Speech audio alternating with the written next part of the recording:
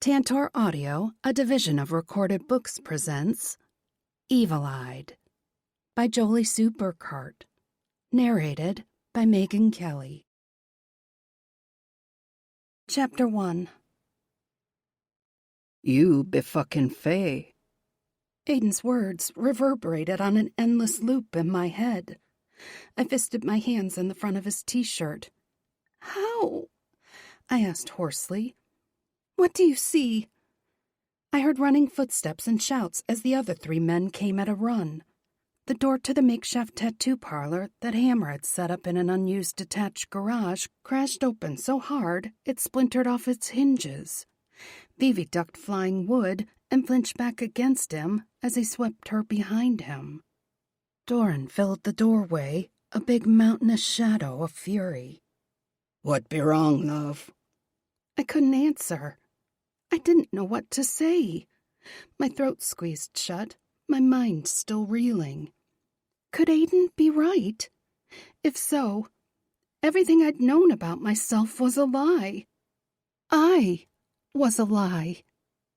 Everybody had lied to me, even Warwick. Could he have not known? But how? It wasn't possible. It couldn't be. I'd lost so many memories during the captivity of my marriage to a changeling Fae, but surely I would have known if I was Fae myself, or Vivi would have noticed something strange about me. We'd been friends since grade school. She knew me better than anyone. I caught her wide-eyed gaze, but she looked as confused and shocked as me. I had no idea that fairy was more than a fairy tale until I'd accidentally found my way into Shamrock. I was a regular, average woman who'd worked at a diner part-time while trying to get back on my feet after a devastating divorce. Not Faye, a magical creature with unknown powers. When I failed to answer quickly enough, Doran wrapped his massive palm around Aiden's throat and lifted him up off the ground, jerking him away from me. You'd best be telling me that you're not the cause of her upset, slaughterer, or you'll be feeling the wrath of Stoneheart. He squeezed harder, making Aiden's face turn red. Mark my words, I'll send you back to Ternanog in wee pieces. The sight of Aiden, a large, fully grown man who'd made it his goal to be the most intimidating and formidable biker in the Demon Hunters motorcycle gang, dangling like a kitten in Doran's meaty fist, shook me to my core. Worse, though, was the look of resignation, no acceptance, on Aiden's face. He didn't protest his innocence. He didn't look to me for a quick explanation. He didn't even try to peel the big man's fingers off his throat or reach for a weapon. He'd been waiting for Doran to find a reason to kill him for centuries. I think in some way he'd expected it, wanted it, a final absolution for his betrayal. Doran, I finally managed to say, though the breathy tone and shell-shocked look on my face certainly didn't help proclaim Aiden's innocence. Is it true? What, love? What has he told you? Am I Faye? Doran slowly set the other man down on his feet and released him. What now? Say again? Keen and Ivar crowded in behind Doran. The four Irish treasures reunited after I'd managed to break the curse holding Doran imprisoned in his stone gargoyle. The garage had felt roomy until all four of them stood before me. Ivar laughed and slapped Aiden on the shoulder, despite the red finger marks on his throat. Sure now, you had me worried the electric end had come to lose its other two heads. What's that? Vivi and I both said at the same time. The three-headed creature in the cave, Ivar replied. Doran tore off one of its heads, so hopefully it'll retire back to fairy until it can regenerate. 2 days ago, though it already seemed like a year, the four of them, plus Warwick, had gone to clear out a nest of dark fae, fully expecting to die. They'd known it was a trap, and they'd gone anyway. They'd refused to use their magic to drive back supernatural creatures, because they were worried my ex-husband, a changeling fae, might be able to trace it back to me. Heroes of legend, yet blockheads just the same. As if I would want to live alone the rest of my life, knowing they'd died horrible deaths to keep me safe. The tattoo didn't take, Aiden said, his voice gruff, though that was the norm for him. Not because he'd been half-throttled by his friend. Look at her arm and tell me she's mortal. Doran leaned down and looked at the smears of ink that were supposed to be my tattoo. Fresh ink welled on my skin, as if my body completely rejected the foreign substance. This'll tell us what's up for sure. Hammer pumped some foamy soap into his hand and lathered my upper biceps. I've seen people have a bad reaction to ink before. Their skin gets red and inflamed. It'll swell up or break out into a rash with heat. But there's still ink in the skin. You can see the design where the gun laid the ink. He dragged a clean cloth over the lathered spot, and the ink just wiped away. But I've never seen anything like this. My arm wasn't even red. I couldn't see a scratch or tiny puncture wound. Nothing indicated anything had gone into my skin at all, though I'd felt the raspy sting. Other than a few smeared traces of ink, nothing of the 4-leaf clover that I'd asked for remained. Meanwhile, 3 of the treasures had tattoos all over their bodies, even though they were reincarnated weapons of legend. They had human mortal bodies with magical gifts. They weren't fae. The only reason Doran wasn't covered in tats was because he'd been imprisoned for hundreds of years. My hands trembled, resting on my thighs. What am I? Call the leprechaun, Doran suggested. He be our best resource in the matter. Warwick had gone back to the Summer Isle to make sure my painting that he'd stashed away in a dark cellar for safekeeping was still undisturbed. Closing my eyes, I hesitated, dread churning my stomach. I didn't want to find out that he'd lied to me. That would break something in me that even my ex-husband hadn't been able to accomplish, even while destroying years of my memories. I didn't even know what to say. I just sent a tumultuous tug toward him, hoping he would hear. I smelled him before I opened my eyes. Flowers and fresh green growing things. My heart clenched, and I squeezed my hands into fists on my legs, bracing myself. Opening my eyes, I couldn't breathe a moment at his beauty. Long ebony hair swept around his shoulders, shinier than the finest silk. He wore loose flowing pants with a matching tunic in emerald silk with heavy gold embroidery. His eyes spun with golden fireworks against the deep green of his eyes, spiraling with his magic. Sucking me under, promising me the world, in all dimensions, mortal and beyond. He knelt before me, heedless of the grimy floor, and wrapped both of his hands around one of my tightly clenched fists. Alas, Mostor, I never would have left your side had I known you would receive troubling news. What has happened? You said you'd never lied to me, I whispered. You promised. He nodded slowly, his eyes darkening to a deep forest green. I did indeed, and I need no gold to hold me to that oath. In the warehouse, I swallowed, trying to get the words out. Before we freed Doran, I asked you if I was mortal. Warwick's brow furrowed. Aye, the treasure keeper is always a mortal woman. So it has been from the beginning, to my knowledge, though the treasures were incarnated before my time.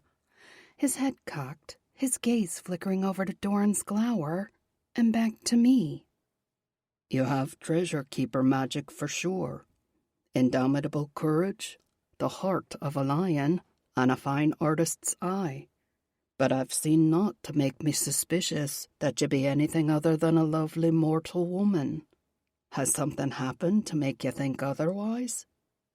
I asked Hammer to give me a tattoo. I wanted a shamrock on my arm with "Get Locked" beneath it. I forced out a laugh, shaking my head. But it just wiped off. Warwick's eyes widened. Tattoos don't take to face skin. I opened my hand in his, twisting our hands so I could squeeze his fiercely. I need to know the truth. What am I? Warwick. Could it be possible, if Rianne wasn't mortal? Ramifications fired through my mind in rapid succession. The treasures always died in that brutal war with Evil Eye, which meant her death as well. Without them to protect her, she would be no more. But if she wasn't mortal, regardless of what Evil Eye managed to do, she would regenerate and vary independently of the treasures. When they were spun back into the mortal world, she would be alone, with me, at least until they returned to Tir na Nog, to her. Guilt tightened my throat. I wouldn't wish her to suffer such unimaginable grief and loss, even to have her to myself for eternity. Her eyes swam with tears, shining like large secret wells in an ancient mossy forest. Bright and yet dark at the same time, changeable with her mood. Sometimes more brown than green, or even more grey-blue.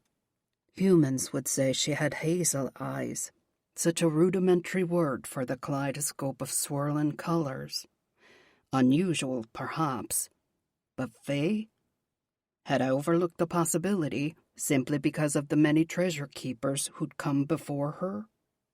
Let's think this through carefully, I said, fighting to keep my voice neutral despite the hope surging in my heart. While her treasures might be suspicious of all things Fae, learning she might be immortal was a boon I hadn't dared even dream. Her Majesty gave no indication that you were anything more than a mortal treasure keeper. But would you have said otherwise? Dorn asked. Fae don't volunteer facts or information unless it suits them. I arched a brow at him. Are you doubting my helpfulness now, Stoneheart, or my sincerity and eagerness to aid Mostar down to the slightest task? Nay, not you. Dorn shook his head. But I'd trust the Queen's word about as much as I'd trust Aiden to have nary a cross word all day. Aiden huffed out a disgusted laugh. Same. The big man squeezed Aiden's shoulder. I regret leaping to assumptions earlier. My apologies.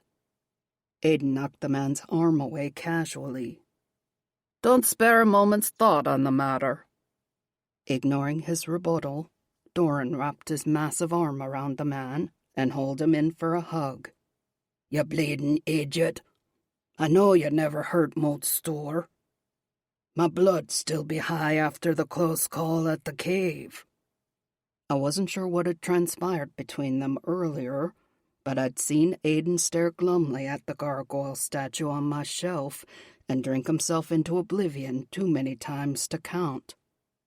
Not just in this incarnation either. Her voice quivered with dread. Am I a changeling? Oh God, what if... Am I like him? The man who'd tortured her for 5 long years, a changeling fae who'd used me own gold to bind me from lifting a finger to help her. I pulled her into my arms, and all 4 treasures crowded around us. Never, I said firmly. Your light and love, Rianne, not darkness and hunger. She clutched fists of my hair, hiding her face against me. But I am hungry. All the time. I wasn't sure what she meant until an image filled my mind. All of us loving her. Keen shattering her with his orgasmic hands and mouth. Her ass bright red from Aiden's spanking. She stared up at me as I fucked her mouth, while Ivar and Doran each took a turn fucking her. Again and again, and again. Ivar let out a low groan. "Fucking hell, Rian. Take pity on a man and give a little notice before you broadcast something like that. I almost nutted on Aiden. He'd take my head for sure." "Nah," Aiden growled. "Not as long as I get a turn too, though I think she'd enjoy it much more than me." "See what I mean?" she whispered. "That's not normal." I tipped her face up so she could see the truth dancing in my eyes. "I assure you, that's entirely normal for us." Her gaze flickered over to her friend, her cheeks reddening. "Especially for us," Doran added. "We're bound by magic, aye, and I've loved other treasure keepers, sure, but nothing like how I feel for you, Rian. This is unlike anything I've ever known." "Which only makes me feel worse." She leaned away from me, burying her face in her hands. "What if I've trapped you, like I was trapped by Jonathan? If I've been feeding on you this whole time? Aiden—" She jerked her head up, her eyes desperate and dark. "You never wanted to be a part of this. You avoided me as long as possible until I reeled you in. I tricked you. I coerced you." Aiden snorted, chuckled, which deepened into full-belly amusement, the likes of which I hadn't even known the man was capable. I'd have wagered half of all me gold on the Summer Isle before I'd ever guessed the man could laugh like that. Her eyes narrowed, and she pushed up out of the chair, brushing past me to stand before Aiden. Glaring at him with arms crossed over her chest, she waited silently for his mirth to quiet. "I'm serious. You never wanted to be with me." He reached out and ever so tenderly tucked a loose strand of her hair back behind her ear. "You couldn't be more wrong, Rian. I always wanted to be with you. And if you had to coerce me to get me here, then so be it. Coerce me all the way to death and beyond." Chapter 2. This was a nightmare. How Aiden could laugh at the possibility that I'd forced him into some kind of changeling exchange. "You're no changeling," Doran's voice rumbled like boulders tumbling down a mountainside. "I'm sure of it." "You were sure that I was mortal until the tattoo wiped off my arm," I threw back. "How can we know for sure? Cut my head off and see if I get up again?" Vivi let out a pained gasp that made my heart squeeze painfully. She'd been my only friend my whole life. If I lost her— "Don't even joke about such a thing," she retorted. "We already almost lost you to the changeling." I stepped closer, holding out my hands to her. She slipped her hands into mine, squeezing firmly. "Did you ever see anything in me that made you think that I wasn't right?" Her head tipped slightly as she thought about the many years of our friendship. I appreciated that she didn't give me an immediate knee-jerk, "of course not," answer. I wanted the truth, even if it hurt. "Other than when you were married to Jonathan, the only thing that comes to mind is how your parents treated you. I never could understand it." "Were you adopted?" Doran asked. I shook my head. "Not to my knowledge. I'm pretty sure they would have told me, too. We weren't ever close. They divorced while I was in high school and went their separate ways." Not close was an understatement. I'd never felt like I belonged anywhere, like I was wanted, loved. I didn't have a home. My family had been Vivi, not the parents who were supposed to raise me. I hadn't even known that parents did things like kiss your forehead at night and tuck you in until I'd seen Vivi's mom do that one night at a sleepover. I couldn't understand how they could just move off and leave you. I shrugged. It was a relief, honestly. "But you hadn't even graduated yet," Vivi insisted. "They didn't come back to see you receive your diploma, or celebrate when you got into the institute. They never visited you, sent you money, called. Nothing. It was like you didn't exist. Old unhappy memories flickered through my mind. Coming home from school, excited about a blue ribbon I'd won in the local art show, barging into our trailer. The shocked look on Mom's face as she jerked up from her chair at the table. A brief look of abject terror, as if she didn't recognize me at first. Then the look on her face slowly faded to resignation, very like the look that had passed over Aiden's face earlier, as if even the sight of me had resigned her to an unhappy fate. Jonathan had taken so many memories from me during our marriage when he fed on me. Why couldn't he have taken that one? I knew why, though it only made me angry all over again. He liked my misery too much to take the bad memories. Warwick mused, shaking his head. Perhaps some kind of glamour was shielding you until you came of age. If so, it was gone when you came to Kansas City, or at least when I found the painting. Then the changeling hid you too well for me to feel any trace of your magic. But I don't... My words trailed off before I could complete the sentence. I don't have magic. But I did. I'd seen the proof myself. I'd painted a picture of the cave and then willed us to travel there through the picture. I'd painted something that was so powerful and magical that Warwick hid it in complete darkness on the summer isle, afraid it would draw unwanted attention to our new home. If I'm... Faye, I still choked on the word. And I'm not a changeling, then what am I? How did I live a mortal life all this time with no clues to some otherworldly existence? But there were clues, Vivi insisted. We just didn't understand them. We were kids. All the stories we made up, climbing hills and trees looking for the lost prince. Vanta finding you and meowing like she was so happy to see you again, even though we'd never seen her before. My poor sweet black kitty, who'd been trying to wake me up from the nightmare my life had become with Jonathan. He'd killed her every time she came back to warn me, torturing us both. If she was some kind of fey creature too, then hopefully I would find her again. They were nearly impossible to kill on the mortal plane. Stunned, I met Warwick's sparkling emerald eyes. Am I immortal then? Like you? Outwardly, he seemed as cool and calm as always. Our internal magical bond was an entirely different story. He shimmered with emerald and golden starbursts. Aye, it's very possible. A boon for sure. A boon for him. For me, perhaps, though I couldn't wrap my mind around what it meant to not be human. But for my treasures, in many ways, they were caught between the mortal and immortal worlds.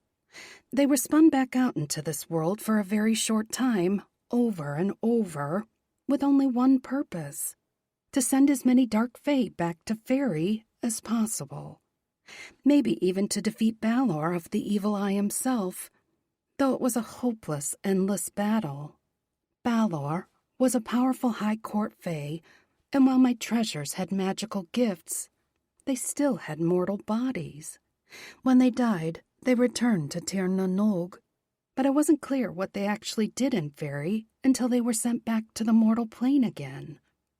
Their original lands were gone, faded over time as their power waned. Chills rippled down my spine. What if their power waned so much that they faded too? If they just ceased to be? No, I refused to even consider the possibility. Jonathan had told me that the answer to defeating Balor once and for all was written in my soul. I would help them defeat Evil Eye, and somehow we'd break the cycle once and for all. Chapter 3. I smell snow, Keen said as I stepped outside the garage. He gave me a concerned look, assessing my hoodie and jeans with a worried eye. The temperature dropped again. Doran can fly up to the house and get you a warmer coat. I tucked my arm around his and stepped closer to him, soaking in his body heat. I'm fine, really. It's not far to the house. Ivar slid up on my other side, ducking around Doran's bulk to cut him off. You can warm her up when we get up to the house, like you did at the lake. My cheeks blazed. Before we'd found Doran's prison and freed him, I'd been dragged into Lake Taneycomo by a Kelpie. Soaked in frigid water, I'd been shivering and miserable without a change of clothes.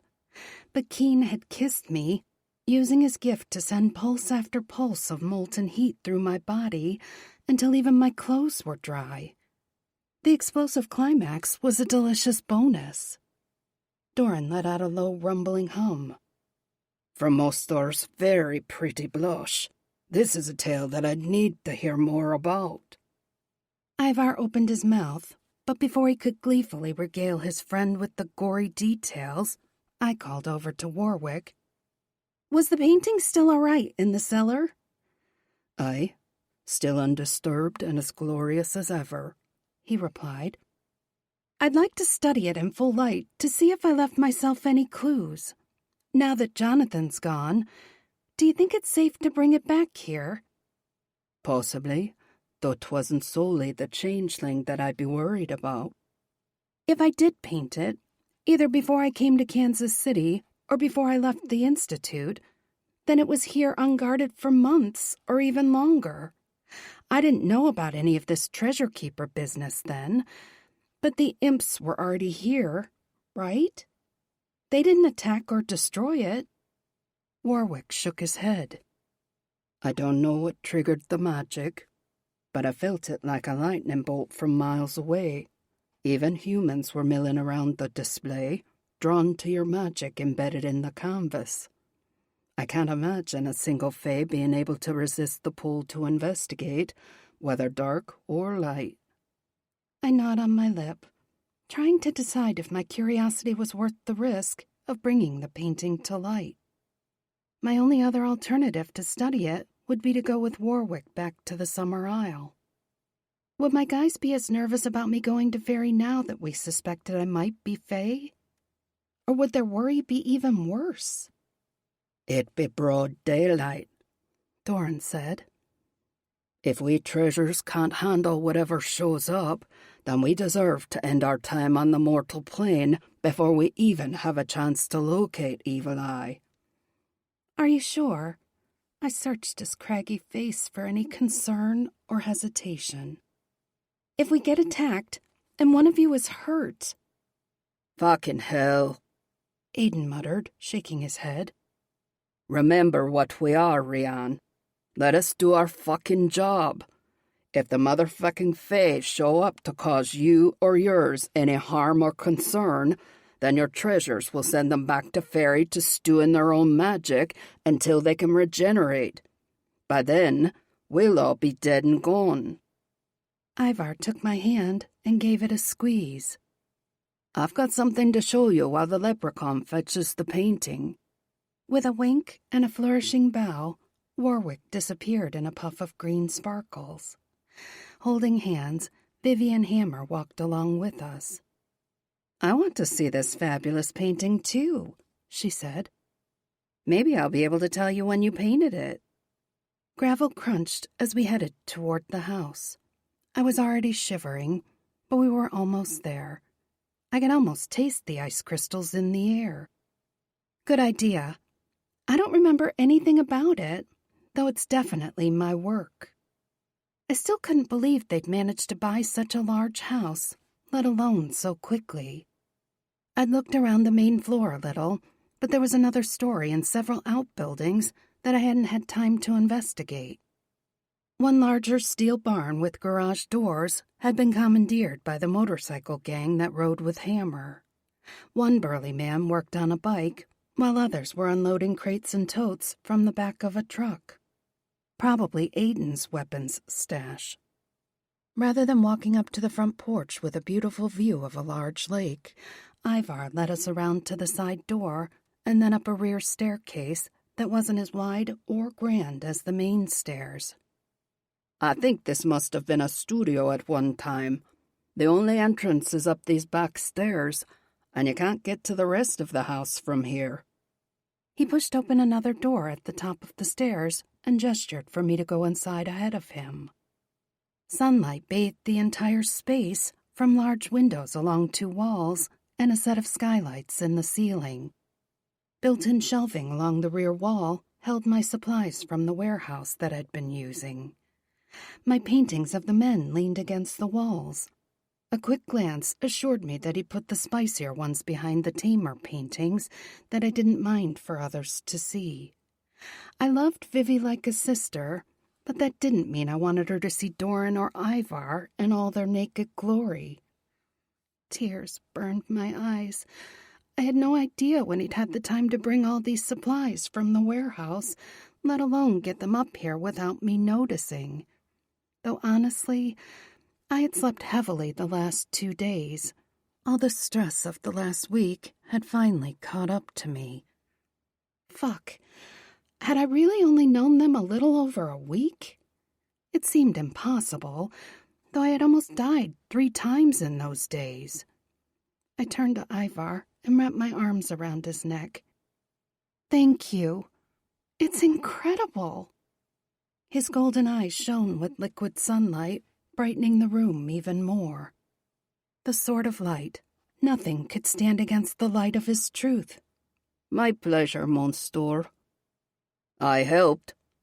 Aiden practically snarled. Where's my hug? I lay my head on Ivar's chest, turning my head so I could at least see Aiden. You haven't even spoken to me for 2 days. Now you want a hug? Scowling, he strode close and pressed against my back, smashing me up against Ivar. That's better. Forgive me, Monsieur. I needed time to quell the overwhelming terror that strangled me at the thought of losing you to the changeling. I wasn't angry with you. Tension slowly bled out of my muscles as their heat soaked into me. Their strength and comfort surrounded me. Wrapped in their arms, I wanted to believe that everything would be okay. I needed to know they'd be okay. They wouldn't die. My throat constricted. We won, I whispered. Didn't we? Aye, but the battle has barely begun, Doran replied. Evil Eye will have hundreds of traps lying in wait for us. He's had thousands of years to devise his plans. Even if he only moves one of his minions per year to the mortal plane, we're severely outnumbered. Now he must only watch his masterful plans unfold while we try to hack our way out and stay alive another day. I lifted my head with a scowl to rival Aiden's. It's so unfair. I don't understand what the point of this war is anymore. All things must come to an end. Ivar's gentle voice wrecked my heart, shredding it to ribbons. The time of magic and the Irish treasures is no more. We've decided that this is the last time we'll be reborn. We refuse to return to the mortal plane again if you're not here. Aiden breathed in my ear. And that was before your tattoo trick today. Doran dropped a big hand onto Aiden's shoulder. I swore to find you again, whether this side of the veil or beyond. If you're truly Fae, then we shall walk the rolling green hills of Tirnanog hand in hand for eternity. You'd best not be fooling us, Rian. Aiden's eyes glittered like chips of blue diamonds, and his jaw clenched. I'd given up hope of ever having anything but death and war, and more death. The thought of having a life with you for eternity? His voice broke, but his eyes blazed, and his nostrils flared like he was furious.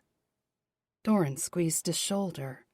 Keen pressed in on his other side, and Ivar enfolded me tighter against them all. Aiden forced out a harsh laugh. Hope's a brutal bitch, especially when you've all but given up.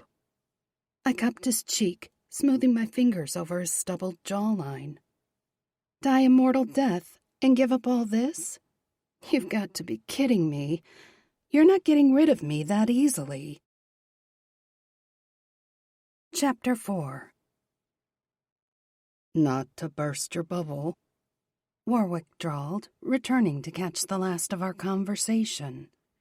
Aiden bared his teeth in a growl as our group hug loosened, the moment of connection broken.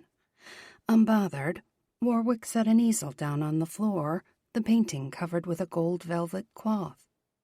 If Evil Eye manages to take over the mortal plane, then we won't have eternity with Monstor in Ternanog, because the land beneath the waves will be his next target. None of the realms, fairy or otherwise, will be able to withstand his darkness. Are humans that important to the magical realms? Vivi asked. Warwick grimaced. Not exactly. Important, yes, but not to the magical realms. Confused, she looked at me and then back at the leprechaun. I don't understand. Aiden snorted. Humans are fodder. Evil Eye wants to take the mortal realm as an infinite food source for his minions. The more they eat, the stronger they get. She paled and huddled against Hammer, who shot a dark look at Aiden.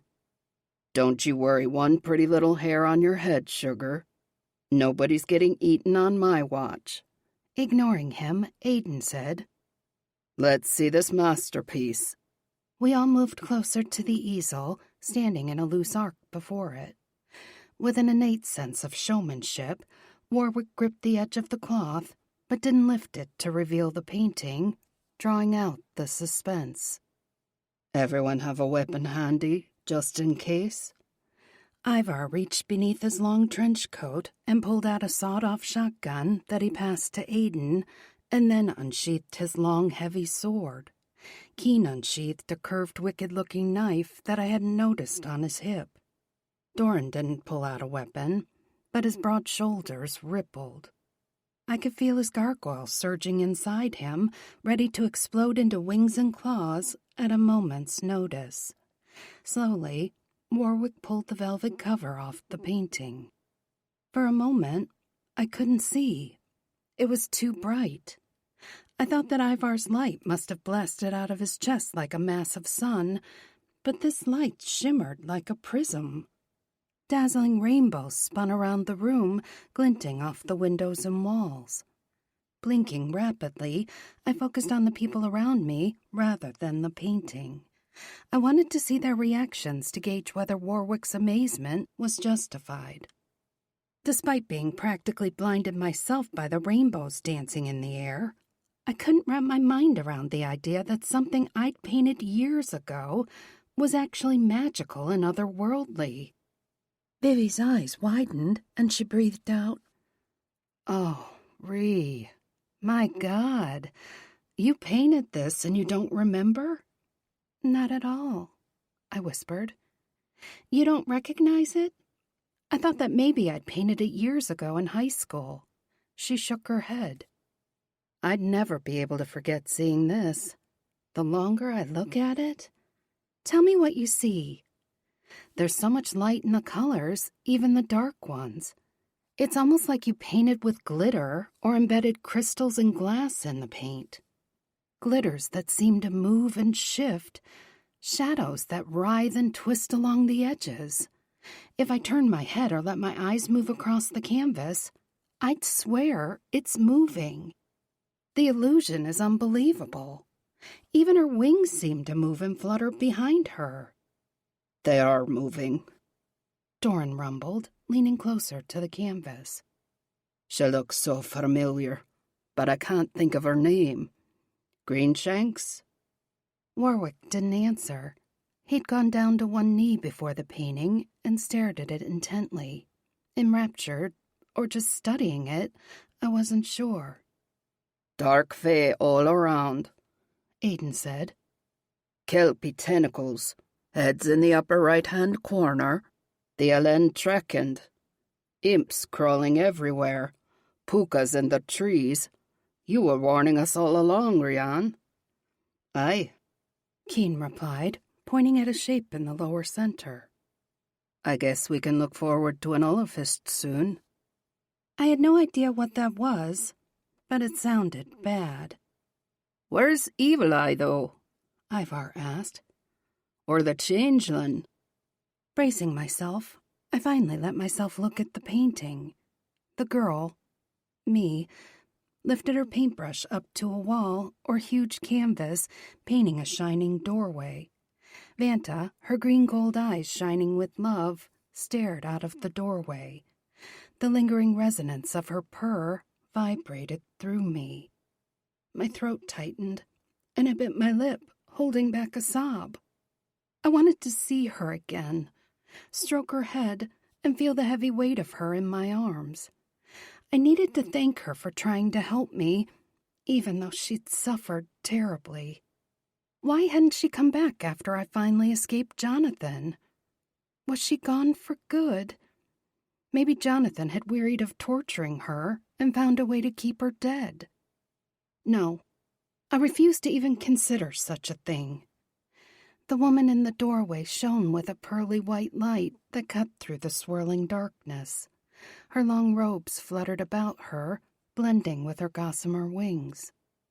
Her face was delicate and beautiful, her eyes gleaming like huge moonstones. Soft lavender hair flowed around her shoulders and down to flow behind her like a billowing cape. The necklace, Warwick whispered hoarsely. I leaned closer, focusing on the tiny circlet that hung from her neck. A red oval looked like a ruby stone, but up close, I could see 4 delicate wings etched against her shining skin. Is that important? Aye, Doran replied. It explains much. Etain, Warwick continued. the shining one, the fairest one. She was beautiful beyond words, Keem whispered reverently. so lovely that Mirror was obsessed with her, earning his first wife's jealousy. Foemnuk transferred her into a dragonfly and then blew her out to sea. She was lost for hundreds of years, but fell into a cup and was swallowed by a human woman, who birthed the mortal Aidan, still as lovely as ever. 1,000 years after he first lost her, Madir came and took her back home to the land beneath the waves. I didn't understand why Warwick dragged his gaze from the painting and looked at me with such raw emotion, admiration, even adoration, as if I forced out an uneasy laugh. Don't look at me like that. I must have read a book on Irish folklore in school to come up with such a painting. You don't believe it, He said slowly, shaking his head. when you painted the truth yourself. Believe what? What are you saying? I looked from one man to another, increasingly bewildered. They looked at me like I'd sprouted angels' wings, complete with halo. Even Vivi looked at me like she didn't recognize me. Her mouth opened slightly, her eyes round with awe. I'm not her, if that's what you're implying. I can't be. I forced out another laugh and held my arms out, turning from side to side. In case you missed it, I'm just a bit shorter and rounder than the lovely fairy princess in the painting, who has wings, by the way, and gorgeous purple hair and huge glowing crystals where her eyes should be. I'd be more inclined to believe Vivi was a reincarnated fairy princess than me. She's tall, willowy, and drop-dead gorgeous. All she needs is pointy ears. Eyes narrowed and lips tightly pursed, that drop-dead gorgeous friend stomped over to me, planted her hands on her hips, and glared. You've always been magic, whether you believe it or not. I've told you over and over that you're beautiful and crazy talented. You just never believed me. Now we have proof. I rolled my eyes, more embarrassed than anything. Proof? A painting I don't even remember doing? Doran cut my chin in his big palm, tipping my face way back, turning my face side to side, as if looking for even some faint resemblance to the shining woman in the painting. It's as clear as the dragonfly on her throat now that I know what to look for.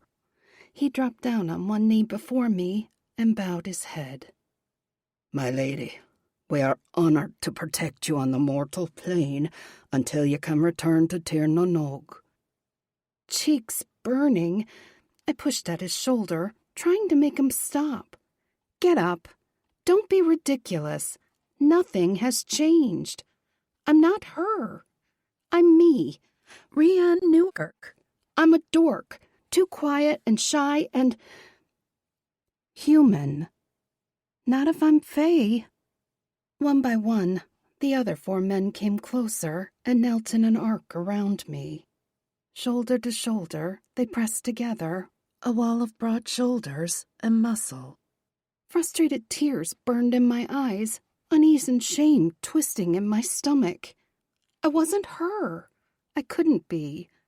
The idea that I was some legendary beauty was laughable and humiliating. I didn't want them to hold me to that kind of impossible standard because I knew exactly how short I would come against that mark. I would lose them when the truth came out. I didn't want them to think I was a fraud, a failure. I could paint, sure, but I wasn't even a famous artist. Just me, an undiscovered, divorced, broke, awkward, wannabe artist living in Kansas City, Missouri. I don't look anything like her, I repeated, my voice cracking. There's nothing remarkable about my dark brown hair or muddy eyes, let alone being so short that my feet dangle from most chairs. By the time I find jeans to fit my hips, they're 10 feet too long for me. I know nothing about your legends and stories. I can't possibly be her. It doesn't make sense at all. Vivi stepped around Keen and looped her arm around my shoulders. Honey, shut your mouth and listen to me. You've always been beautiful. It's more than just surface beauty, though you have that too. When you're happy, you have a light that shines out of you that is so beautiful that I recognized it immediately as something magical long before we knew anything about the treasures or leprechauns. The light drew me to you when we were kids, and I'm sure it drew Jonathan's attention too. Just a glimpse is enough to make you want to see more. That's why I hated him so much, because your light started to die. You weren't safe, you weren't happy, and your light dimmed until I was afraid it was gone forever. You don't have to have purple hair and wings for me to place my hand on a Bible and swear that you're too magical for this world. Warwick took my hand and kissed my knuckles. You may not be Aidan herself, but she shines in you. The essence of a Fae princess swallowed by a mortal woman, and born a mortal child, still shining with the purest light. I told you before that I fell in love with you as soon as I saw the painting, charmed by the beauty and light it radiated. Only someone carrying shining magic could create something so beautiful, and I was right. You're just as beautiful as the painting you created. Chapter 5. Doran. A slow yet hot flame of fury kindled in my gut, building in intensity until I wanted to rage and tear this house down to the ground. I surged to my feet and seized Rian's hand, dragging her quickly to stand before her masterpiece. "Give me a mirror," I growled, holding my hand back behind me. I expected the leprechaun to slap a handheld mirror into my palm, but Warwick did one better. A full-length mirror shimmered into place beside the painting. I stepped behind her, planting my hands firmly on her shoulders, holding her in place, watching her gaze in the mirror. She immediately flinched away from looking at herself. My rage shimmered hotter. "Who made you feel as though you weren't beautiful? Who told you such lies? The changeling? Your parents? Who dared commit such an outrage?" She shook her head, a practiced move to make her hair tumble down over her face, hiding her eyes. "I don't know." "If you won't look at yourself, at least look at your painting. Look at the girl with the paintbrush. Can you deny that's you?" I watched her reflection in the mirror as she turned her attention to the painting. "I don't know when I painted it, but I think the girl is supposed to be me, or at least the girl I wished that I was." My jaws ached with the need to roar and curse with fury. I knew nothing of her life before she'd freed me from the stone prison. But it wasn't right. At all. She'd been wronged so severely, abused and trapped by the changeling, and now I learned that she had been miserable as a child as well, when she could have grown up in the most lavish courts in Fairy. Her friend came to stand beside us. "You were and are my very best friend in the whole world. I wouldn't be half the woman I am today without you." Rianne groaned, rolling her eyes. "Don't even start, Vivi. You were my only friend, ever. I wouldn't have been able to get away from Jonathan without your help. I wouldn't have moved to Kansas City in the first place. You had the brains and the drive. All I wanted to do was paint." "That's not true. You had the imagination. Remember how we used to lie awake for hours at night looking up at the stars? You told such wonderful stories. You could look at a heap of tumbled-down rocks and call it a castle. An old tree became a sentinel guardian. A wreath of daffodils, the most beautiful royal crown. We pretended we were princesses, playing dress-up with cheap Halloween costumes. I think deep down, you always knew you were secretly a fairy princess, but you had to hide to stay alive." I nodded. "I'm sure that was why Vanta came to you, love, to protect you. Cats are formidable guardians, especially black cats."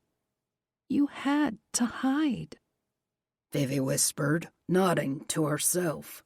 "You knew it, even as a child. So did Eden, or whoever sent you here. You had to look and be mortal, hidden in plain sight. So hidden that even the changeling didn't know, did he? Because if Jonathan had known you were Fae, I don't think he would have given you the chance to ever escape him. He would have taken you to the frog hell immediately." Rianne shivered at the memory of Rogue's lair. I smoothed my palms up and down her arms, trying to warm those chills away. Vivi's lips curled in a soft smile, her finger tracing over the outstretched sleeve of the girl in the painting. "You loved that coat. It had red and gold embroidery on the lapels. Remember? With large, chunky gold buttons." Smiling, Rianne nodded at the memory. "It was gaudy as hell. I had terrible fashion taste even as a kid. You wore it for years, even after it was too small. You loved that thing. Whatever happened to it?" Rianne's smile fell, her eyes darkening with shadows. I pulled her back against me, encouraging her to lean on me.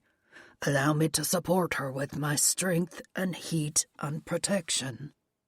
"I came back from your place one day and couldn't find it. Frantic. I looked and looked.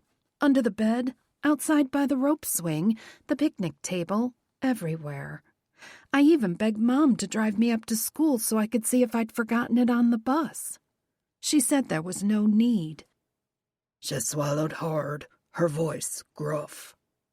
"She'd burned it while I was over at your trailer." Vivi's eyes flared with shock, her fingers shaking as she traced the painting.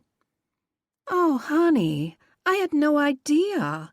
Why on earth would she do that? She said it was an old rag, tattered and threadbare, and too small anyway. My elbows had poked through, and had lost all but one of the buttons. I broke down and sobbed, completely hysterical. I couldn't believe she'd thrown my coat out. She ended up slapping me to get me to be quiet. Her hand fluttered up to her cheek in memory. I ran outside to the fire pit to see. Sure enough, I found a little scrap of green in the last button, a bit charred and melted. I kept them anyway. Rage boiled and simmered hotter. Normally, I was the stoic treasure, steady and slow like my stony gargoyle. Aiden had the quick trigger, though he was oddly silent. So quiet that I turned my head to see if he was still in the room. He must have dashed downstairs and back because he had his twin swords. He sat cross-legged on the floor, sharpening one of the blades in his lap. His eyes burned like cold blue flame, and he flashed an unholy grin of sheer evil glee up at me.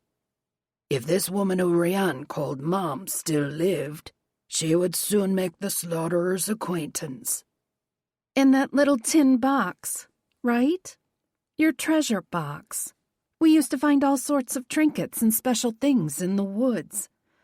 Rian's eyes widened, some of the tension easing her shoulders. I remember. Yes, my treasures. She laughed, rubbing her head gently against my chest. I had no idea that I would someday meet the 4 Irish treasures. I wonder what happened to that box. I still have it, I think. Vivi frowned, tapping her finger lightly on the canvas. When you moved in with Jonathan, I'm pretty sure you left a box of keepsakes and memorabilia with me. I'll look for it when I go home, and if I do have it, I'll bring it over tomorrow. Yeah, I'd like that. Maybe I left myself some clues before Jonathan got a hold of me. Something niggled in the back of my mind. Where did you get the green coat, love? Perhaps we can do some shopping and find you a replacement. She was silent for so long that I tuned into her thoughts. Shadowed turmoil churned in her mind. The sadness and grief of a broken heart. The furious hurt of a child who knew she'd been denied the most basic support and love from her parents. Neglect and disappointment and loneliness clung to her like the muck from the frog's lair. I don't remember, she whispered, shaking her head. It might have been a birthday present, though I can't picture Mom buying something like that, even at a thrift store. She was much too prim and proper to buy such a bold color, even without all the embroidery. Do you remember, Vivi? Nothing specific. You were 5 or 6, I think. You wore it a couple of years, only putting it away for the summer. Rian pulled away, bending closer to the painting, completely unaware of the way light danced across her skin. Rainbows and prisms of color flaring in the air all around her. I look like I'm quite a bit older than that here. Maybe even 12 or 13. The coat was long gone by then. Sighing, she straightened and turned to us, a wan smile on her face. Like I said, a wishful version of the girl I wish I could have been. Is it safe to keep it here, or should you take it back to the summer isle? Warwick covered the painting. I think it best we keep it hidden, but whenever you want to look at it, I'll gladly fetch it for you, my lady. With a snap of his fingers, the painting and easel disappeared. I watched as she hugged her friend and walked them back downstairs to leave. She didn't notice Aiden's swords or the grimness on Ivar's face. The fire burning in Keen's eyes had nothing to do with desire, only a thirst for retribution. As their leader, I felt all that and more. A floodgate strained to the breaking point, a powder keg waiting to explode. Though I didn't burn for retribution, I had but one thought only, one determination. I would help Rian see that she was more than the girl she'd wished she could be. She was the woman who'd been strong enough to survive all the girl had endured. and I would ensure she received all the love and affection that she had long been denied. Chapter 6. With Vivian Hammer gone, the house descended into eerie silence. On one hand, the quiet was a good thing. It let me think about all the things I'd just learned about my childhood and possible heritage. On the other hand, it let me think. Everything felt off balance, as if an angry god had kicked the axis of the globe and knocked the poles an inch or two out of alignment. I'd never fit in with anyone but Vivi my whole life, so finding out that I might be Fae made at least a little sense, though I still couldn't bring myself to believe it. Not completely. To me, Fae were beautiful creatures like Warwick and Queen Morgan. Wispy, delicate fairies of light with wings and flowing hair and robes. Or worse, dark, nasty things like pukas and imps that fed on people. I wasn't either of those things. So what was I, really? I still didn't fit in. I still didn't belong. A hard hand clamped on my nape and dragged me up against a granite wall.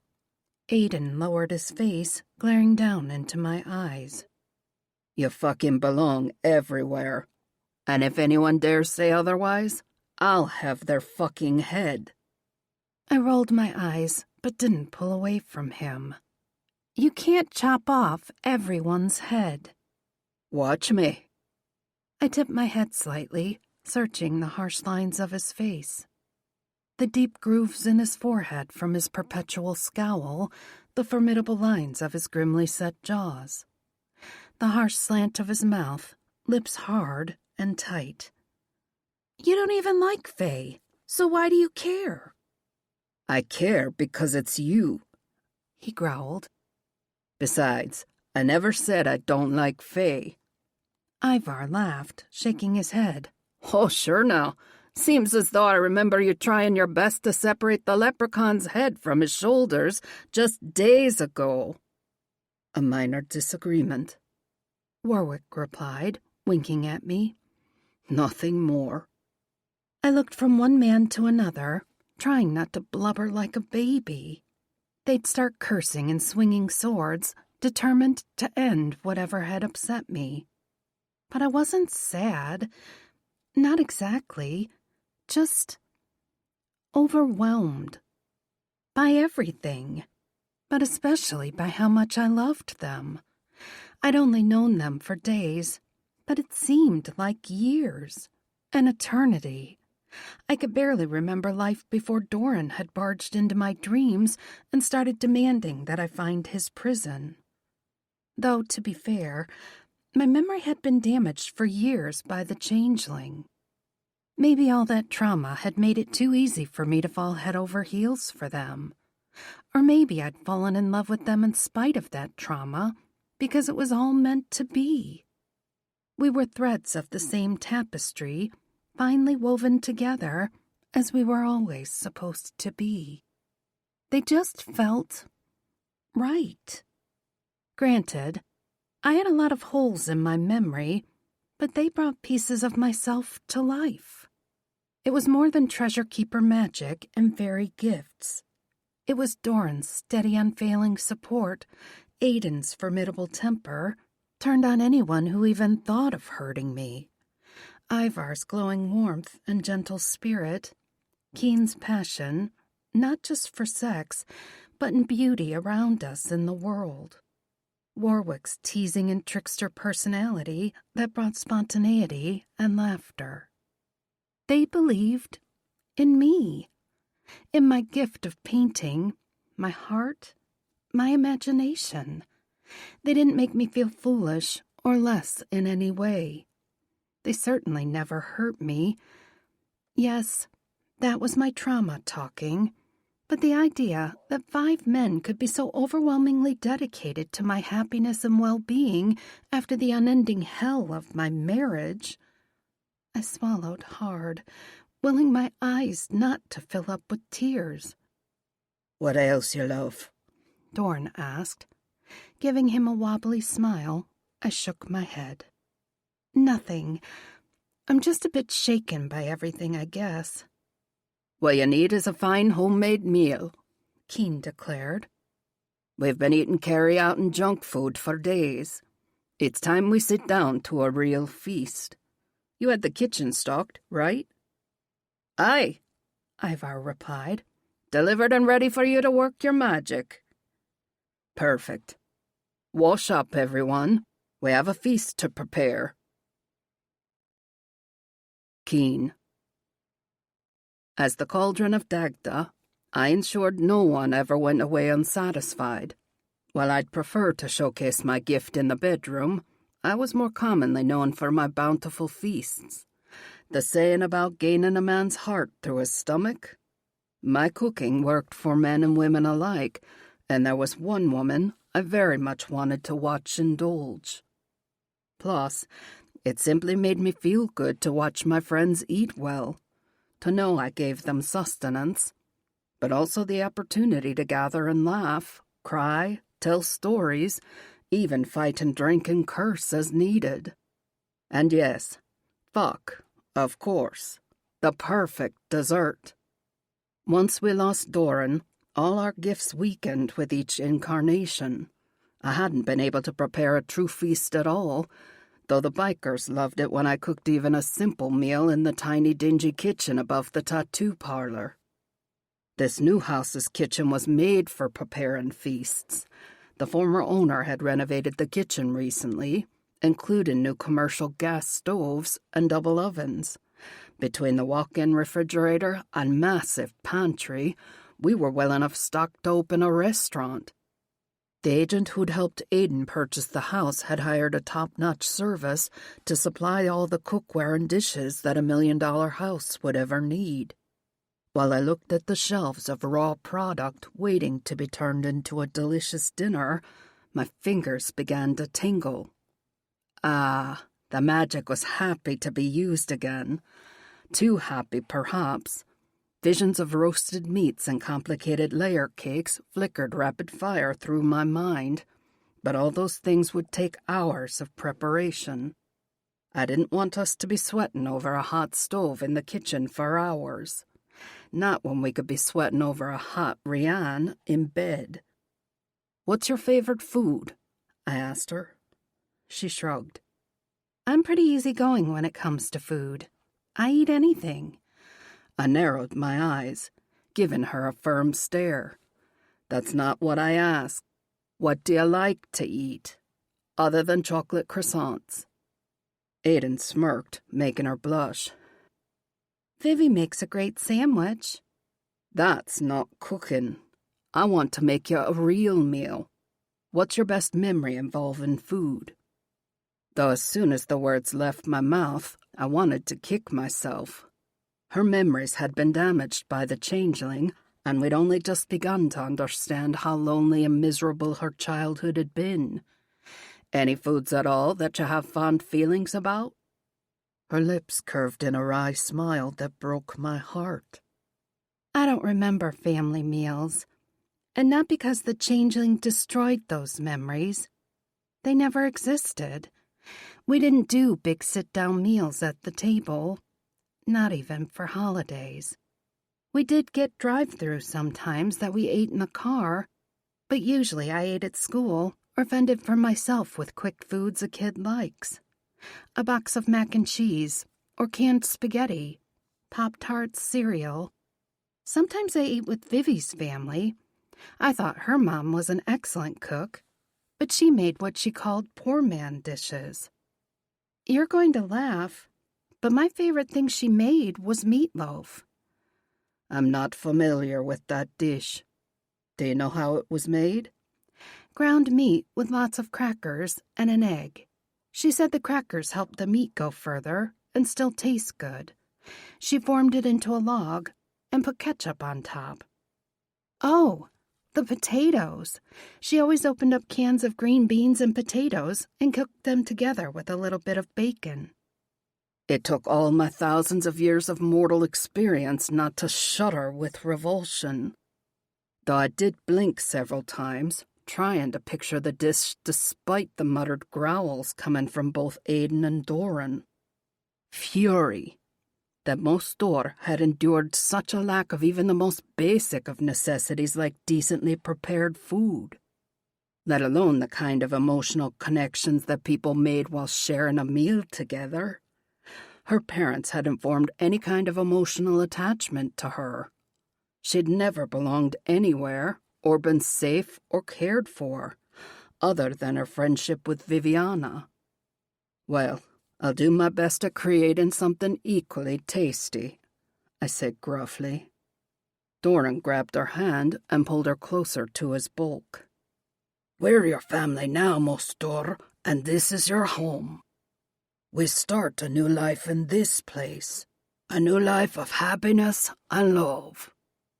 Can I ask something that might seem offensive? She rushed to add. I don't mean to be, but I'm curious. Of course, love, Doran replied. Your questions are always safe with us. It's something that I've always wondered, she began, looking at me hesitantly. There are weapons, but you're associated with food and hunger. Has it ever made you feel less dangerous, I guess? I mean, we all need food, I get that. But they're deadly weapons. I smiled back confidently. So am I, though agreed, my power is less obviously a weapon. Let me tell you a story, eh? Are you familiar with Cuchulainn? No, I don't think so. He was a legendary Irish warrior. With a devilish wink, Ivar leaned over my shoulder to add, not as legendary as us, of course. Who took a vow to never eat dog meat. Rian grimaced.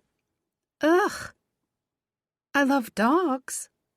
Exactly. I'm sure he thought that he would never have cause to violate this geas, for it would be easy enough to avoid, and dog wasn't a commonly used meat in our country. By chance, he came across an old woman in the woods. She had very few possessions and lived in a rough hut with a leaky roof, yet she offered him, a wandering guest who just happened to stop by her door, a bowl of stew. Oh, no. Of course he realized what manner of meat the old woman had used in her stew as he held the bowl. If he ate the dog meat stew, he would break his oath. For a man like him, that would be like our leprechaun forgetting to give his 3 wishes. Warwick added a dramatic gasp. Yet he took that bowl and ate. Her eyes widened. Why would he do that? Hospitality. She offered food that she could barely spare, simply because he was a guest. He decided it would be a greater dishonor to refuse her gift than to break his geas, even though it later led to his death.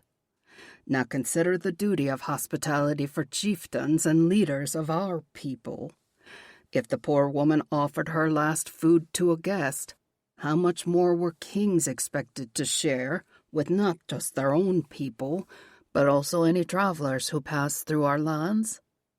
In our time, wealth wasn't something to hoard, Doran added. Being wealthy meant that you could give away more to others. Kings even set up buildings dedicated to providing food and drink to travelers, showing their wealth through hospitality. The better the food and care provided to the traveler, the better the king. One of Iachu Bress's greatest failures as king was his distinct lack of care in providing hospitality, which is why the Tuatha Dé Danann sent him packing. She nodded, bringing her gaze back to me. And so a cauldron from which no one ever left unsatisfied was the greatest hospitality anyone could offer. Grinning, I bowed low, keeping my gaze locked to hers. The cauldron of Dagda is at your service, Mostor, making you the wealthiest person in the mortal plane. She smiled back, but shook her head. I wouldn't use you like that. Ha, that's where you're wrong, Mostor. This cauldron enjoys being used a great deal. I put enough heat in my eyes to scorch her drawers into ash. And in that regard, I am the deadliest treasure of all. Chapter 7. I wanted to help, even though I was hopeless in the kitchen, but Doran hefted me up on top of the large island and insisted I watch while Keen worked his magic. The mouth-watering smells wafting from the large oven were certainly magical, but more incredible was the seamless way the 5 men worked together. Aiden wasn't the kind of man who took orders. Doran was their leader. Warwick wasn't even human. Yet they all deferred to whatever Keen told them to do, whether it was chopping up lettuce or washing dirty dishes. I'd never seen so many fresh ingredients pulled out for a single meal. The giant fridge was better stocked than the local grocery I'd sometimes shopped at on the way home from the diner. They took turns bringing me bites to sample. A sprig of a fancy burgundy-colored leaf with a vinaigrette that Keen had whipped up in a matter of minutes. Fluffy, creamy potatoes, rich with butter and cream, to see if they were salted enough. He had to know they were perfectly seasoned, but he asked me to sample anyway. Fresh green beans that Ivar cleaned and snapped, lightly toasted in a pan with garlic and slivers of almonds. To die for? Every bite made my stomach grumble a bit louder with anticipation. Keen winked at me over his shoulder. That's the second best sound in the world. Almost ready, Mostor. Warwick, could you set the table? Warwick snapped his fingers. With pleasure. I didn't see cabinets open or anything floating past my line of vision, but when I turned my head, the large dining room table was loaded down with beautiful dishes. Keen pulled a huge casserole dish out of the oven and carried it toward the table, while Aiden and Ivar grabbed other serving bowls. Doran helped me hop down off the island, and it was all I could do not to rush toward the table, jostling the men out of the way to get to my seat. I was that hungry. Warwick pulled out a chair for me, bowing with a flourish. I sat at the head of the table, with Warwick on my left and Keen on my right. Aiden and Ivar sat beside them, with Doran at the opposite head. Nobody argued over where they were going to sit. Not with such a feast spread out before us. Everything smelled so good, I had to swallow saliva, or I'd be drooling like a rabid dog. The smells wafting up off the table were indescribable, almost like I was in a drug-induced haze. So good, promising to stroke and tantalize all my senses. Low rumbles around the table told me I wasn't the only one starving to death, but no one reached for one of the bowls yet, as if waiting for some signal. I didn't take them as the praying sort. Let no one leave this table unsatisfied, Keen said. All hell broke loose. Aiden surged across the table to snag a large cloth-covered basket, but as he was dragging it closer to him, Ivar managed to slip his hand beneath the cloth and came out with a fresh roll. Doran picked up a glistening pitcher of brown liquid. Somehow I didn't think it was iced tea, and instead of pouring some into his glass, he just tipped the entire pitcher up to his mouth. Even Warwick joined in on the craze, cradling the bowl of green beans in the crook of his arm like it was a newborn baby. Chuckling, Keen picked up the casserole dish. May I ladle some shepherd's pie for you, Mostor? Yes, please. He scooped some of the food onto my plate and his, and then passed the heavy dish to Aiden. May I share some of these delightful green beans with you, Mostor? Warwick asked. Are you sure? It looks like they're your favorite. He laughed sheepishly as he spooned some green beans onto my plate. Well, I do indeed find all things green highly appealing, and I could surely eat the entire bowl myself, but I'll share with you. He jests, Keen said. Nothing that I've prepared tonight will run out until my guests are well and truly satisfied. After all, I'm the Dagda's cauldron. I stabbed some of the green beans on my fork. Who, or what, is that? The Dagda is one of the original High Court Tua Dadanan, known as a father god to the people of Ireland. He paused, lifting a brow expectantly at me, waiting for me to take a bite. I liked green beans well enough, and I'd tasted the components of his dish earlier. They were great. But something about the final dish transcended the humble everyday vegetable to something heavenly. The freshness exploded on my tongue, sweetened and deepened by roasting. I could almost taste the individual crystals of salt as they danced along the legume's length. Garlic, mellowed by the oven and balanced perfectly with the rich nuttiness of toasted almonds. The simple dish was a symphony that crashed through my senses. Try the shepherd's pie. Keen gave me a smug nod. I'll get you a roll from Aidan to sop up the gravy. Again, I'd tasted the delicious mashed potatoes earlier, but combined with the rich, meaty gravy and perfectly diced vegetables, unbelievable. I'd never tasted anything so good. The mashed potatoes were like a creamy cloud of even more deliciousness on top. Adding fresh hot bread made me whimper. Ah, yes, there it is. Keen chuckled, his eyes warm and sultry.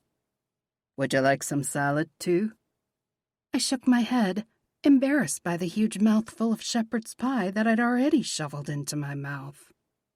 Please, he crooned, picking up the wooden salad bowl, though he didn't spoon any onto my plate without my consent.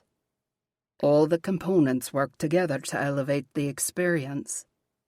Be careful, Aidan said around a mouthful of food. If you climax at the table, you'll soon find yourself spread out among the dishes. If he truly meant to caution me, his words had the opposite effect. Then by all means, I should try some of the salad, too. Leaning closer, Keen spooned some of the salad onto my plate. Eyes heavy and dark, he watched intently as I filled my fork and lifted it toward my mouth. I hesitated, glancing quickly from him to the other men. Despite the incredible feast laid out before them, they all stared at me as intently as Keen, even as they shoveled more food into their mouths. Like they couldn't get enough. They'd never be satisfied, despite Keen's cauldron magic. Not until they had a taste of me. Chapter 8. How delicious could a bowl full of leafy greens be? Evidently, orgasmically delicious, if the salad was made by the cauldron. I closed my lips around the tines of the fork. The sharpness of vinegar hit my tongue, mingled with honey and other herbs I couldn't identify. The simple shredded lettuce seemed to still be alive and growing, sparking with life and sunlight. I could taste the gentle shower of sparkling dew and glistening water. Minerals from the earth that had fed it nutrients. Olives ripening beneath a perfect golden Tuscan sun. So warm and bright and alive. As if waking from a dream, I blinked slowly and focused on Keen's smoldering chocolate eyes. His full lips just inches away, his breath warm on my cheek as he leaned closer. If you think that's good, you should try all three at once. Fucking hell, Aidan muttered. First decent meal we've had in years, and we won't even get seconds. His words penetrated the sensual food haze clouding my brain. Embarrassed, I sat back in my chair, laid my fork down on the table, and reached for my glass. I heard a thud, and Aidan growled out, "What the fuck was that for?" Evidently, Ivar, or Doran, had kicked him under the table. Good. Though he was right. Surely I could get through a delicious meal without thinking about sex. The glass was cool, though there wasn't any ice in it. Since the liquid was clear, I assumed it was water, but the first sip made my eyes flare with surprise. It tasted a little like the healing elixir that Warwick had given me in the summer isle. "What is this drink called?" Drukta, Warwick replied. or dew, though that simple English word doesn't capture the full meaning. The drukta is made from the first drops of dew that gather in the delicate cups of morning glories in the pale light of dawn. "Whoa," I whispered, at the same time that Aiden said, Bullshit. It's mead flavored with flower nectar and honey. I held the glass up to the light, looking for any bits of flower petals or sediment, but the liquid was pure and clear. I glanced back at Warwick, and he winked at me, lifting his chin in a silent encouragement to drink more. If it was alcohol, I hoped it didn't go straight to my head. I took several more sips, resisting the urge to down the whole glass. Though as soon as I set the glass down and picked up my fork, I had to fight down the urge to shovel food into my mouth as quickly as possible. I wasn't normally such a glutton. I was hungry, sure, and we'd been eating junk food the last few days. I'd never really had large sit-down meals like this. Add in Keen's magical food, and no wonder I was starving. Though I couldn't completely suppress the niggling suspicion that this hunger might be a side effect of my supposed Fae side.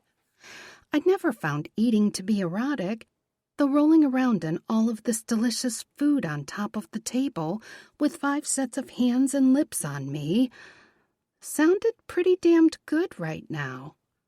Had Jonathan felt like this when he was feeding on me? What if this kind of hunger had nothing to do with being a changeling, but was simply the reality of being Fae? I risked a quick look over at Warwick, afraid to ask him, at least with words, even in his head. Cauldron magic is immensely powerful as the sword of light or spear of Lu. Yet feel his pull, even if you were mortal through and through. I breathed a little easier and gave him a smile. Thanks. I'm just so confused about what all of this means. With your permission, I can ask Queen Morgan for a consultation. She may be able to answer some of your questions. I read hesitation in his words, as if she might not be willing to answer all of the things I could ask. Or be unable to answer? Could Balor, or some other High Court Fae, have put a geas on the Queen of Fairy that would prevent her from telling me what she knew? Warwick gave me a subtle nod. All of that and more. I blew out a sigh. Ancient Fae courts were a convoluted mess that I really didn't want to explore. Though if I wanted answers... You're not full already, are you? Keen asked. I'd never seen a grown man pout and still look so undeniably sexy. Quirking my lips, I picked up my fork, bracing myself for another foodgasm. Not even close, just needed a breather. We ate and laughed and ate some more for what seemed like hours. I'd never eaten so much in my life, but I didn't feel stuffed or bloated or miserable. Every time I lifted the fork to my mouth, there was still room in my stomach. I had a feeling the drukta might be helping Keen's cauldron magic somehow, making it easier for us to eat endlessly. It was nice. Very nice. They told so many stories and jokes that made my sides hurt from laughing. I didn't talk much, but I still felt as though I belonged, because everything they did was for my entertainment and benefit. I'm not sure when the light sweet mead turned into amber whiskey, but the pleasant, boisterous story time quickly turned into a rowdy pub vibe that took a distinctly raunchy turn when they started bragging about scars. Showing off their war wounds meant tugging shirts over their heads and soon unbuttoning pants, too. I wasn't drinking the hard liquor, but it took me an embarrassingly long time to realize they weren't just showing off old scars for kicks and giggles. Elbow braced on the table, with his chin resting on his hand, Keen stroked the tip of his finger around the rim of his glass. No gloves. I wasn't sure when he'd removed them. Doran said you healed one of his old scars. I couldn't help but look down to the opposite end of the table, where the biggest treasure sat. Formidable shoulders and chest, massive arms, a mountain of a man, Doran was covered from head to toe in battle scars. They'd all died over and over, countless times in their futile war against the Dark Fae invading the world. I'd kissed an old scar on his shoulder, and the mark had faded back into his skin, smoothing away as if he'd never been wounded. Keen let out a low, toe-curling chuckle that brought my attention back to him. I've got a wicked foot-long scar in my groin that killed me over 2,000 years ago. I couldn't help but wince, thinking about how much that must have hurt him. A spear? Fuck no. Aiden shook his head. He got a little too close to Don Kulna. Who's that? I asked. Not a who, a what, Aiden replied. A very large, very amorous bull. My eyes widened. You were gored by a bull? Keen rolled his eyes. He's lucky he killed me before I could turn him into the largest feast we ever had. Would have saved everyone a whole lot of trouble, Aiden added. The bull lay at the heart of war between Ulster and Connacht.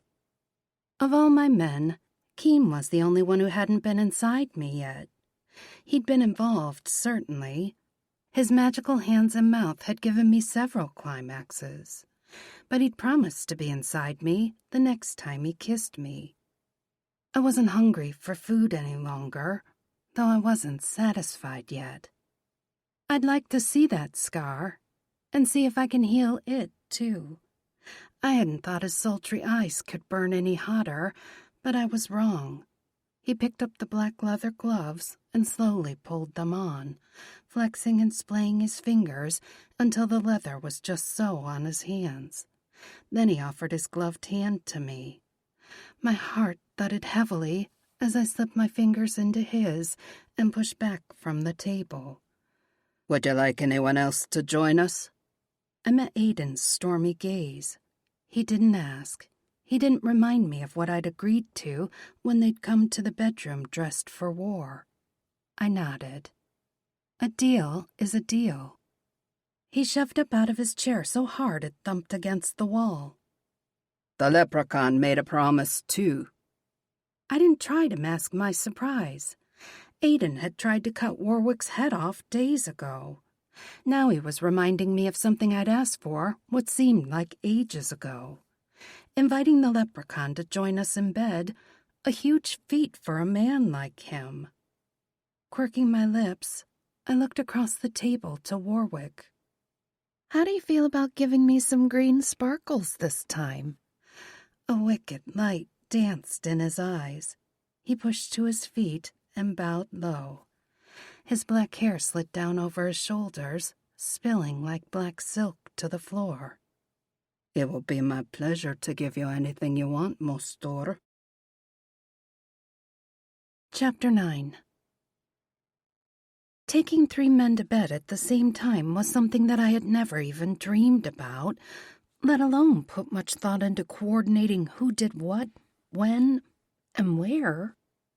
I wouldn't have even guessed that I could possess that level of desire, that I could have 1 or 2 men inside me at once, let alone more, that I would relish their hot stares as I undressed.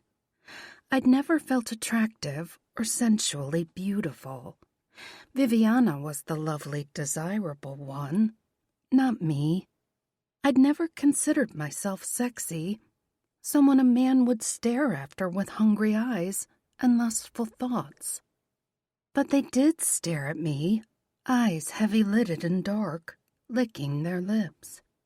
Jaws and hands clenching and unclenching, holding themselves back.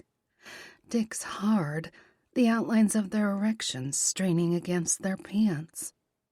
I didn't consider myself a temptress by any means, but by the time I started to wriggle out of my jeans, there was a lot of heavy breathing in the room.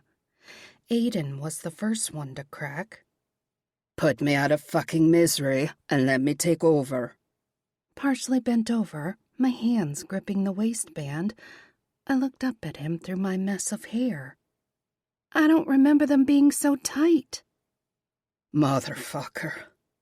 A rough sound somewhere between a growl and a whimper escaped his throat. "Please."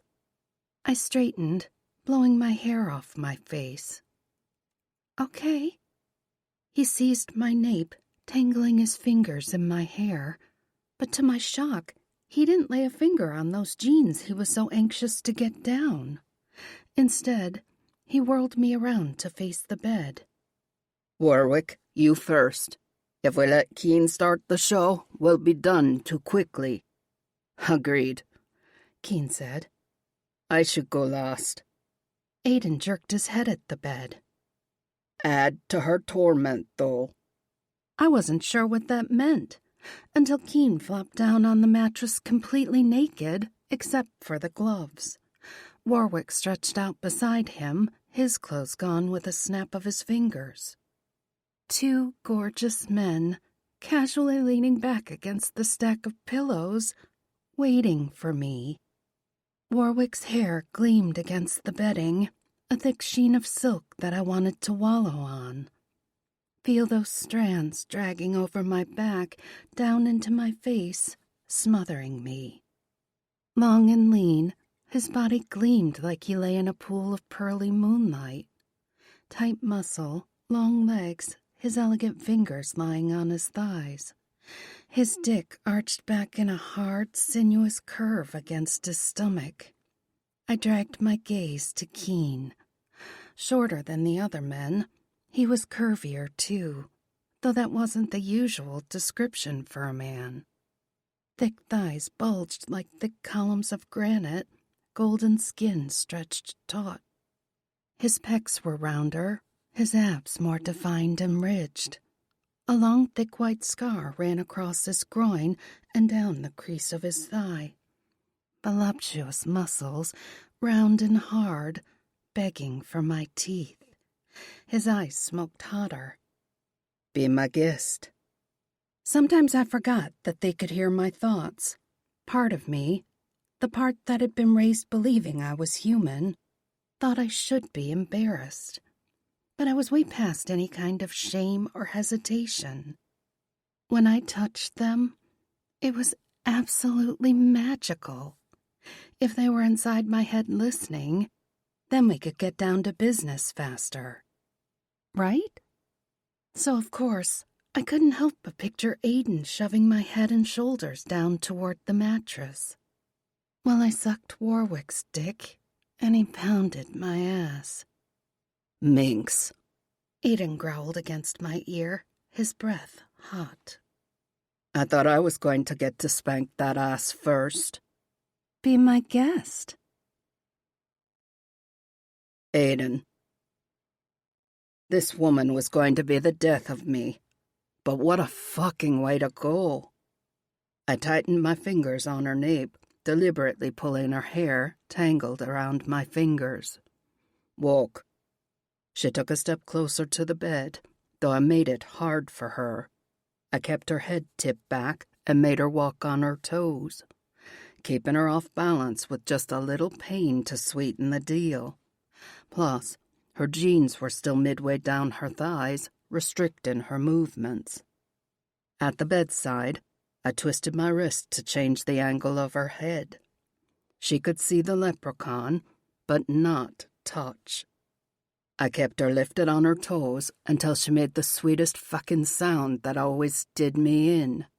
Part whimper, part groan that made my dick throb with anticipation. "Time to wear some green sparkles, Mostor." Twisting in my grip, she moaned again, her hands stretching out toward the bed, though I kept her upright. "How many swats am I going to give you before you make 'em come?" Not fair, she panted. Warwick's magical. He has way too much stamina. Very true, Warwick replied. You'll need to set some rules for this game if you want her to be able to sit down tomorrow. Not to mention my arm would tire out eventually, though if I had my way, I could spank her for hours. Soft, gentle pats to wake up her skin, a sharp slap, and then a stroke, a tease. I could make her come a half a dozen times before her ass bruised. Though, yeah, I wanted to really light up her skin. Cherry-ass cheeks, hard, deep swats that would make her gasp, maybe cry. A twinge of guilt crawled through my lust, dulling its edge. I wished that I could dull that side of me as easily. The dismal, hard bastard who relished being cruel and selfish. Make me forget, she whispered, breaking through the haze of self-recrimination clouding my head. I snaked my other arm around her waist, pulling her back against me, sheltering her from whatever caused her pain. Forget what? That my entire life has either been a lie or a miserable mistake. My jaws clenched on that gut-wrenching wound. You're not a lie or a mistake, period. She jerked against my grip as if she would have stomped out of the room if I didn't have a handful of her hair. Her thoughts raged like a hurricane, an out-of-control tumult that boiled inside her, seeking release. She wanted me to hurt her enough to help get that rage out, to release all the hurt and confusion and doubts and tears and climaxes both, to tiptoe along the line of too much, even while keeping her safe. It dawned on me that she had never felt safe as a child or as an adult. She'd never had a nurturing home or a loving family other than her friend. While Red had done her best to be a good friend, she hadn't been able to protect Rianne from her own parents or husband. She'd never had someone fight for her, let alone take care of her, no matter how raw or ugly that need might be. She'd only been alone, out of place, or worse, fed on by the motherfucker who'd trapped her in marriage and then damaged her mind and memories for years. She wanted to hurt enough to cry, but still be safe and loved and cared for. She needed to be a little scared, a little dangerous, harsh and rough and raw, but safe. In short, she needed me. I locked my arm around her abdomen, making it harder for her to breathe. I didn't say you could move a muscle. Panting, she froze, her body quivering against mine. I lowered my tone to the harshest, meanest snarl. You're going to suck the leprechaun's dick until he's ready to explode, but you're not allowed to come. I don't care how long it takes. Do you understand? Tension bled out of her, acceptance, relief. Unconscious, perhaps, but her body recognized that I understood what it needed, even if she hadn't wrapped her mind around what she wanted yet. Don't move. I released my fierce grip on her so I could shove her jeans down her mouth-watering hips to her knees. She started to lift her foot up to kick out of the pants, so I gave her a sharp slap on her thigh. Don't move a single motherfucking muscle unless I allow it. Do you understand? She nodded her head, but that wasn't good enough. I gave her thigh another hard swat, making her flinch with surprise. Say it out loud. I understand. What do you say if you need me to stop for any reason? Her shoulders shuddered softly as she drew in a deep breath. Doran. Exactly. Reach for him or say his name and everything stops. Even if Keen doesn't get to strip off a single finger of his glove. Got it? Yeah. I picked her up and tossed her down in a heap on top of Warwick's legs. She started to reach for him, leaning forward slightly, but caught herself before I could correct her.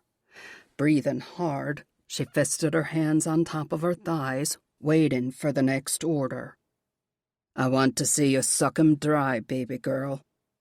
Her eyes flared wide at the endearment, and she jerked her head around to stare at me. I snagged her chin, squeezing hard so my fingers dug into her cheeks, and leaned down to glare into her eyes. "You got a problem with that?" No, Aiden," she said hesitantly, as if unsure what she should call me. I didn't give a fuck what she called me, as long as she looked at me like that. Eyes wide and dark and dazed, lips soft and lush. Her cheeks pink, but not as pink as her ass was going to be before I was finished. "Then get busy." Chapter 10. I wasn't sure what had triggered Aiden's dark side to come out, but I liked it. I liked it a lot. I didn't want to have to think or remember. I didn't want to be sad. I didn't want to worry about when the dark fae might attack us again, or what my painting might mean, or how we could possibly defeat an invincible, immortal high court fae, or how I could keep my treasures alive, or what it might mean if I really was fae. All I wanted was right here, Warwick's emerald eyes glittering like green fire, staring up at me as I leaned down over his erection. The feel of hard satin in my hand as I dared to squeeze my fingers around his cock. Aiden hadn't said no hands, though I didn't want to push my luck too far. I wrapped my lips around the head of Warwick's dick and swirled my tongue over his slit. I could taste him already, not salty or bitter at all, but more like freshly crushed herbs. He shifted beneath me, sitting up so he could cradle my head in his hands, supporting my chin in his palm as I started to take him deeper into my mouth. Aiden's big palms stroked down my back, making me arch and rub up against him like a horny cat. "Lift that ass, baby girl. Give me an easy target and make Keen drool with anticipation." My cheeks burned, imagining what I must look like. My head in Warwick's lap, his dick gliding in and out of my mouth, my generous backside up in the air, bare to them. My breasts dangling and swinging as I bobbed my head. From the corner of my eye, I saw that Keen had rolled onto his side, moving closer so he could watch everything without interfering. Aiden squeezed my ass, kneading his fingers down the curve of my buttocks to my hamstring. His fingers were so strong, harsh and heavy, without actually hurting me. Though the threat was there, he could leave fingerprints in my flesh if he wanted. He could bruise me. Part of me wanted to see what that would feel like, what it would look like tomorrow if I looked in a mirror and saw his handprint on my ass, a kind of mark in my flesh, a brand. Though it wouldn't be permanent. He'd already left a permanent mark on my heart. They all had. His skin was rough against mine, the calloused hand of a warrior well used to wielding a sword in battle. He stroked his thumb up my slit, the rough pad rasping my tender flesh, even though his touch was gentle. "So fucking wet, and I haven't even started yet." My cheeks burned hotter, but it wasn't embarrassment this time. Heat and desire coiled through me, winching my entire body as tight as a drum. Warwick thrust deeper into my mouth, pushing my lips open wider, making me feel the strain in my jaw, the burn in the back of my throat.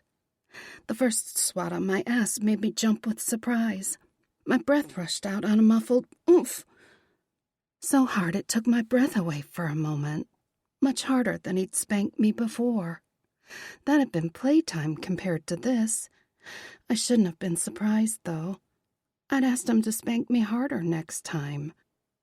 Warmth bloomed on my skin, I jolted again when another swat burned my other cheek. Back and forth, heating my ass into a flaming bonfire. If he'd thought I was wet before, I was absolutely soaked now, even though my eyes watered. Every strike of his hand made another wave flood me. My pussy clenched and throbbed, a deep, empty ache of need that made me wriggle around on Warwick's thighs. I groaned around his dick, louder, a wordless plea for more, relief, anything. Aiden slapped the lower curve of my buttock, the edge of his hand striking along the hollow where my ass met my upper thigh. The sweet, sweet sting drew another ragged, higher-pitched squeal from my throat. Ah, Aiden ground out. there's that sweet spot. Let go now, baby girl. We've got you. His words pounded through my head. Let go. Let go. Something flipped inside me. A light switch toggled that made all my bones dissolve. All the thoughts in my head cleared away, leaving behind a faint buzz of static or white noise. A place where I didn't have to think or act or plan or react. All I had to do was exist. Distantly, I was still aware of them, though my head felt like a hot air balloon drifting away from my body. Warwick supported me, controlling the speed and depth of his thrusts. Going deeper, his face tight with control, even though his eyes burned like twin pits of lust. His fingers tightened on my face, in my hair, pulling me closer, shoving his dick deeper into my throat. Aiden changed the angle of his swats into a lifting motion that rocked my entire body. I couldn't feel the distinct strokes of his hand any longer, only the continual blaze of heat through my core. It took my mind a moment to realize he'd stopped spanking me, that his hands were in my hair, pulling my head back, lifting me backwards. I blinked, trying to focus through tears, to understand. My lips were numb, my chin wet with drool and slobbers, but not cum. Warwick hadn't. Slowly, in a daze, I watched him grip his cock, tipping it down slightly. His thighs shook beneath me, his breathing loud. My name on his lips, as thick liquid shot from his dick, a soft pearly green that gleamed in the overhead light like the prisms of a cut emerald. Droplets splattered my breasts and throat.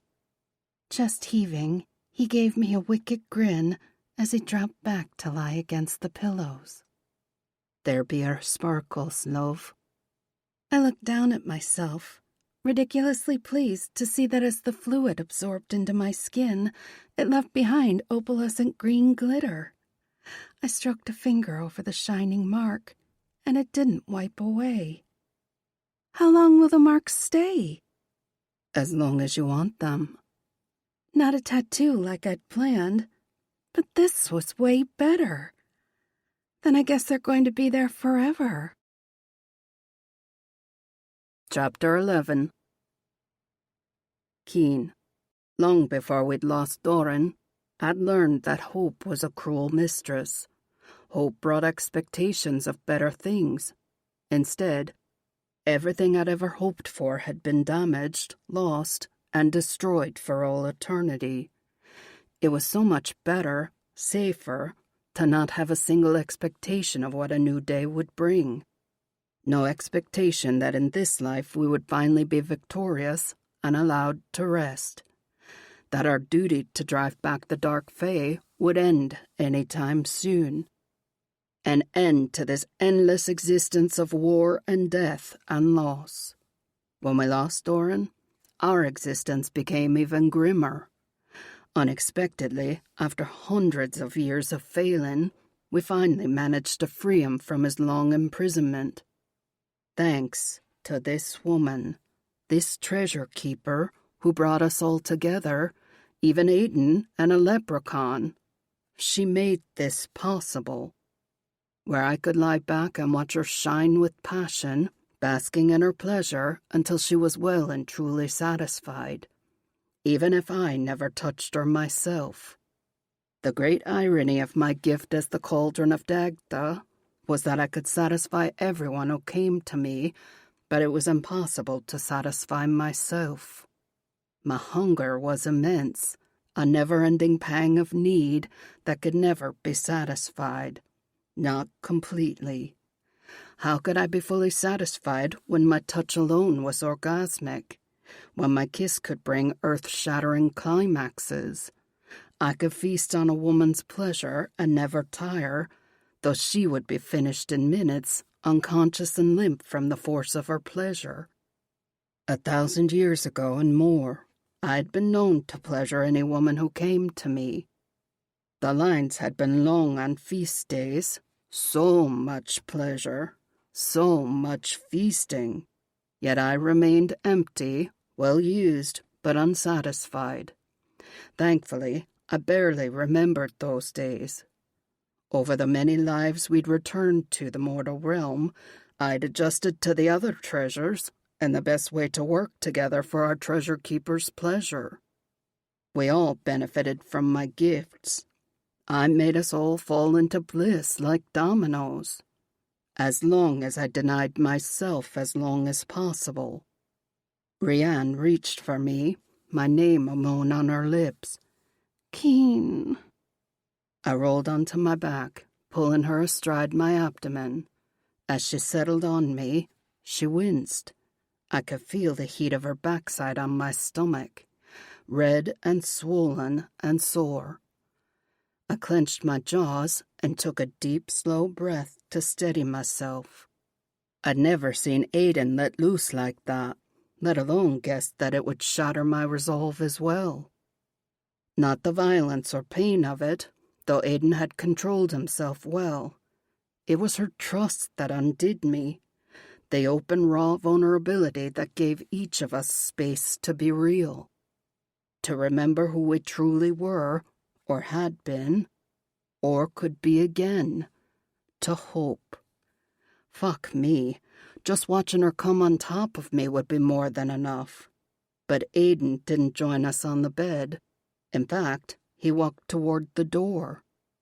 I thought I was going last, I called after him. He paused at the door. Knowing Aiden, I expected to see a scowl on his face, a harsh snarl on his lips, blue eyes glittering like ice. He freely admitted that he was a jealous arsehole. He'd wanted his first time with her to be alone, and we'd gladly given him that space. But for him to walk away now unsatisfied after he'd just spanked her so hard. Instead, when he glanced back at us, he fucking grinned. "You are. I primed her for you. I got to spank that sweet ass just like we agreed. Besides, no one's going to be complaining about you having a turn when you make us all come again anyway." She turned toward him, and I braced myself. No expectation. Whatever I got would be enough. Plenty. A bounty that I didn't deserve. I'd seen the vision in her head earlier, and it hadn't involved me. I could wait. I would be fine. Aiden? Baby girl? Thank you. That was exactly what I needed. Always, Moster. Warwick sat up and leaned in to kiss her shoulder. I can wipe those sparkles away with a snap of my fingers. Don't you dare! With a wink and a nod, he sent his hair cascading down over her bare skin. She shivered, which made her moan again, her sore ass grinding on me. "As you will, my lady." Then he disappeared, leaving me alone with our precious treasure keeper. Her head lowered toward mine, and for a moment, sheer panic flashed through my mind. That she would kiss me, and my turn would be over in seconds. It took a few seconds for me to realize she gripped the ridge of my shoulder in her teeth.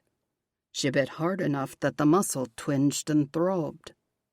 Releasing the bite, she ran her tongue over my skin, up my throat. Biting kisses, not as hard as the first one, but teasing. Keeping me on edge, hoping she'd bite that hard again. She nibbled on my ear. Is that too hard? Fuck no. Good. I'm so hungry for you that I want to eat you alive. Leather ghosted down my back. I lifted my head enough to see Keen's eyes. My body screamed at me to hurry the fuck up. My pussy ached, so damned wet and needy that I could barely sit still. But every time I moved, my ass torched like a bonfire. Every muscle ached for release. Aiden had primed me all right, like a nuclear bomb ready to detonate.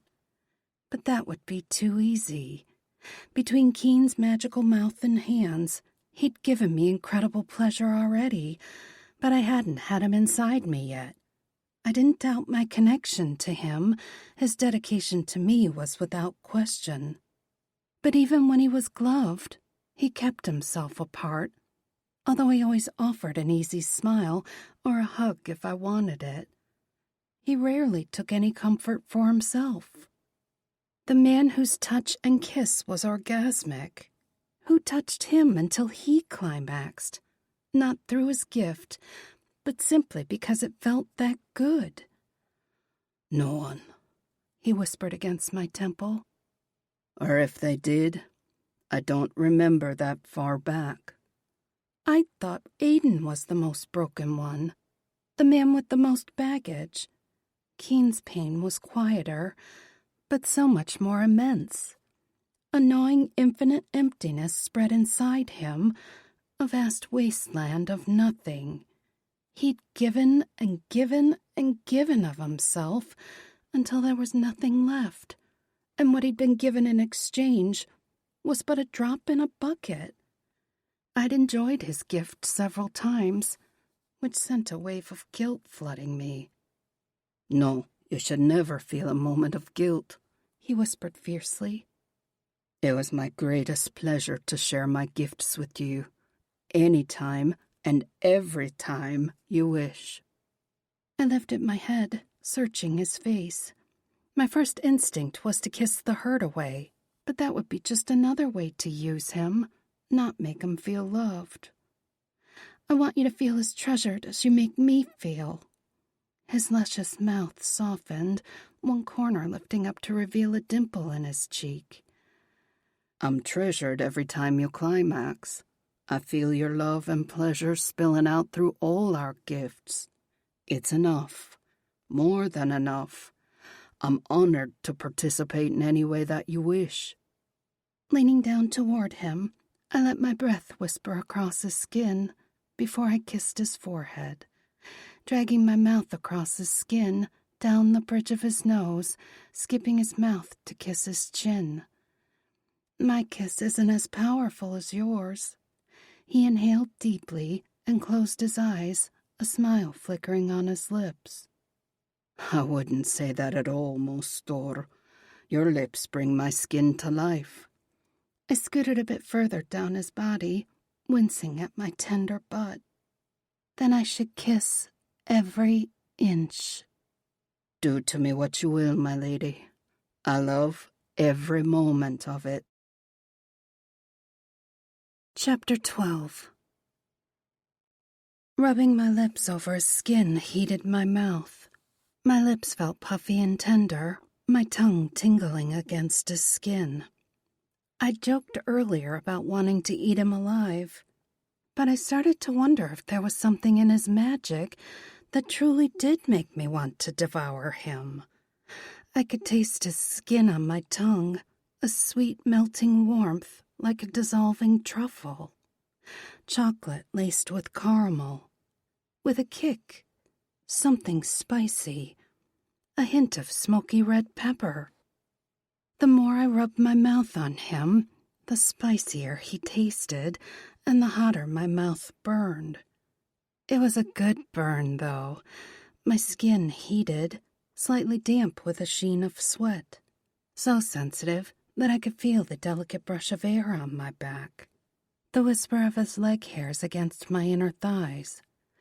I opened my jaws wider and gripped his pectoral muscles in my teeth, holding his flesh in my mouth. Dangerous, so dangerous. I bit a little harder, enjoying the feel of him, his smoky sweet taste. Saliva pooled in my mouth as if I really was hungry. I swallowed, and heat spread down my throat like a spicy hot cocoa. My stomach even rumbled. Impossible after eating so much dinner. I couldn't possibly be hungry for food. I was hungry for him. I bit him harder, enjoying the pressure on my jaws, licking the indentions of my teeth in his luscious muscles, licked the ridges of abs running down his stomach, the heavy V pointing to his groin. Wriggling lower on his body, I traced the thicker scar tissue where he'd been gored by the bowl, feeling the texture difference of his unmarred skin. Peeking up at him, I whispered, "Such a long, horrible scar. I can see why it killed you." "'Twas a stupid bit." He breathed heavily, his voice husky. "Even Dan Kuhn wasn't immune from my gift. Thankfully, I bled out in seconds, and the bull lost interest in me." Shuddering, I closed my eyes, trying not to imagine how much blood he must have lost. His pain. "I don't want to see you die. I can't bear it." His fingers stroked over my head, the leather tugging slightly on my hair. "I'm sorry, love. Fighting until we die is what we do." I let out a shaky breath, pushing that thought away. Not tonight. I wouldn't worry about when or how he would die. I refused to waste one moment fretting about things I couldn't change. "Can I change his fate?" A still small voice whispered in my head.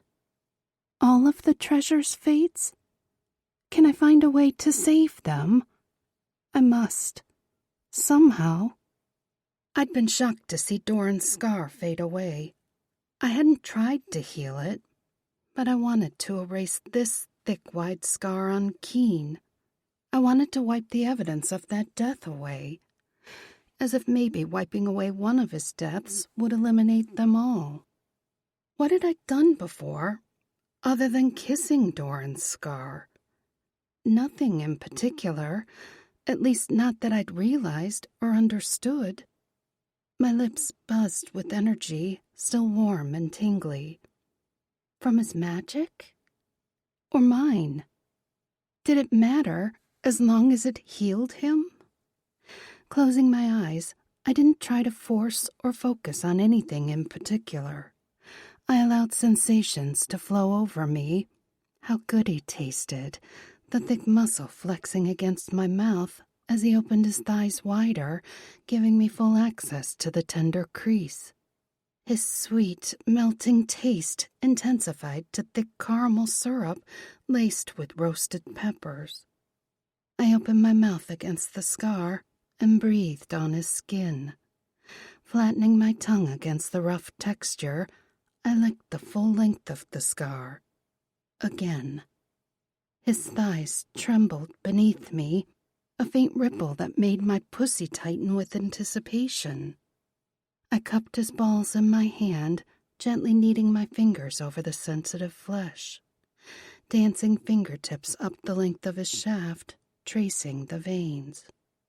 Circling my fingertip around his cockhead, teasing the slit and underneath the hood.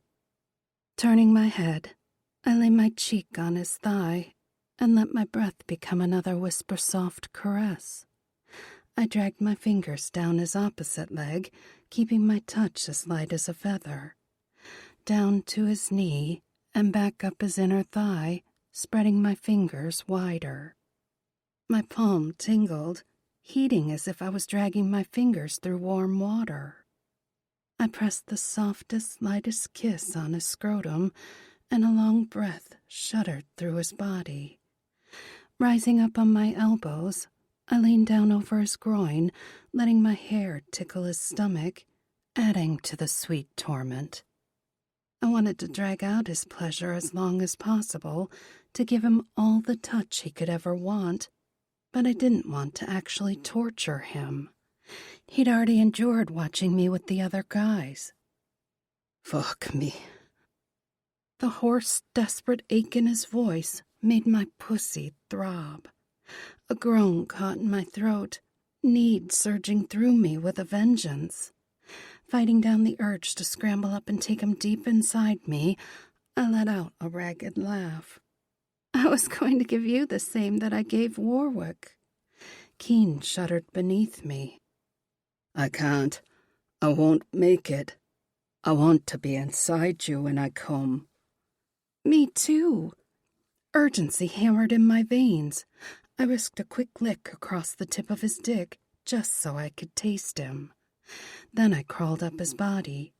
His hands gripped my waist, lifting me astride him. I took him deep, one long hard thrust to the hilt. My fingers dug into his stomach, my head falling back on a groan of bliss. He sat up, hauling me closer, rocking his hips beneath me. Eyes dark and wild, he panted out my name. Not Mostor, my lady, love, or even baby girl, just my name. Me. And it was perfect. His mouth brushed my cheek, tightening every muscle in my body. Magic shimmered inside him, inside me. So close. "Gloves!" I gasped. With a vicious growl, he lifted one hand to his mouth and used his teeth to drag the leather off his hand. Then the other, the sound of a ripped seam making our breathing even faster, more desperate. He cupped my face in his palms and locked his mouth over mine. He inhaled me, drinking me down like a man dying of thirst, a starving man. As if he needed to taste my climax on his tongue, the sustenance of my pleasure to feed himself. A long, deep pull on my psyche, my essence, as if he would devour me. I felt the dip in my inner reserves, as if a tap had opened up inside me. It poured out of me, an endless fountain. A deep underground river that surged higher with every clench of my pussy. Another surge as I cried out into his mouth. Fireworks exploded behind my eyes, sparkling through the surge of energy that flowed into him. Not Warwick's green and gold magic or Ivar's golden light. Rainbows. A prism of all colors shimmering with iridescent brilliance. Wave after wave crashed through me into him. Distantly, I was aware of the conduit wheel spinning inside me. I felt the other treasures climaxing with us. Aiden's deep, heavy grunt of relief, Doran's head thrown back, arms outstretched, shoulders wide, as if any moment his gargoyle would leap into the sky. Ivar's golden light shining like a noonday sun. Warwick's lush green magic sprinkled with flower petals. Even in the summer isle, he basked in my pleasure. I hadn't realized that he'd left this realm. He lay on his back in a bed of rose petals, his hair spread out like a black cloak around him. For a moment, I could smell the heavy perfume of roses, the glide of his silken hair against my cheek. Then I was tumbling, falling, spinning out of control into a boneless heap of sweaty skin and shaking muscles. "Goddess," Keen whispered shakily. "You filled me." I wasn't sure what he meant, but my head still floated somewhere between roses and leather and spinning rainbows. His bare hand touched my cheek. My breath caught on a groan, my body bracing for another wave of climax to roar through me. But all I felt was the tender touch of his fingers on my skin. You satisfied a hunger that has never been satisfied. For the first time in my never-ending existence, I can touch another person without forcing pleasure to pour through their body. I didn't even know that such a thing was possible. Rubbing my cheek against his chest, I made a soft, pleased sound. I just wanted you to feel as much as you make me feel. The mattress dipped. Exhausted, I managed to pry my eyes open enough to look up at Doran as he joined us. His big palm settled on my lower back, a heavy, comforting weight. You healed this scar, too. Keen's head jerked up, his shoulders lifting so he could see down the length of our bodies. Ha! Take that, Dan Kuln. Now I won't have to remember the feel of his horns tearing me apart every time I take a piss. I grumbled sleepily under my breath, and he lay back down, wrapping his arms around me. Thank you, Mostor. You're truly a treasure beyond compare. How can I repay you for removing that nasty scar? Breakfast in bed for all eternity? French toast, eggs, bacon, biscuits, you name it. I yawned, sinking deeper into sleep. There's only one thing I can think of. Aye, anything you wish. It's yours. I couldn't believe I was going to say it out loud, but I couldn't get it out of my mind. Next time, I get to sink my teeth into your ass. Chapter 13. Opening my eyes, I stare up at a dark room and try not to cry. My throat ached, and my heart hurt so much that I couldn't take a deep breath without letting out a sob, and I didn't want to wake the guys. Too late, Aiden whispered against my ear. What's wrong? Besides, we never really sleep. Warwick said on my other side. Not when we have the chance to be with you. I wasn't sure how many hours, or even days, had passed since the feast. The guys had taken turns, cycling in and out of bed with me a few times, but I had no idea what day it was, or even what time, other than night. Just a bad dream, I finally replied. Do you want to talk about it, or just go back to sleep? Warwick asked. I let out a long, soft breath that turned into a sigh. It's already fuzzy in my head. I just remember holding Vanta and being so glad that she was okay. In the dream, I was thrilled that losing her had just been a bad dream, but the real nightmare was waking up and knowing that she's gone. Really gone. I haven't seen her since I left Jonathan that night. I rolled over on my side to face Warwick. Do you know what kind of fae she might have been to be able to come back despite the horrible things that Jonathan did to her? It's sorry I am, love, but I don't know. She could be a high court fae sent to act as your guardian, or just a friendly brownie masquerading as a cat. Do you think she's dead? Like, dead? Not if she be fucking fae, Aiden replied. I craned my neck to look back at him over my shoulder. Then why hasn't she come back? He scowled. The fuck if I know. Maybe she's simply waiting for you to ask her. My eyes widened. I hadn't even remembered that she existed until Jonathan used that memory to try and bring me to my knees in the cave. I sat up enough to fluff up my pillow so I could lean back against it, propped against the headboard. I'd love to see you again, Vanta. I waited, my heart pounding, straining my ears to hear her purr again. But as the minutes went by, my shoulders drooped. Maybe Jonathan had finally managed to kill her after all. Or he'd sent her to some kind of horrible prison like Frog's Lair. Though, if sweet, loyal Vanta was suffering like that for all eternity... Wait, I'd used one of my wishes to send the changeling to that lair. I still have 2 wishes. I wish... Warwick quickly lay his finger against my lips. None of that now, love. There's no need to waste one of your wishes on bringing back your beloved cat. The power to bring her back is yours. It's been yours all along. My gift had always been art, even before I knew about the treasures. I'd even painted us to the cave when the guys had tried to send me away to safety. I guess I should start carrying around some of my art supplies, or at least keep some in here for emergencies. Warwick winked at me. Now why would you need to carry around supplies when you have a leprechaun delivery service at your disposal? What kind of medium does my lady wish to use?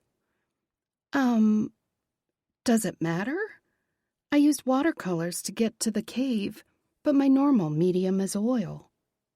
Art is art, Aiden said. You could probably draw the fucking cat on the pavement with a piece of chalk and bring her to life.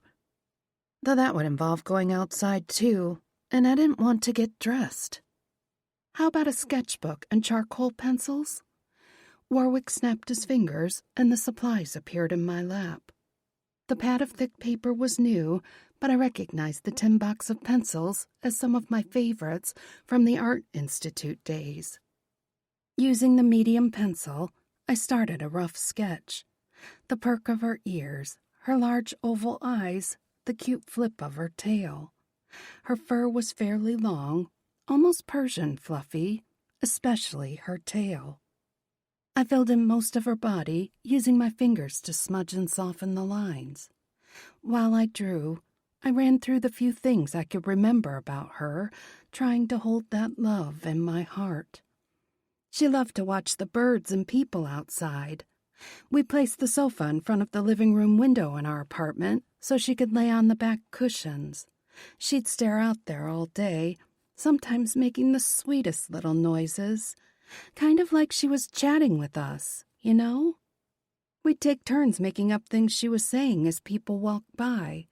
Like, "Oh my God, can you believe he went out dressed like that?" Or daring the big dogs to come closer so she could take a swipe at them. She always slept with me, right on the pillow by my head. I'd wake up, and her tail would be curled around my neck or tickling my nose. Oh, good, Aiden drawled. What we really need is another hot, furry body in this tiny bed. It's not tiny, I said with a laugh. You're just big, and beds really aren't made for 3 or more people. Not unless you get those giant whole room beds, or maybe push 2 together. Leprechaun delivery service, Warwick repeated. Though I'd rather not have 2 beds pushed together. I've heard stories about people falling through the crack in the middle. I certainly wouldn't want to end up at the bottom of that pile. Staring at my drawing, I couldn't find it in me to laugh. Not even at Aiden's disgusted grunt of agreement. With trembling fingers, I laid the pencil down. Even in simple charcoal, her eyes gleamed with intelligence and knowledge, as if she could see me through the paper, pulling me deeper into her gaze. I didn't fight it, hoping she could pull me to wherever she was. Something whispered, a soft, distant sound that I could almost understand. "Where are you? Can I see you?" The sound deepened and clarified into gentle rumbles that vibrated from inside of me, rolling outward from my thoughts, until I could feel the rhythmic sensation in my body as if she were lying on my chest, her heavy weight and heat, her comforting purr, the fluffy down of her fur beneath my hands. "How can you see me if you don't open your eyes?" I didn't remember closing them. Her voice didn't sound familiar at all, until I heard it. Then she sounded exactly right, as if she'd whispered to me many times, even though I couldn't remember it. Holding my breath, I opened my eyes. Her face hovered over mine, large green-gold eyes shining back at me. She dipped to lightly bump her head against my forehead, and I promptly burst into tears. Her purr rumbled like thunder, drowning out the guy's words, though I felt them both press closer to hold me. Trying to pull myself together, I asked, "You can talk? Did you talk to me before?" "Of course I can talk." Vanta sat on her haunches on top of my thighs. She was bigger than the vague images that survived the changeling's memory feast. Even sitting, she was nearly 3 feet tall. I couldn't speak aloud to you before, but we were able to communicate very well. Her head cocked, her tail twitching restlessly.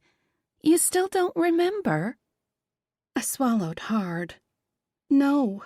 Jonathan destroyed most of my memories, Especially anything with you. He only returned a few to hurt me.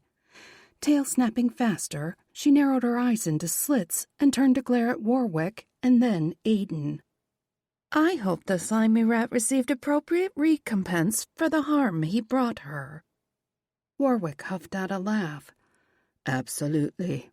She wished him to frog. Vanta let out a surprisingly melodious laugh that didn't sound feline at all.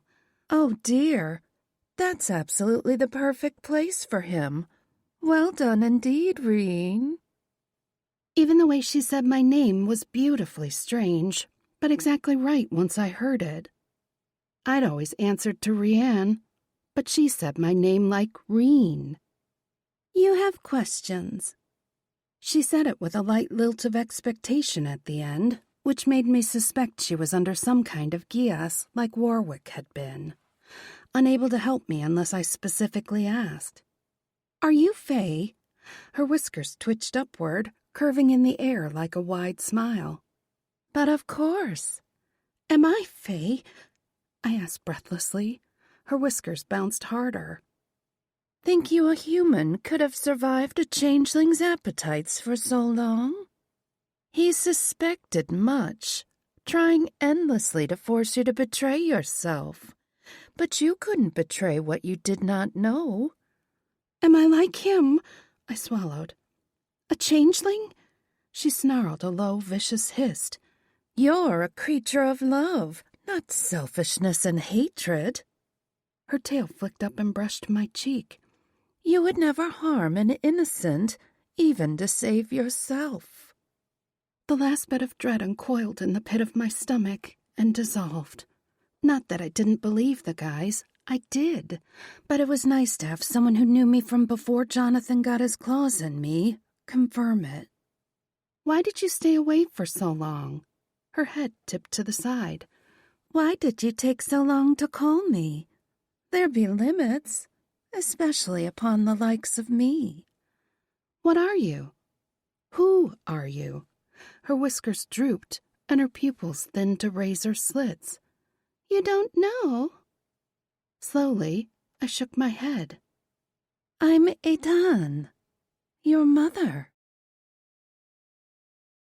Chapter 14. I could only stare at her, stunned beyond words. My mother. My Fae mother.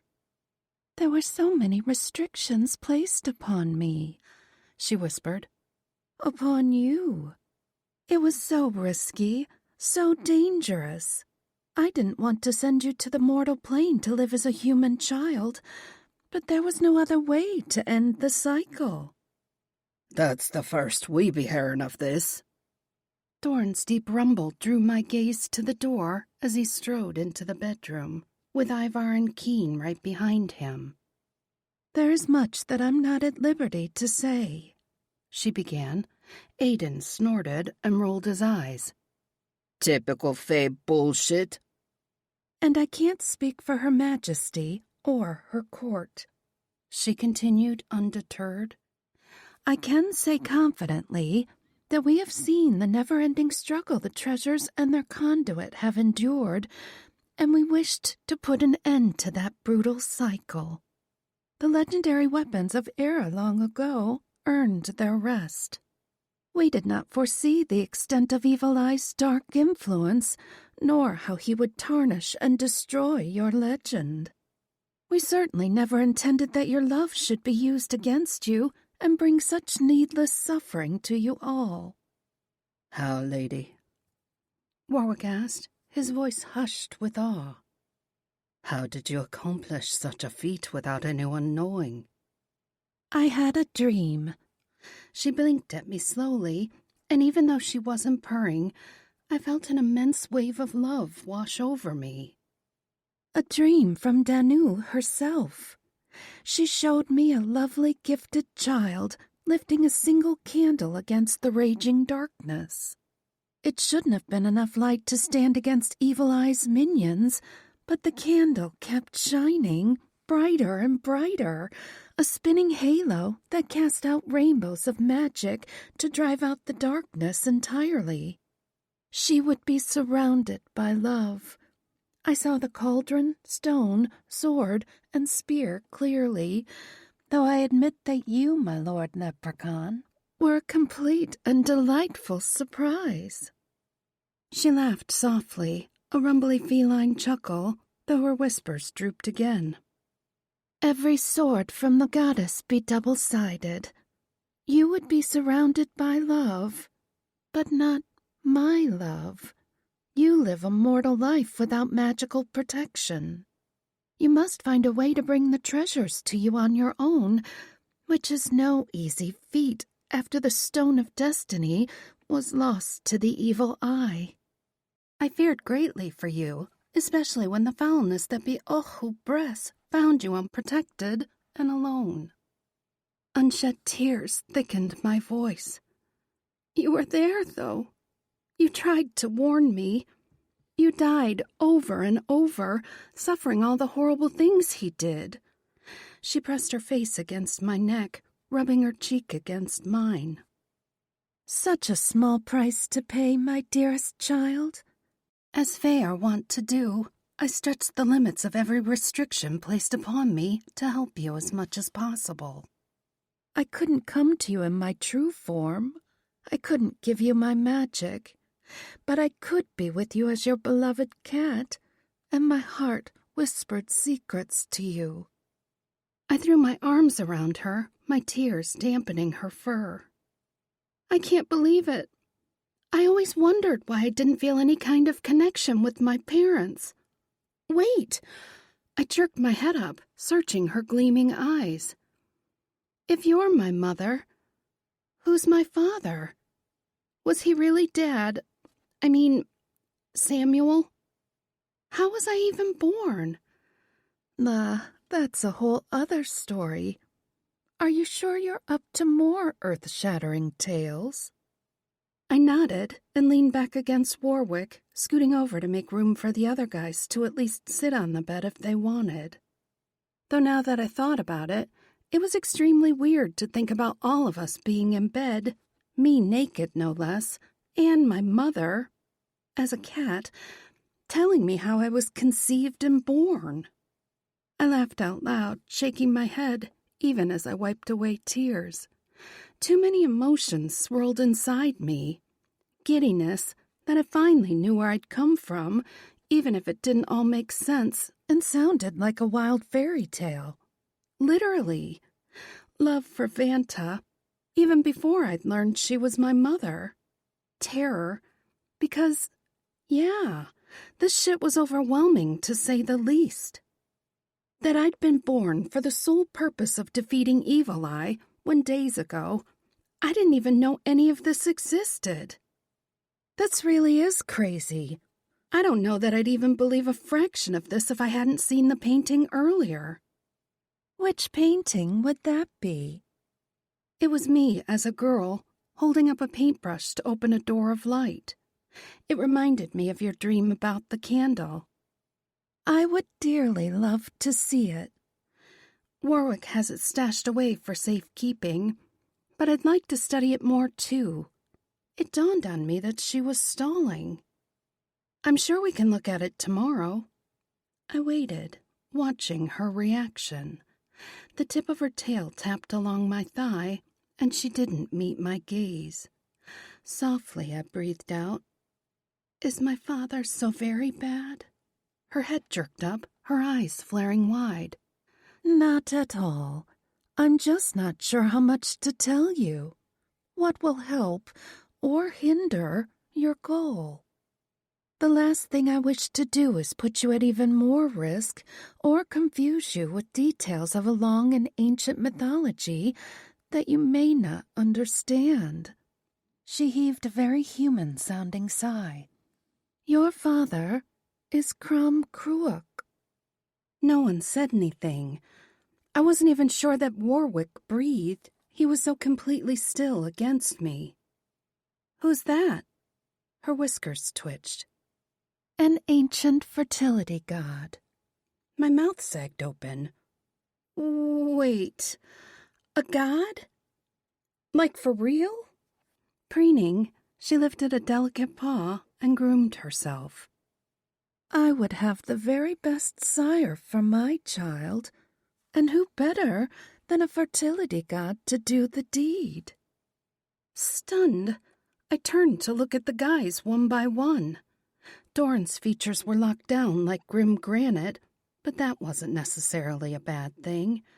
Though Aiden's perpetual scowl was wiped away, even his eyes were wide, his mouth tight. Ivar's golden eyes usually gleamed like burnished coins, but his light was completely banked. Even Keen's luscious lips were clamped shut, as if he was afraid to say anything aloud. Usually Warwick's dimples and glittering eyes made me smile, but he was just as somber as the treasures. "What's wrong?" I asked in my head, hoping one of them would explain their alarm. It's not every day that one learns his lover's father is a god. Even Doran's deep rumbling voice was hushed. I cleared my throat. "Is he still alive?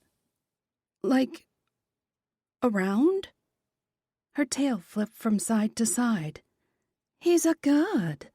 Of course he's still around. Once you deal with Evil Eye, I'll take you to see him." "About that. How exactly do I deal with Evil Eye?" She made a low, humming purr. "You'll know when it's time." I sighed. So not helpful. "So what you're saying is we have to go in blind?" She bumped her forehead against me again, still purring. "No, child. What I'm saying is that you'll know when it's time. Everything you need is within you. That's all I'm at liberty to say." "Jonathan said the secret to defeating Evil Eye is written in my soul." She sniffed, her tail twitching faster. "For once, the slimy bastard is correct." Which makes no sense. I fought the urge to wail, cry, or bury my face in her fur. I don't know what I'm doing. I don't even know where Evil Eye is. What can we do to prepare? I can't watch them die. I can't. I won't. I have to figure out what to do before it's too late. She leaned closer, rubbing her cheek against mine. But then she whispered in my ear so softly I strained to hear. "He's already here. He's close. Someone you know. Beware. Beware." In a blink, she was gone. Ivar. A series of resonating bombshells fired in Rian's mind like dominoes. Combined with the revelation of her parentage, we'd all be reeling for days, especially her. Our treasure keeper wasn't only Fae. She was also descended from one of the oldest and most feared Irish gods. Crom Cruach had been ancient even in my day. Very little information remained about him, and the precious few stories had been Christianized over the centuries. Though in one thing they all agreed. He had been the kind of god who needed to be appeased. Rian blew out a long breath. Okay, now that she's gone, what has you so worried about him? My, father, Crom, whatever. Cruach. Dorn's usually deep and rumbled voice as hushed as if he were treading holy ground. Some know him as Crom Dove, the crooked or bent one. Also crouching darkness, Keen added. Or Kalkria, head of all the gods. Darkness? Rian's voice quivered. So he's a dark god? Dark fae? Dark, aye, but not fae, Dorn replied. Some say he was worshipped by the Fomorians and brought the air thousands of years ago. A few moments passed without anyone saying anything. Silence weighed heavier. She looked from Doran to Keen, and then me. What are you not saying? I was the sword of light, the truth that cut through all darkness. Though I hated to bear this truth, the last thing I wanted to do was dim the spark of light that had started to shine in her eyes as she learned about her true parentage. We don't know much about him, but the few stories that remain all say that people worshipped him through human sacrifice. Some even say he required the sacrifice of the firstborn child to guarantee good crops for the coming year. She paled, her lips trembling, though she let out a harsh laugh. And I was worried about being a changeling or a dark fae, only to find out. Shuddering, she closed her eyes and drew her knees up to her chest, hugging herself. A god who revels in death and murder fathered me. Warwick leaned closer, letting his hair hang like a silky curtain down her back. Aiden wasn't usually a warm and cuddly type, but he wrapped her in a bear hug from the side. It's not as bad as all that. No? She kept her forehead pressed to her knees.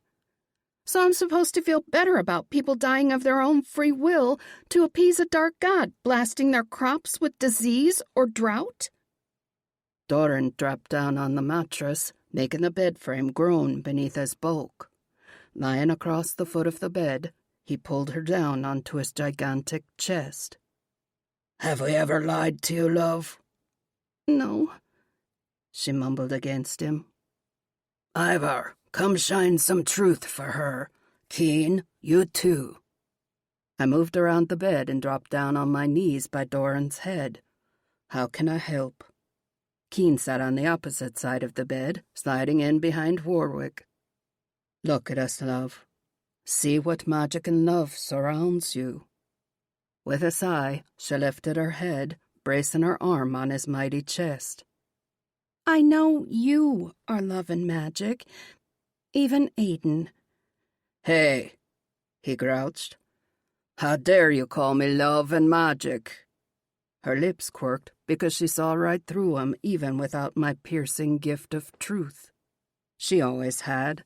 That was why she'd been comfortable enough to walk right up to him in the tattoo joint and grab his junk in front of the rest of the gang. Ivar, call your light, Dorn ordered. I didn't have to call my light forth. It always shone inside me. I simply had to open and let it pour out.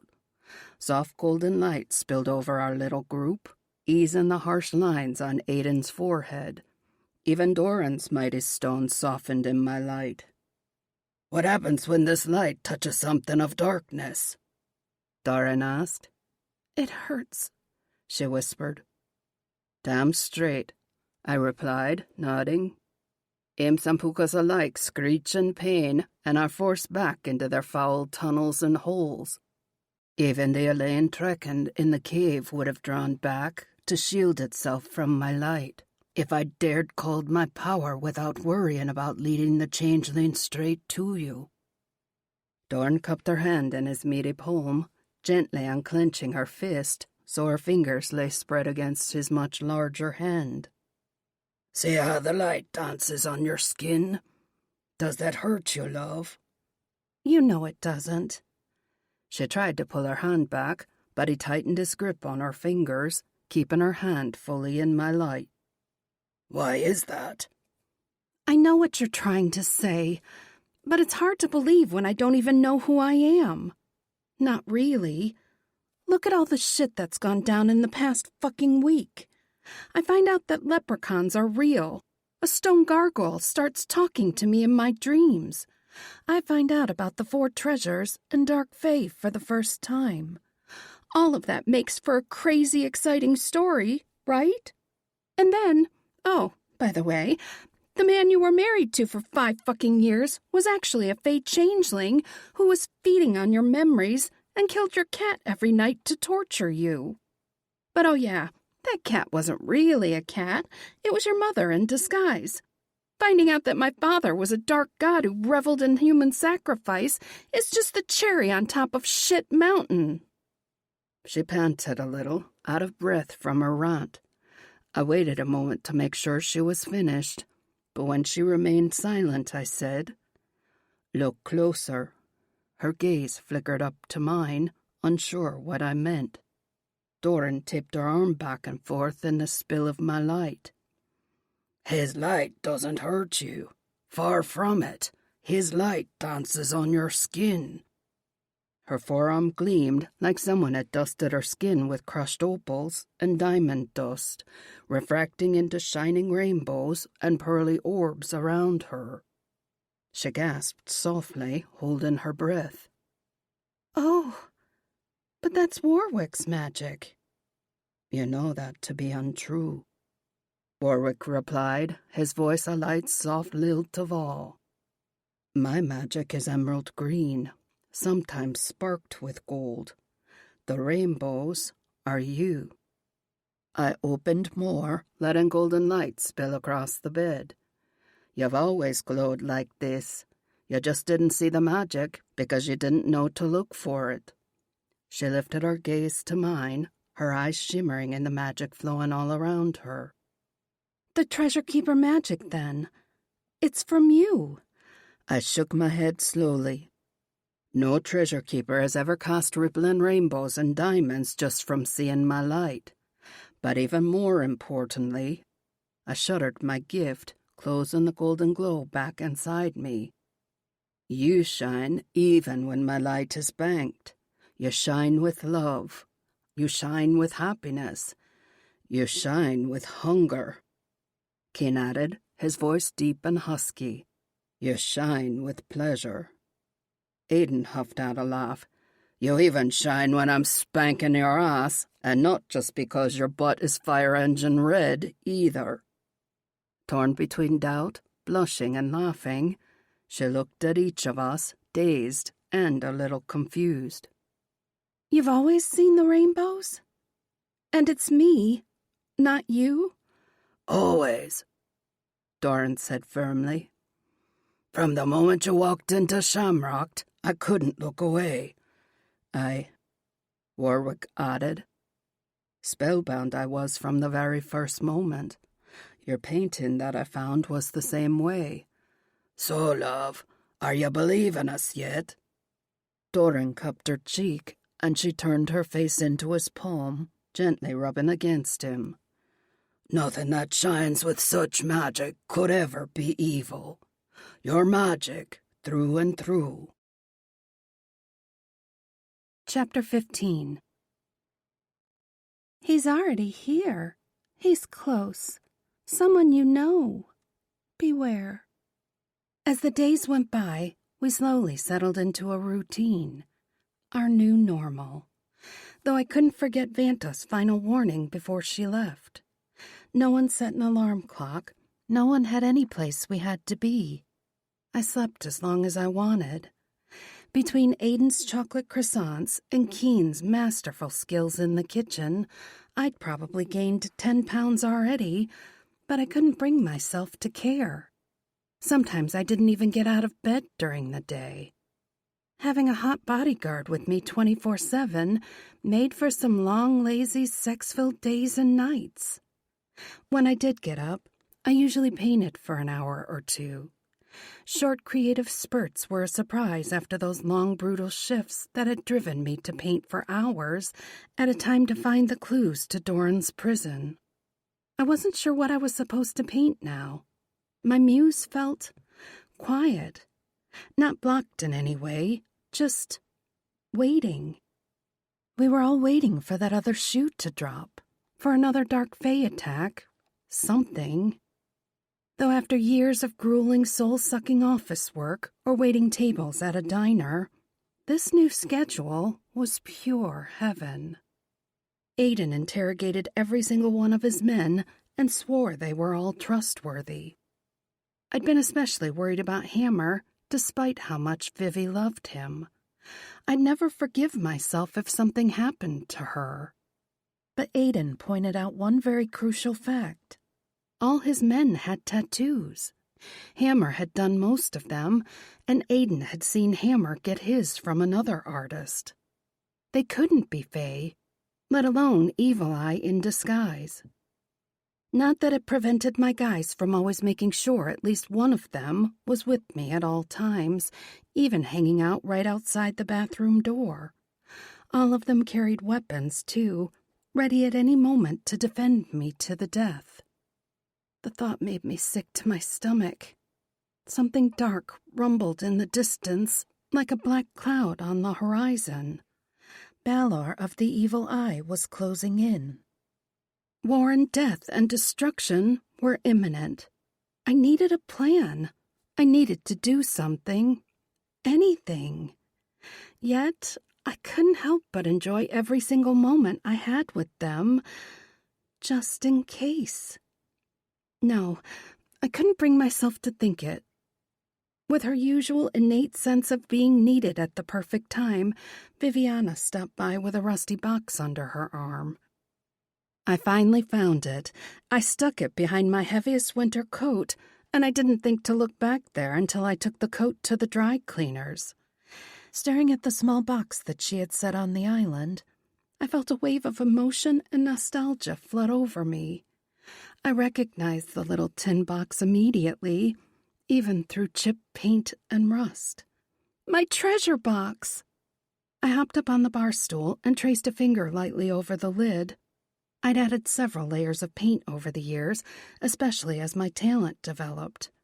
When I'd gone to kindergarten, I'd carried my lunch to school every day in my dark crystal lunchbox that Mom had picked up at a yard sale. When the original design started to chip and scratch off from daily use, I painted the whole box red with some leftover paint I'd found in the garden shed. It faded quickly, so I painted the box green and started doodling on it. Flowers and leaves and badly drawn animals, hearts, my name, other girly stuff I was into for a while. I got more serious in high school. I had better tools at my disposal, and my art had grown into landscapes. I couldn't bring myself to sand off all the old layers, so I just painted over the top, incorporating the uneven textures and brush marks into my design. Then I'd sealed the whole thing in a couple of layers of polyurethane to preserve it. I pried up the rusty latch. The hinges were tight and rusty, too, so I had to grip the top and bottom with each hand and wriggle it back and forth until it popped open with a screech. Luckily, I didn't spill everything out onto the counter. Chin in hand, Keen braced an elbow opposite me. "Let's see all this treasure." I huffed out a laugh. "You're going to be pretty disappointed by my favorite rock, a scrap of my old green coat, one tarnished golden button, and some string." I set the items out one by one. Plus some dried-up broken leaves. Or maybe these crumbs used to be wildflowers. Keen picked up the rock. "Don't tell me you didn't know what you were doing even as a child." "Why's that?" "See the hole? You found a hagstone. They could be used as wards for protection, and there were often tales about catching glimpses of fairies by looking through the hole." "Through a looking glass." Vivi leaned closer and touched the scrap of green cloth. "Oh, honey, you can see the burn marks. I'm so sorry. Do you remember what the design was on the buttons? It melted too much for me to tell." She frowned, tapping her fingers on the counter. "Not exactly. I want to say fleur-de-lis, but that's not right. I vaguely remember wings, like an insect. A butterfly. No, a dragonfly. I wish. A hand clamped over my lips from behind." "Are you sure about that, love?" Warwick whispered in my ear. I leaned back against him, shaking my head as he lifted his fingers. "Oops. Thanks for catching me before I wasted one of my wishes on something stupid." "No wish you ever have is stupid, but your wishes carry great power. He touched the crumbled plant matter, and it reformed into a green leaf. That is not wildflowers either. A shamrock, I breathed out. What about the string? You used to wear the rock like a necklace on the string, Vivi replied. And I think you're right about the dragonfly. Do you think the coat was a gift from your real mother? I told her about Adine/Vanta being my mother, though neither of us could quite wrap our heads around how that was possible. Maybe. I don't know if I found it somewhere or if it was a gift. I'll ask her next time I see her. Heads up. Aiden bit off sharply in my head. A cop car just pulled up in front of the house. My eyes flared with surprise. A cop? Why? What's wrong? Vivi asked. Aiden said there's a cop car outside. Shit! All those weapons the guys have been loading into the garage. What weapons? Warwick said smugly as he snapped his fingers. I have no idea what you're talking about, officer. Keen huffed out a laugh. Sure way to piss off Aiden. Indeed, usually Doran sounded like the deep rumble of thunder, but this time it was Aiden's fury rolling through my mind. Evidently, the slaughterer didn't like it when his swords disappeared. They want to talk to you, Doran said. They're asking for you by name. Me? I squeaked. What'd I do? We can make them disappear, Aiden growled. That lake isn't just picturesque. I shook my head. 2 cops can't disappear after they've been here. There'll be logs of their visit, records. It'd cause more problems than anything. Warwick coughed politely. Did I neglect to mention that in addition to a leprechaun delivery service, I'm fully capable of handling cleanup jobs, even messy ones involving human police? I had to admit, it was tempting. If he could snap his fingers and make these guys go away. But my curiosity was piqued. What did they want with me? I was the most boring person I knew. Can we at least hear them out? I wouldn't want to hurt anyone who's innocent. So says the woman who's been banging 5 guys, including a leprechaun and gargoyle. Aiden snorted in disbelief. I guarantee they're far from innocent, but you're right. We should at least find out what their angle is. It might help us pinpoint where Evil Eye is holed up. Confused, I asked him. What does Balar have to do with the police? Evil Eye has a finger in everything. Government, banking, businesses, military. Of course he's got plenty of contacts in the police, especially here. They may even be changelings for all we know. A little shaky, I started to climb down off the bar stool. Warwick took my arm, supporting me until I got my feet under me. How will we know if they're changelings? Grimly, Aiden remained silent, but I caught an image from him. 2 men lying on the ground, bleeding, their heads chopped off. Shuddering, I leaned against Warwick for a moment. My legs didn't want to work. Aiden's growl softened to a silky whisper of menace. If they get back up, they be fey. If not, well, too late. Chapter 16. Keen went ahead of us toward the front door. Vivi grabbed my hand and gave it a squeeze. Don't worry, Ree. I've got Boss Man on speed dial. Even the chief of police would hesitate before taking him on. I'd never in a million years thought I'd need to hire Vivi's boss, the defense attorney she swore was the best in the state. What on earth could cops want with me? Warwick stayed close on my left, ready to whisk me away at a moment's notice. I heard the deep rumble of Doran's voice through the door and felt Aiden and Ivar with him. Keen opened the front door, and they all stepped inside. The 2 cops were dressed in suits, not uniforms. I didn't recognize either of them, and they both looked like normal men. Humans, to me. One was slightly heavier and closer to 40. The other guy was younger than me. He immediately gave Vivi a wide smile of appreciation. Mrs. Blake? My stomach rolled. I hadn't been called that since I'd filed for divorce. I'm Rianne Blake. Used to be, at least.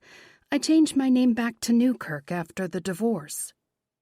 The detective glanced my way, a sheepish look on his face, but Vivi flipped her long red hair back over her shoulder. She tipped her head slightly and gave him the barest hint of a smile, and the poor guy was done for. He couldn't tear his gaze away. The older detective wasn't so easy to distract. He held his hand out to me. Sorry about that, Ms. Newkirk. I'm Detective Beasley, and this is my partner, Detective Short. Nobody moved, but in my head, I heard guns cocking and swords drawn at the thought of me touching one of these men. Not that I needed any kind of warning. If Jonathan had managed to bespell me with a touch, then the last thing I wanted to do was shake this cop's hand. Instead, I gave him a polite nod. "What do you want?" His cheeks flushed, and he pulled his hand back, covering up the gesture by reaching inside his suit coat to pull out a small notebook. We just have a few questions for you. Speaking of your ex-husband, have you seen Mr. Blake recently? Yeah. After he threatened to take me away from everything I loved, I'd sent him to die a miserable death in a frog swamp where he'd be slowly digested for millennia. Not that I could say that. Not recently, I replied. You were married for... The cop scanned his notebook. 5 years? And you worked for him? I worked at Solobrex until our separation. Such a polite way to say that I'd fled the house in the middle of the night with nothing but the clothes on my back. Yeah, that's what I said. Detective Beasley looked up from his notes, his eyes hard and piercing. Solobrex was his company. I hadn't known that Jonathan owned it at the time. I hadn't known anything about our finances, though I didn't know if the cop would believe me or not. He kept staring at me, his eyebrows raised slightly with expectation, but I didn't say anything else. Listening to Vivi rant about some of their clients, I knew the best thing I could do was keep my mouth shut as much as possible. Mr. Danielson at Solobrex reported your ex-husband is missing last Monday. Mr. Blake hasn't been seen since. Oh? Do you know Mr. Danielson? The years I worked at Solobrex were thankfully gray and hazy. A miserable little cubicle, soul-sucking monotony, though I couldn't remember exactly what I'd done every day. I don't think so. He wasn't your former boss? I resisted the urge to look over at Vivi for help. I shrugged and gave the officer a hopefully sheepish smile. I hated the place. I don't really remember much. I guess I blocked it from my mind. That's strange. If you hated the place so much, why did Mr. Blake leave Solobrex to you? My eyes flared. What? That's not right. He kept all of the property in our divorce. I didn't want any of it, not even a percentage.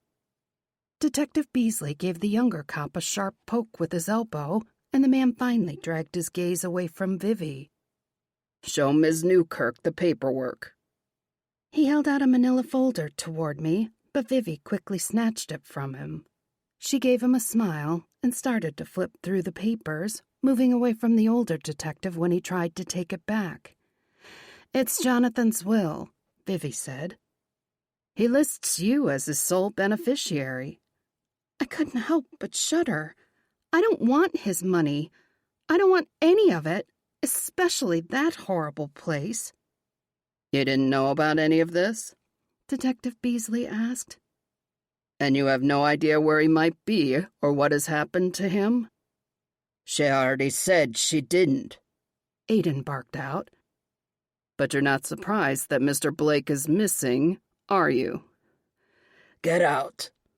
Doran didn't raise his voice, but the deep timbre rattled the cops. Detective Short even dropped a hand to his gun. I don't want any of it.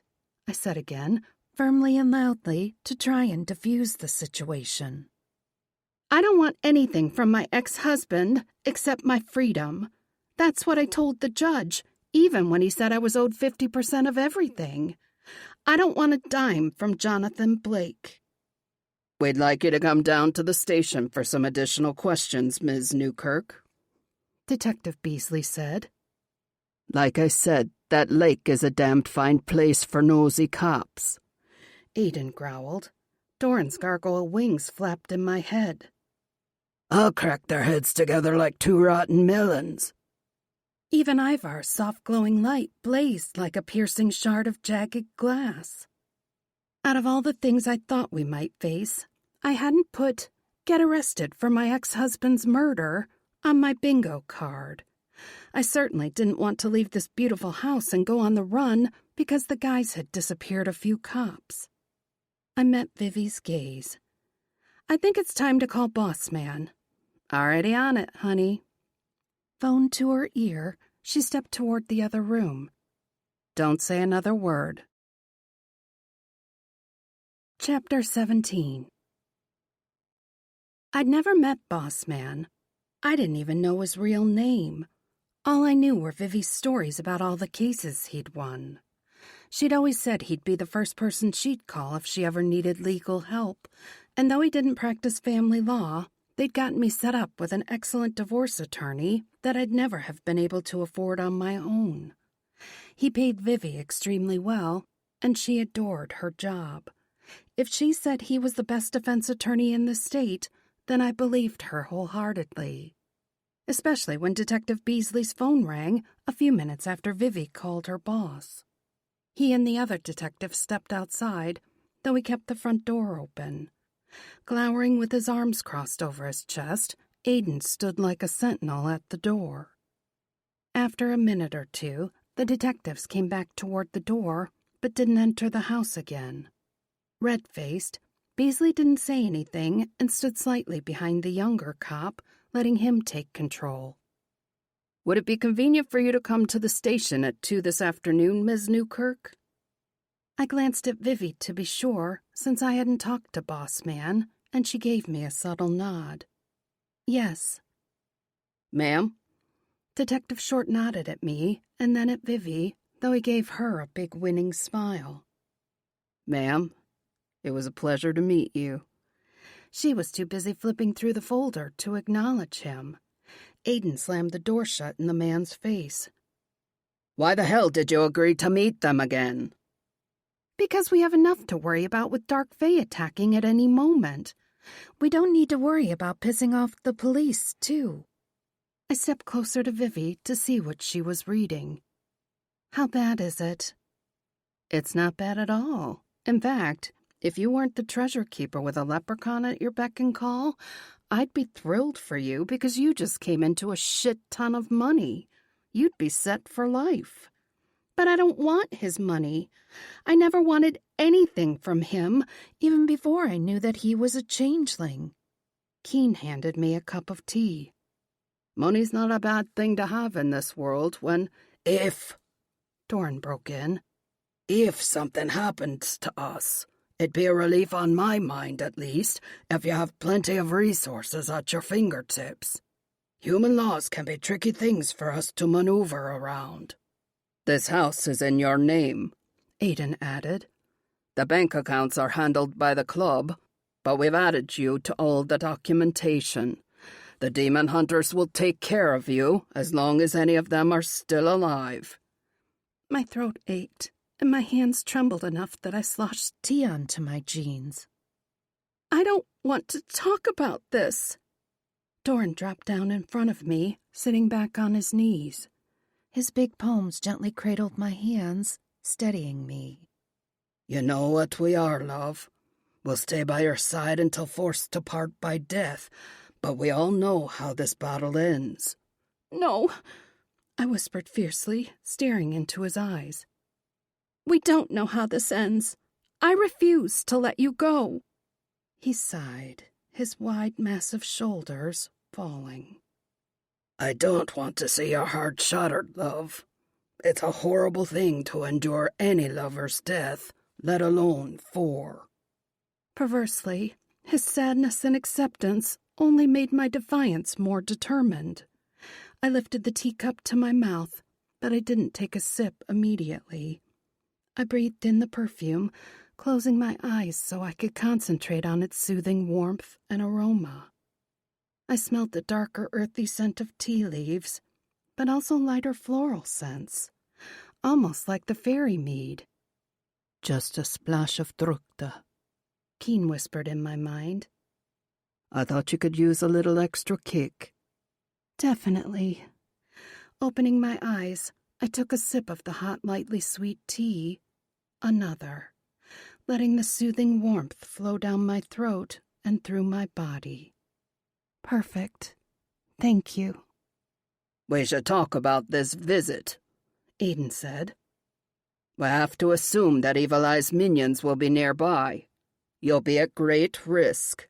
Vivi sat down in the chair beside me, her brow creased with worry. You mean changelings like Jonathan? How will we know? You won't, Aiden replied grimly, shaking his head. Some fae won't be out and about in broad daylight, but the sun won't affect stronger fae, even if they be dark. High Court fae won't be affected by anything but salt and iron. Even then, they'll just return to Tir na Nog and regroup. Water will usually break a glamour and reveal the true creature beneath the human-looking disguise, but you can't go about throwing water on everyone. Especially in a police station. Vivi heaved out a sigh. Can we tell Boss Man about? 5 vehement no's echoed around the room. We don't tell humans anything, Dorn added. I'm not in favor of the men Aiden already brought into the group. The only reason you're involved at all is because you're Rian's friend. You are gone, Aiden replied, his voice flat and hard. We had to survive. The 3 of us couldn't hold off shit without some backup. I know, but I'm still not a fan of involving humans in our warfare. They're mere appetizers for the likes of foe we face. Don't forget what Idan said, Ivar added. He's someone I know. I took another sip of the tea, hoping it would calm my churning stomach. He's close. Exactly, Aiden bit off. So you expose yourself needlessly by agreeing to speak to the police. They will likely try to separate you from us for questioning. Do any of you have IDs? Vivi asked. Like if the cops ran your fingerprints, what would they find? The fuck if I know, Aiden replied. We try not to leave any evidence behind when we clean out a nest, but I'm sure we've left fingerprints. Think about that fucking cave. We got out fast, but there was at least one human witness. So it's best if I go in without you. 5 furious, pissed-off sets of eyes glared at me. The cops don't have your names. They didn't ask about you. They're asking about me. I don't want to give them any reason to come snooping around here again, or trying to figure out who you are. Why there's no birth certificate or driver's license in your names. Exactly, Aiden retorted, pacing back and forth. A human cop would have asked all of us for identification, or at least our names. Those 2 bozos acted like we didn't even exist, which smells like a trap. What the fuck kind of idiots ignore a man the size of Doran without even checking if we had any weapons? They want you, Rian. If you go in by yourself... Whirling toward me, he leaned down over the side of the chair, his voice crackled with ice. We may never see you again. Aiden. I'd been royally pissed off plenty of times, but never like this. Breathing hard, I fought to contain my rage, to keep from seizing her shoulders and shaking some sense into her. Or better yet, sweeping her up against my chest and running for safety as fast as I could go. Safety. Straightening to get out of her space, I barked out a harsh laugh and ran a hand over my head. There was no safety, not for her, not for us. I flinched at her touch. She'd stood up and came closer, wrapping her arms around me from behind. Tension sang through my body, vibrating my muscles, urging me to fight. Pick up a sword, a gun, anything. Demand that she stay hidden and safe and alive. I can't fucking lose you, I ground out. She lay her cheek against my quivering back. I know. I can't lose you either. Dorn lay a hand on my shoulder, a heavy, steady squeeze that kept me from exploding into 1,000 pieces. None of us can bear it, love, so we must think this through carefully. Let's assume it's a trap, she said, not lifting her head. For what purpose? To get you away from us. Usually the softest and gentlest of the bunch, Ivar's voice rang with the same rage as me. Anytime we're separated, we're vulnerable. What if Warwick goes in with me? To the casual onlooker, the leprechaun lounged gracefully on a chaise in the corner. I knew him well enough now to read the fine crinkles in the outer corners of his eyes. Faye didn't age. They certainly didn't wrinkle. Plus, his eyes flashed like electric emeralds. That would be the equivalent of showing your ace in the hole before you can get your opponents to fold. If it is a trap, we don't want them to know that you have a high court fae directly helping you. Wouldn't Jonathan, as Ohu Bress, have told someone about you? Maybe as a warning? Warwick shrugged. Possibly, but I doubt it. Brez assumed that he had neutralized me with the oath. If anything, he may have bragged about it to others, but I don't think Evil Eye would know. I can mask what I be, but if they know you're the treasure keeper, they'll expect me to be one of them. And if I'm not...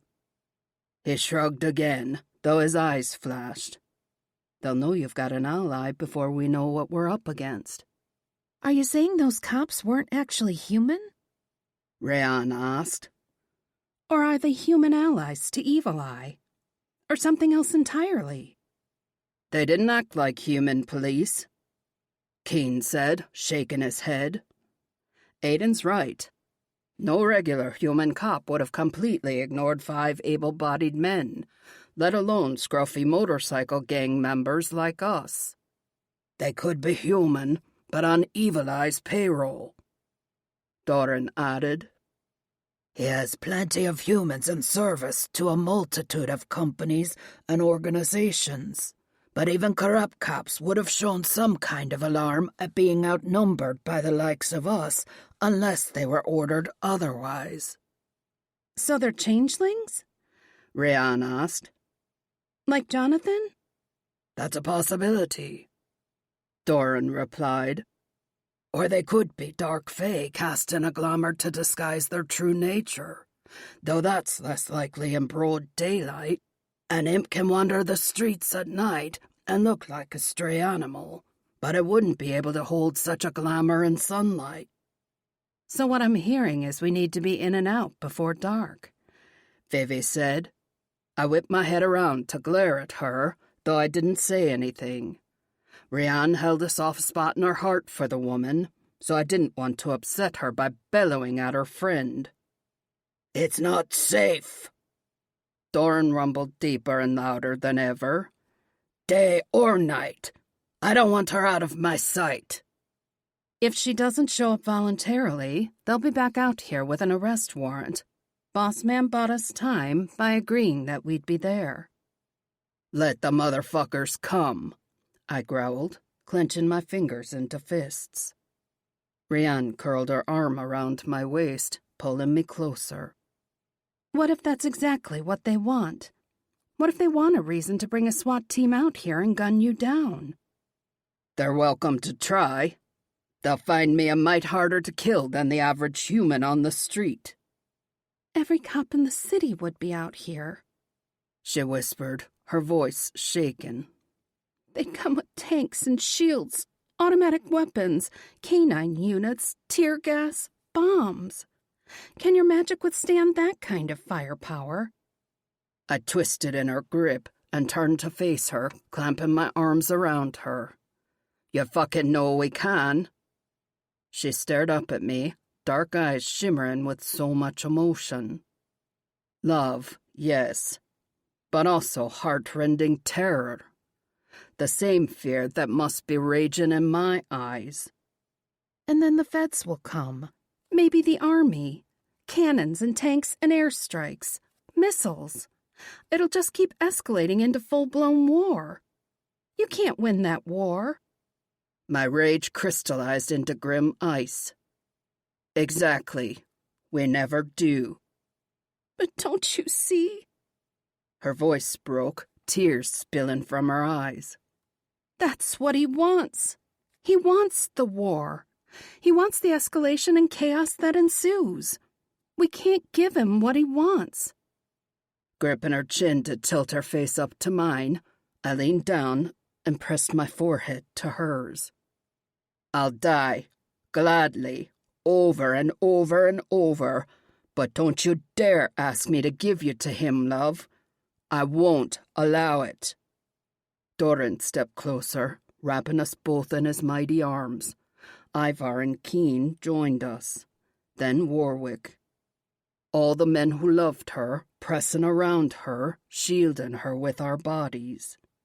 We would die like this if we could, but what would that solve if she died too? Do you trust me? Soft and gentle, her voice flowed around us, laced with glitter and rainbows. Hope and magic, light and love. All the things we'd given up long ago. Gods, how could I ever bear to leave her? Aye, Dorn answered for us all. With our lives and hearts, Mostor. Chapter 18. Sitting in the back seat of the swanky car that Boss Man had sent for us, I gripped Vivi's hand and tried not to fidget with nerves. It certainly didn't help that I could feel the guy's worry hammering inside my head.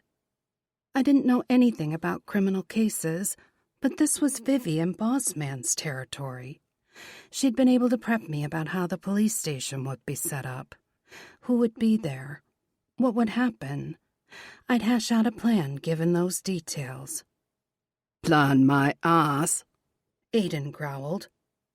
Show up and don't die isn't a plan. I need to know what they have on me. Then we'll go from there. Vivi assured me that while the police certainly suspected me of murdering my ex-husband to inherit his business, they didn't have any evidence against me, or they'd already have arrested me. Having me come down to the station for questioning was part formality and part fishing expedition. They were hoping I'd slip up and give them some information to use to prosecute me for Jonathan's murder.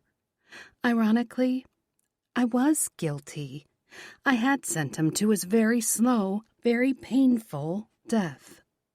Not that they'd believe any of those details. If I tried to explain about the fake creature who lived in a swampy portal on the other end of the fountain outside our old townhome, I'd end up in a different kind of cell entirely. What's the worst that could happen? I whispered softly, not sure we could trust the driver of the car. They arrest you, and we immediately bail you out. It might take a few hours to get before a judge, but Boss Man should be able to get you out today. It could take months or even years before you'd ever go to trial. Plenty of time for new evidence to materialize, or for us to get some kind of plea deal worked out. Absolute worst case, you could always go to, with Warwick. True, worst case, I'd go to the Summer Isle for a while. But what about the guys? We've faced worse than some shitty human cops, Aiden retorted. Give us a little credit. Chill, dude, Ivar replied. You're only making her more nervous. In my mind, he glowed brighter, sending shafts of warm, molten honey flowing through me. Dee and I are already here. Knowing they were going to be close helped settle my nerves. As long as they didn't try to storm the police station to get me out, Aiden and Keene followed this car, and Hammer and Company had spread out up and down the freeway, both ahead and behind us, casually make sure the road was clear of anything unexpected. Vivi said we'd have to go through security at the door, which included metal detectors and manual bag checks. I didn't think it'd be a good idea to have pockets or baggies full of suspicious white powder, even if it was just salt. Certainly no crowbar or spike would pass through security. So from a facing the Fae perspective, we were going in completely unarmed. Aiden was practically frothing at the mouth just thinking about it. I did carry a simple leather sachet with a sketchbook and supplies. I was an artist, after all. That certainly wasn't suspicious. I'd already painted a couple of landscapes in the sketchbook, including the cave where we'd faced off with Jonathan. I'd used that painting to travel to that location without moving, and though I didn't necessarily want to go back there, the cave was better than the police station if things went south. I'd also added a rough sketch of a gazebo on the shoreline of the lake that bordered our new property. Hopefully I'd be able to concentrate enough to travel to either location in an emergency, and then we could regroup with the guys. Don't forget about me. Warwick cast a sparkling curtain of emeralds through my mind. I'll be hovering nearby and ready to pull you to the summer isle at a moment's notice. The car pulled over and parked outside a modern-looking 3-story building with a circular atrium tower in the center. Sheets of glass reflected the sky and sunlight so brightly that it was impossible to see what the interior of the building looked like. "Here we go," Vivi said brightly as she pushed open the door. "Thanks, Lars." "Any time, Ms. Rourke." I scooted across the seat after her. "Where's Boss Man?" She linked arms with me and confidently walked toward the rounded glass doors. "He's waiting inside. He came over as soon as he got out of court this morning. From now on out, don't say anything out loud that you don't want cops to hear. Even if they say we're in a private interview room. The less you say, the better." I took a deep breath. Got it. I felt a subtle tug or heaviness to my left. Glancing out toward the parking lot, I saw Doran's bulk leaned up against a big black SUV. The reinforcements were here, armed and ready. I can do this. 4 decorative black columns lined the circular entryway. As we neared them, the hairs on my nape prickled. "Stop," Warwick said quickly. I jerked to a halt, resisting the urge to whirl around and race toward Doran. "What's wrong?" "This building is warded." "Oh, fuck no." Aiden's bond pulsed and swelled in my mind, a grim thunderstorm threatening to obliterate everything in its path. "What kind of ward? Will we be able to pass if we need to get her out?" "It's impossible to know for sure until she's inside," Warwick replied. "It's very subtle, which makes me think it's keyed to ward against Fae." Vivi gave me a worried look, one eyebrow arched to silently ask what was going on. I gave her a smile. "Just a second. I'm admiring the architecture." "Does that mean you won't be able to get me out in an emergency?" I asked Warwick. "No ward will be able to keep a leprechaun from fulfilling a wish on his gold." So I still had 2 wishes, and he'd be able to get me out. Relieved, I started walking again, despite the bone-rattling roar inside my head. That was Doran. "I can't bear it, love. I can't bear to know you're in danger and alone, and there's nothing I can do to help you." "I'm okay." I tried to soothe him, but his gargoyle paced and thrashed inside my mind, wings straining, claws rending with fury. "Warwick can still get me out, just like he did from Frog's lair." Someone brushed past me, making me do a double take. Ivar? But He pulled the door open for us. The least I can do for such beautiful ladies is open the door. So kind. Vivi pretended like she didn't know him. Thank you, sir. My pleasure. He inclined his head and winked at me. And to think I was mad when I got that parking ticket. It was worth it just to see you today. In our bond, he added, I don't feel any ward. It's not like the one at the fountain. We four should still be able to pass through without any issue. That settled Doran down a little. As I passed the pillars, goosebumps flared down my arms, almost like I stepped through a sheet of cooler air. But it didn't keep me out.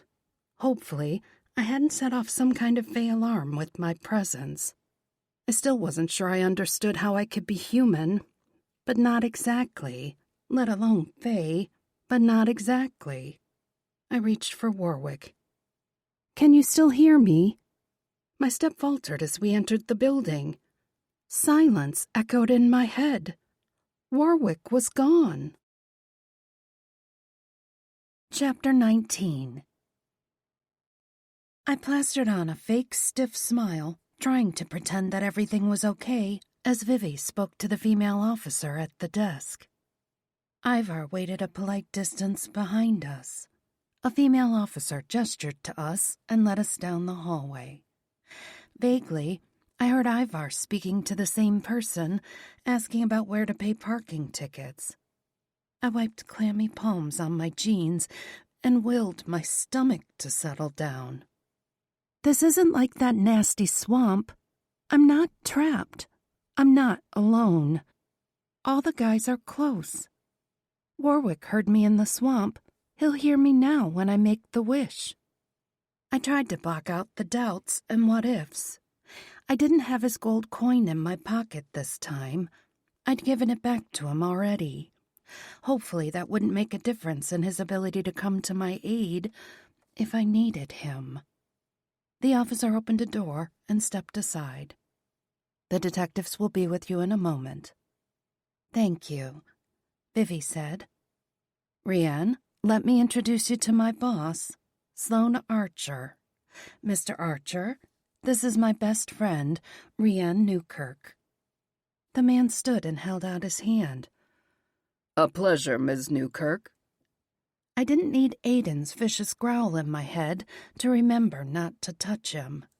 I gave the man as wide a smile as I could muster under the circumstances and said, Thank you so much, Mr. Archer. Vivi says you're the absolute best attorney around. He wore a slick, tasteful gray suit that managed to look conservative and yet extremely expensive at the same time. In her heels, Vivi was a bit taller than him. High praise indeed, coming from the best paralegal I've ever had. I've certainly heard a great deal about you. Pulling out a seat beside him, he gestured for me to sit down while Vivi walked around the table to sit on his opposite side. The only other chair in the room had its back to the door. He didn't seem upset that I didn't shake his hand, but I didn't like being separated from my friend. Granted, we were all on the same side, and I didn't want my back to the door when the cops came in. But I didn't know this guy. Do you sense anything off about him? Doran asked. I watched Mr. Archer as he sat back down and pushed a thick blue folder over to Vivi. She immediately flipped open the folder and scanned the papers, already slipping into work mode. Nothing specific, I finally said. Maybe I just don't like lawyers. Or maybe he's working a glamour, Aiden replied. He's someone you know. I don't really know him, though. Only through Vivi. I haven't even met him until today.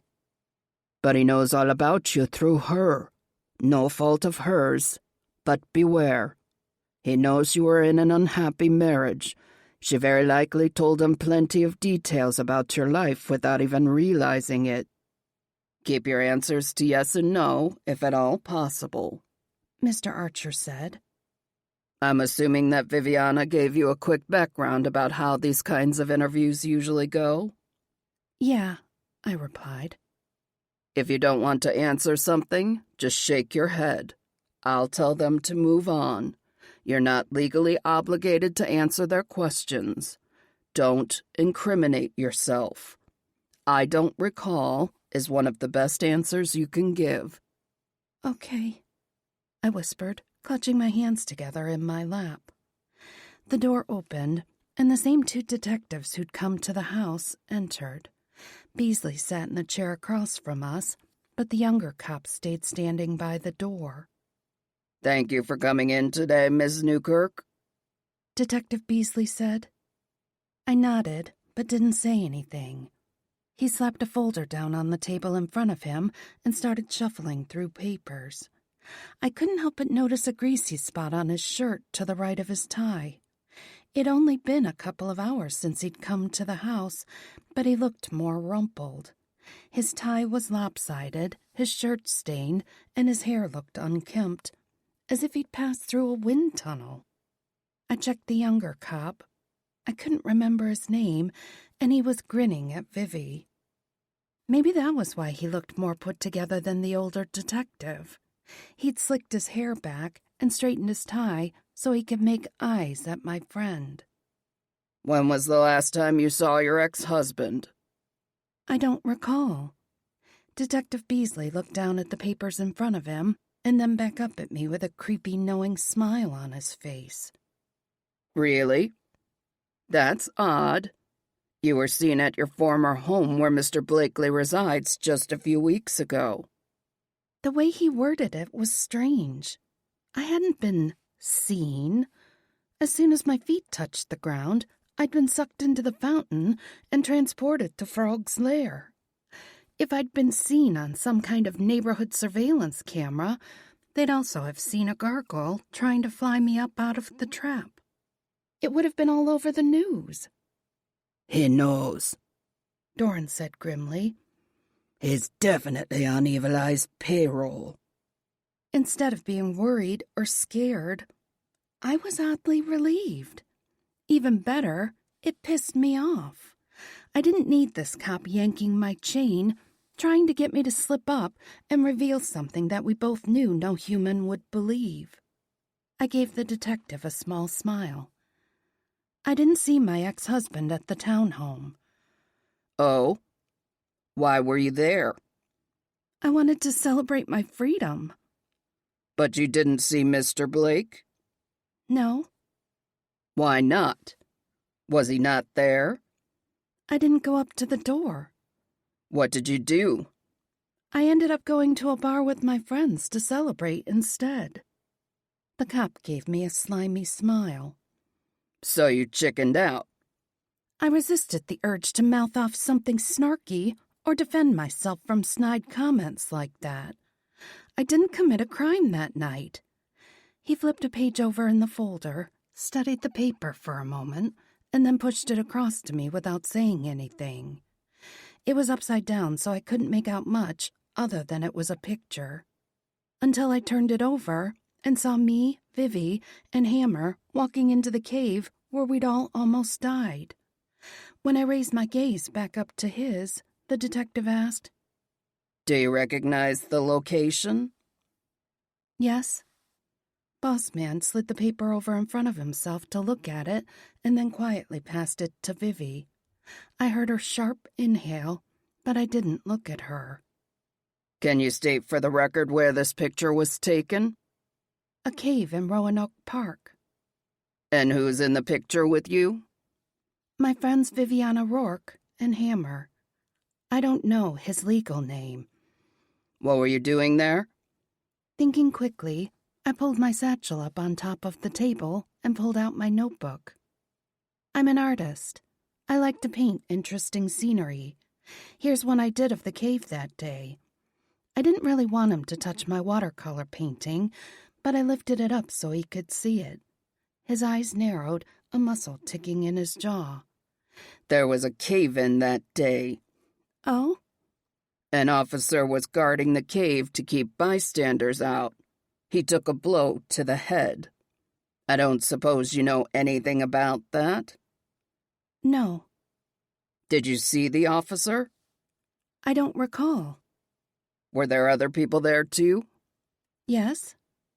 These men, correct? He offered another picture. It must have been taken before we'd arrived. Several of the Demon Hunters' motorcycle gang stood around the cave, sawed-off shotguns and other weapons in hand. A man stood at the mouth of the cave, but he was blurred. I couldn't see his face. But the way he stood, defiant and somehow angry, even without seeing his eyes or mouth, reminded me of Aiden. Do you know these men? No. Truth. I didn't know any of the other motorcycle guys by name other than Hammer, and I couldn't be sure that the man entering the cave was Aiden. Did one of them injure the officer? I have no idea. He shuffled through the papers, spreading them out and crumpling the edges a little. His face reddened, and sweat trailed down his forehead. Short. The younger detective jerked his attention from Vivi. Yeah? Do you have any questions for Ms. Newkirk? Oh, yeah. Why'd you kill him? Don't answer that. Boss Man retorted. Just because you're incompetent doesn't mean that you can bully my client with baseless claims. Ignoring him, Detective Short stepped closer to the table and leaned down to brace both palms on the table. He gave me the same knowing, smarmy grin that he'd flashed at Vivi before and licked his lips. Ice trickled down my spine. I'd never had a man look at me like that. Like I was nothing more than a piece of meat. Something to claim, use, and then discard in the nearest dumpster. I suddenly felt bad for being jealous of all the looks Vivi always got when we went out. I hadn't realized how disgusting it felt when men acted like this. Come on now, Ms. Newark. We know you did it. I held myself very still, keeping my hands clasped in front of me. I didn't answer. I was afraid my voice would betray my repugnance. Definitely Dark Fae, Doran warned. Trust your instincts, love. Ivar is only a minute away from you. He'll rip off that bastard's head before he can touch you. I'm okay. I said it for myself as much as them. He hasn't tried to hurt me. Yet. Did one of your friends kill Mr. Blake for you? Detective Short continued, leaning out further over the table toward me. Or did you do it yourself? What evidence do you have that Mr. Blake is even dead? Boss Man asked. There's no body. There's certainly no motive for my client to commit such a crime. She didn't know that he left Solobrex to her in his will. Until you produce anything beyond circumstantial evidence against my client, she has nothing else to say to you. Dread weighed heavier in the pit of my stomach. I hadn't had the chance to tell Mr. Archer anything about Jonathan's will, let alone the company he'd supposedly left to me. It was possible that Vivi had told Boss Man over the phone, but I couldn't be sure. Though his words gave me an idea. The police would have a difficult time charging me with murder without a body.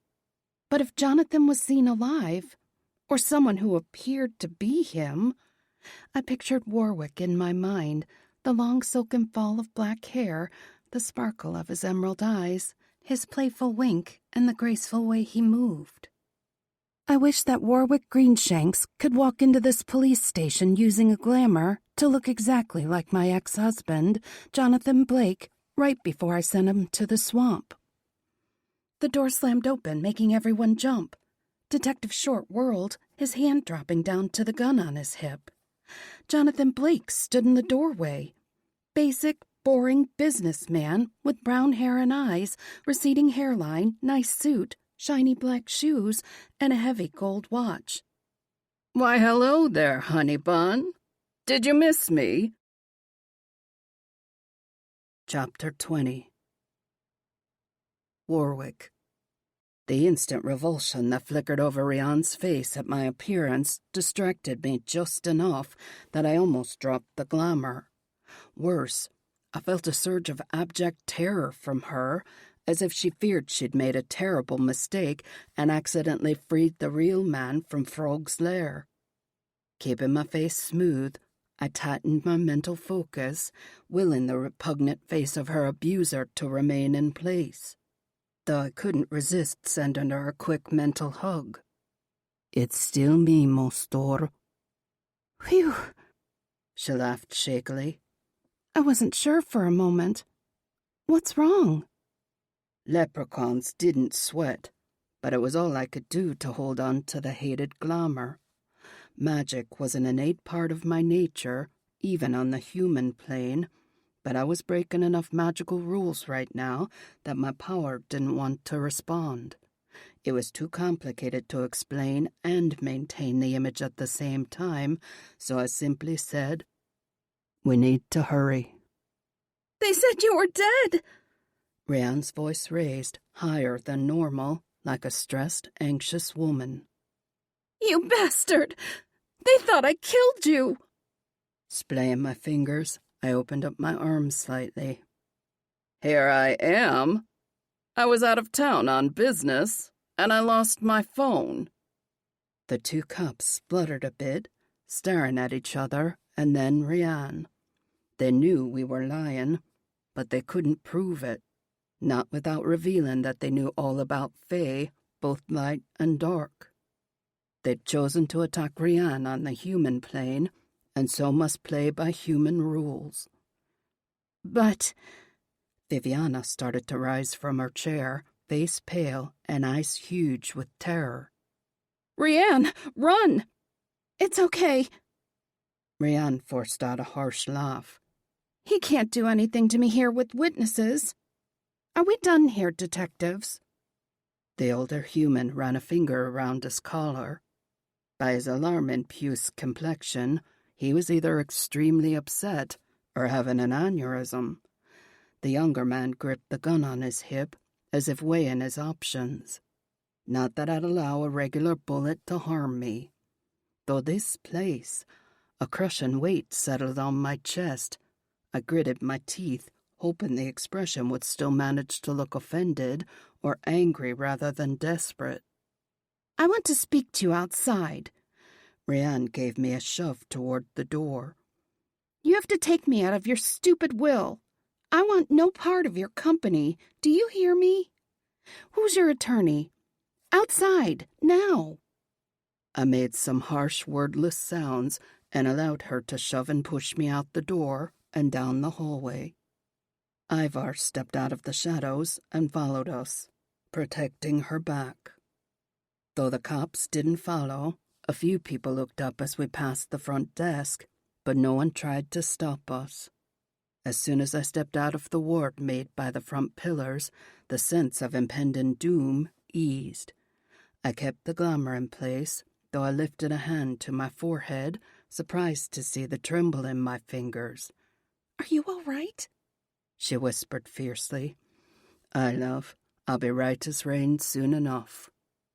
We kept up the charade until we rounded the SUV. My knees quivered, and my heart pounded a slow, heavy throb of agony.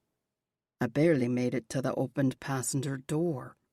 I didn't try to climb up into the seat, but simply dropped down to sit on the carpeted floor. Panting, I braced my elbows on my knees and let the glamour drop away. You're glistening like someone threw a glitter bomb at you. She draped an arm around my shoulders, pressing against my side and knee. I'm so sorry. I had no idea making that wish would be so hard on you. What happened? The wards. I grimaced, shaking my head. That place be warded as heavily as Stonehenge. Evil Eye's headquarters, then? Doran suggested. Makes sense, Aiden said. He loves places of power, and in the mortal realm, there's few places with more power than a police station. Was he one of the cops? Her voice quivered, and she leaned harder against me. I shook my head. Let this short interlude serve as a reminder that rest is not a delay. It's a part of the story, too. Thanks for being part of this peaceful journey.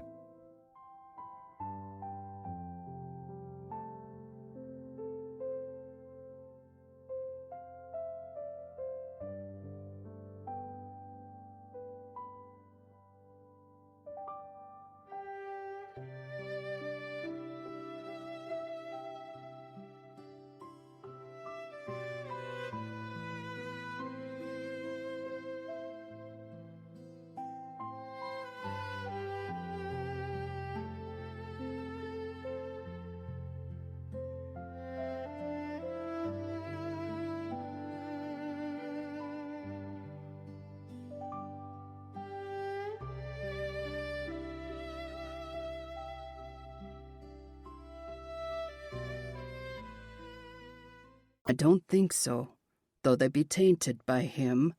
Everybody in that building is touched by his magic. The air was thick with it. Gnawing on her lip, she straightened. But I don't know anyone who's associated with the police. We need to get the hell out of this fucking place, Aiden said. I have the distinct unpleasant feeling that you met Evil Eye already. Her eyes flared. What? Who? Archer, the 4 treasures said in unison. She stared at them one by one, and then her gaze fell on me. Boss man? But I never met him until today. I don't know him. Fae speak in riddles, I reminded her with a wry smile. Vanta was trying to be helpful, but couldn't be specific. You might not know him, but I guarantee that he knows just about anything he could want to know about you. Staring at me, she paled. Vivi, I can't leave her. Whirling back toward the police station, she rushed a step before Doran caught her up against him. I have to go help her. Our first priority is you, love. We have to get you to safety. Then the lads and I will come up with a plan to help your friend. He's been our boss for years, right? Keen added. She's been safe that whole time. But we were all thinking the same thing. She'd been safe because none of us knew her boss's true identity. If he suspected we knew... Rhiann's phone started ringing from inside her bag. Luckily, she hadn't left it inside the police station, because Stoneheart would sooner break his gargoyle into 1,000 pieces than let her anywhere near that place of darkness again. She pulled the phone out. It's Vivi. Stay calm, Doran replied. She's safe as long as she doesn't know. Tell her to meet us back at the house. Nodding, Rhiann hit the button. Hey, I'm okay. He's gone. I'm so glad to hear that, a man drawled in a voice dripping with amusement. You left so quickly that we didn't have a chance to talk about my retainer. There's a lot of paperwork to be done if you're going to be my client. Oh, she laughed awkwardly. I didn't know you had my number. I don't. This is Viviana's phone. She's regretfully unavailable at the moment. A wave of emotion flooded me through her bond. Terror mixed with a churning, turbulent storm of rage. I want to talk to her. Bran's voice rang with the clang of swords. Is the leprechaun part of your little treasure harem now? Her eyes locked with mine, dark with desperation and dread.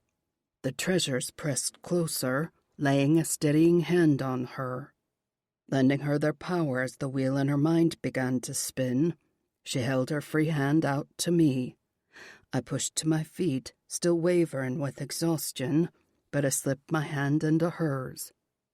My magic is yours, drained though it be at the moment. Yes, she said evenly. What do you want? I thought that was painfully obvious, my dear. I want you, of course. Vivi. I gripped the phone fiercely, biting my bottom lip to keep from screaming. I'd gone off and left her without a single thought that she might be in danger. She never would have left me. I stifled a sob. Don't hurt her! I wouldn't dream of it. Bossman replied in a kind, gentle voice that made my stomach heave.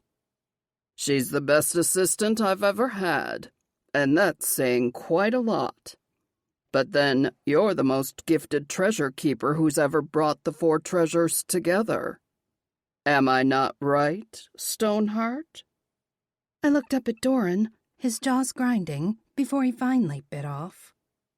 Aye.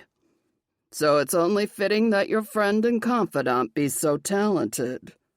She's told me so much about her beloved friend that I feel as if I know you as intimately as she does, Reen. I hated the way he said my name, drawing out the vowels like Vanta had done into one long syllable. Reen. Aiden snatched the phone away from me. If you be wanting to trade, then I'm your man this time. Set the woman free, and you can do whatever you want to me. Bossman laughed, a genuine light sound of amusement. The sound of the slaughterer in love is such a delight. I think not, mighty spear. Take me, then, Keen retorted. Take us all. We're dead anyway. Give Rianne back her friend. Let them live a life of peace, and you can have this crumbling world for all eternity. We're done fighting this useless war. It's all shite anyway. No, I whispered, choked with tears. No, I won't let you die. I can't bear it. Exactly, Bossman replied, ignoring me entirely. This war is over. It's been over for centuries. You treasures were only too honorable to finally lay down your magical weapons and walk away. Is that what you want? Dorn retorted. If so, we surrender now. This is over. We're done. Excellent. Return to the land beneath the waves, or whatever dimension you wish. It doesn't matter in the end. All the worlds and realms be mine. I took the phone back from Aiden and took it off speaker. Why? Why now? If you've been so close this whole time, the whole cop thing and charging me with murder was a complete waste of time. If you wanted me to meet you, all you had to do was tell Vivi to set it up. I would have agreed in a heartbeat, and she'd be safe. My voice broke, and I sucked in a shaking breath. If you must know, I've quite enjoyed watching you from afar. It's amusing to see how each treasure keeper's fate will play out, how she will pull the treasures to her side, how long it will take her to bend them to her will. After Stoneheart's capture, I doubted even you could pull the slaughterer out of his abysmal funk. But the greatest challenge of all is to see if the treasure keeper will succumb to me or not. Never, I whispered, shaking my head vehemently. Many have, he replied nonchalantly. Some came to me almost at the very beginning of their war. I must admit that I find those treasure keepers the least interesting. It's so much more entertaining if I must lure them to their downfall.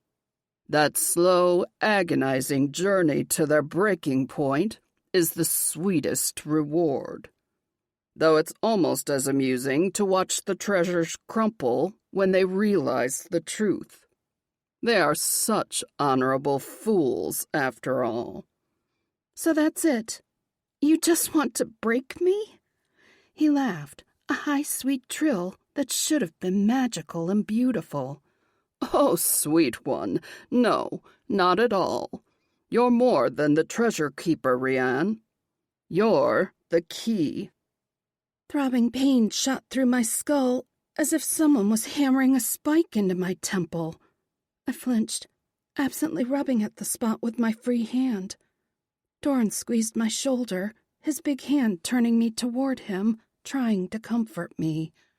But there was no comfort, not while Vivi was in danger, not when my men were talking about surrendering to their enemy to save me. There must be a way out of this. Key. Again with the key. Jonathan had said the key to defeating Balor was written on my very soul. Come to Don Balor, and I will explain everything to you. I will not kill you. I will not kill your treasures. Not if you come to me willingly. And Vivi? I rasped out. My lovely assistant remains unharmed and eager to see her best friend once more. You know the value of a Fae's word. Unlike your leprechaun, I need no gold to hold me to my oaths. Fae didn't lie, but that didn't mean he spoke the truth either.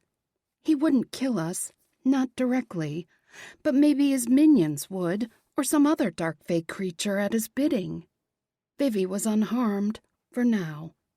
But she might be scared out of her mind, mentally tortured, or worse. I couldn't take any Faye at his word, except one. Silently, I held out my hand behind me without turning to look. Warwick's fingers clasped mine. I'd take a leprechaun's oath over yours any day. Chapter 21. We started the drive back home, all of us crammed into the SUV. The silence weighed heavily in the vehicle, thick with fury and worry. They worried for me, I worried for them and Vivi. I still couldn't believe that I'd blindly gone off and left her in the jaws of danger without a clue. I'd been so focused on getting out of the legal tangle that I hadn't even considered how being accused of murder gave Boss Man the perfect opportunity to bring us together. He even positioned me so that I needed to call him for help. Stupid. You couldn't have known, Doran said. None of us did, and we've been fighting Evil Eye for centuries. Standing in the same room as him, I couldn't identify him as Faye. Warwick added. You certainly couldn't have known. It just blows my mind that he's been sitting back watching me for years, just waiting. Through Vivi, he would have known that I was miserable in my marriage. Did he know that Jonathan was a changeling? Did he realize his true identity? For that matter, does he know who my true mother is? Or my father? I'm sure that he suspects quite a lot of things, Warwick replied. You managed to survive what no mortal would have been able to endure. He may not have known exactly who the changeling was, but I guarantee that he knew everything there was to know about the human Jonathan Blake, and he would have found the man's history as suspicious as we did. Evil Eye is a master at manipulation and court intrigue, and he's older than you can even imagine. The longer you stayed alive, the more he would have begun to suspect that you were no ordinary mortal treasure keeper. At least Warwick looked more like himself. His voice sounded firmer, and he wasn't quite as shiny, though his usually vibrant flowing hair seemed duller than usual and hung flat to his body. Do you need to revive your power in the Summer Isle? He blew out a sigh. I do, at least for a short time, or I'm afraid that I'll be completely worthless. I've never seen a leprechaun sweat like that, Aiden drawled, looking back at us in the rearview mirror from the driver's seat. You still look like shit. That wasn't sweat, Warwick huffed out, tossing his head slightly to stir his lifeless hair about his shoulders. I merely glistened. Keen laughed, shaking his head. And I'm only ever going to take a single bite. Those words were formidable. If Mostor hadn't invoked me gold oath, I couldn't have penetrated the building at all. That didn't make me feel better, at all. That should have been the first clue, then. We should have stayed far away. Fuck the police, all four treasures said in unison. Aiden couldn't help but mutter, I told you so, under his breath. I blew out a frustrated sigh. You were right. Don't be so hard on yourself, Warwick said. There be many institutions in the mortal realm as heavily warded. The church, Doran said grimly. Your White House and Supreme Court, Buckingham Palace, Mecca, Shanghai Tower. But also Stonehenge, Newgrange, and other stone circles, Keen added. The pyramids at Giza, Machu Picchu, not all are warded for ill. I frowned, trying to follow along. If Evil Eye's headquarters, so to speak, was the police station we just left, then why are all those other human places warded? I could get maybe the wonders of the world, but government offices? The mortal realm falls further into darkness with each passing moment, Doran replied. Most of those places were long ago lost to darkness, or corrupted to be used for ill. I shook my head in disbelief. You mean the entire United States government is run by dark fae? Under Evil Eye?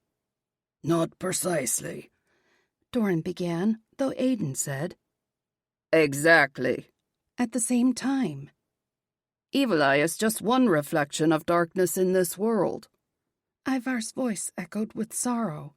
He's our battle, the legendary Irish treasures, but there are other battles to be won. And we're all fucking losing, Aiden growled. Even if we somehow manage to force Evil Eye back to Fairy, there'll be more darkness to take his place. It's a losing battle we wage. Yet we fight and hope and live another day, Doran said. It all just seems so... Useless? Sheer folly and stupidity? Aiden barked out a harsh laugh as he turned off the freeway. Hi, all the above, and yet there's the barest glimmer of hope that brings the warriors back, again and again, hoping that this time we may yet make a difference. He looked up in the mirror again, capturing my gaze with his fierce intensity. For us, that difference is you. I would come back again 1,000,000 times if that meant I would see you again. Chapter 22. Given Keen's gift in the kitchen, I supposed it was only natural for his domain to become our war room. Aiden, Doran, and I sat at the island, while Keen and Ivar worked some magic to restore my spirits. Though I couldn't imagine any confection or dish they produced could ever make me feel better. Not while Vivi was in danger. Warwick had poofed back to the Summer Isle to soak in some magic and regain his strength. He promised to speak to Queen Morgan and see if she had any advice or help that she could provide. I wanted to talk to Vanta again, but I couldn't muster up the focus or strength yet. My mind was too frantic and disjointed, flitting from one thought to another. Random things that didn't even make sense. I remembered lying in Vivi's little twin bed and giggling under the blankets, telling stories and reading books by flashlight. I dreaded showing anyone my first serious artwork, terribly afraid that it was horrible. Unable to voice the tiny speck of hope that burned inside me to become an artist, to live wild and free on a canvas, so unlike our boring, average lives. She'd always believed in me, encouraging my shyly whispered dream, no matter how fantastical. And I'd left her. My throat ached with unshed tears. She never would have left me. The rusted tin box she'd saved all these years seemed to stare back at me with reproach. Absently, I pried the lid open, remembering the heartbroken look in her eyes when I'd told her about finding my favorite coat burned. Had she looked at my back the same way when I pushed Warwick out of the interrogation room? Stop it, Aiden growled, bumping his shoulder against mine. You didn't do anything wrong. You had no reason to think our boss was up to no good. Ivar set a steaming cup in front of me. He's right. Vivi's heart is too full of love for you to think she'd be angry with you. I ran my finger over the melted lump of a button from my childhood coat. I know. She'd tell me the same thing you're telling me, but she still wouldn't have left me behind. But she did leave you to deal with the changeling alone, Doran said. No, not at all. She was always there for me. Was she now?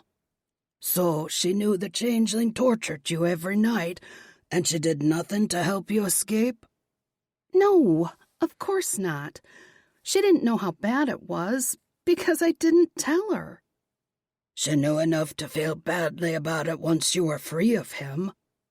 She took herself to task for not acting sooner and becoming so involved in her job.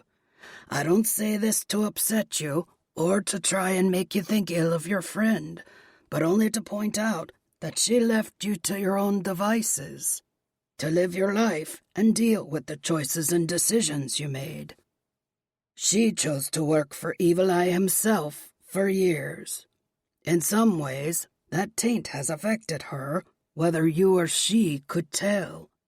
That taint dulled her concern for you and delayed any kind of action she might take to set you free. I hadn't thought of it that way. I couldn't imagine her working so closely with a dark fae for so long. Almost as long as I'd been with Jonathan. That relationship had changed me forever. I had to assume that Vivi had also been changed and damaged by being so close to dark fae. Lightly, I rubbed the charred scrap of green cloth between my thumb and finger. Things were so much easier when we were kids. When we played in the woods, it was just me and her against... My brain slipped into neutral, my words falling off into nothing. Dorn laid his big hand over my forearm. Are you well, love? A memory played out in my mind, fogged by time and age and damage, like a delicate wisp of cloth with moth holes and frayed strands. Playing in the forest with Vivi, just children, dancing and laughing, whirling without a care in the world. I held something up against my face, my eye, like a lady with opera glasses. Then we collapsed in a heap beneath our favorite old tree, roots arching up out of the ground. Massive low branches sweeping out, inviting us to climb into a leafy tree house. We lay there in the shade beneath that tree, and I told her stories of all the things I'd seen with my special glass. Imagination, or... Snapping back to the present, I reached out and picked up the stone with the hole in it.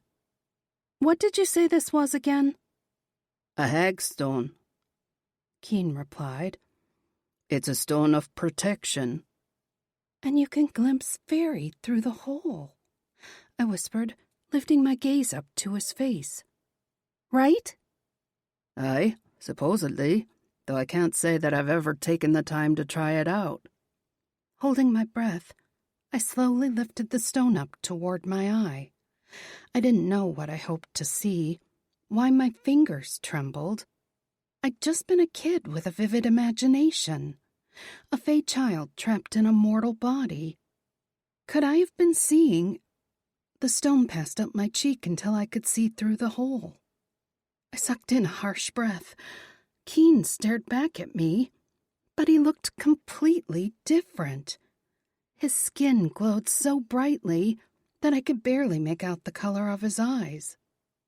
Glowing golden tendrils flowed all around him, stretching out toward the pots on the stove, the mixing bowls on the counter, the fridge. Cauldron magic at work. Heart pounding, I turned toward Doran, keeping the hagstone pressed to my eye. His gargoyle stared back at me with glittering ruby eyes.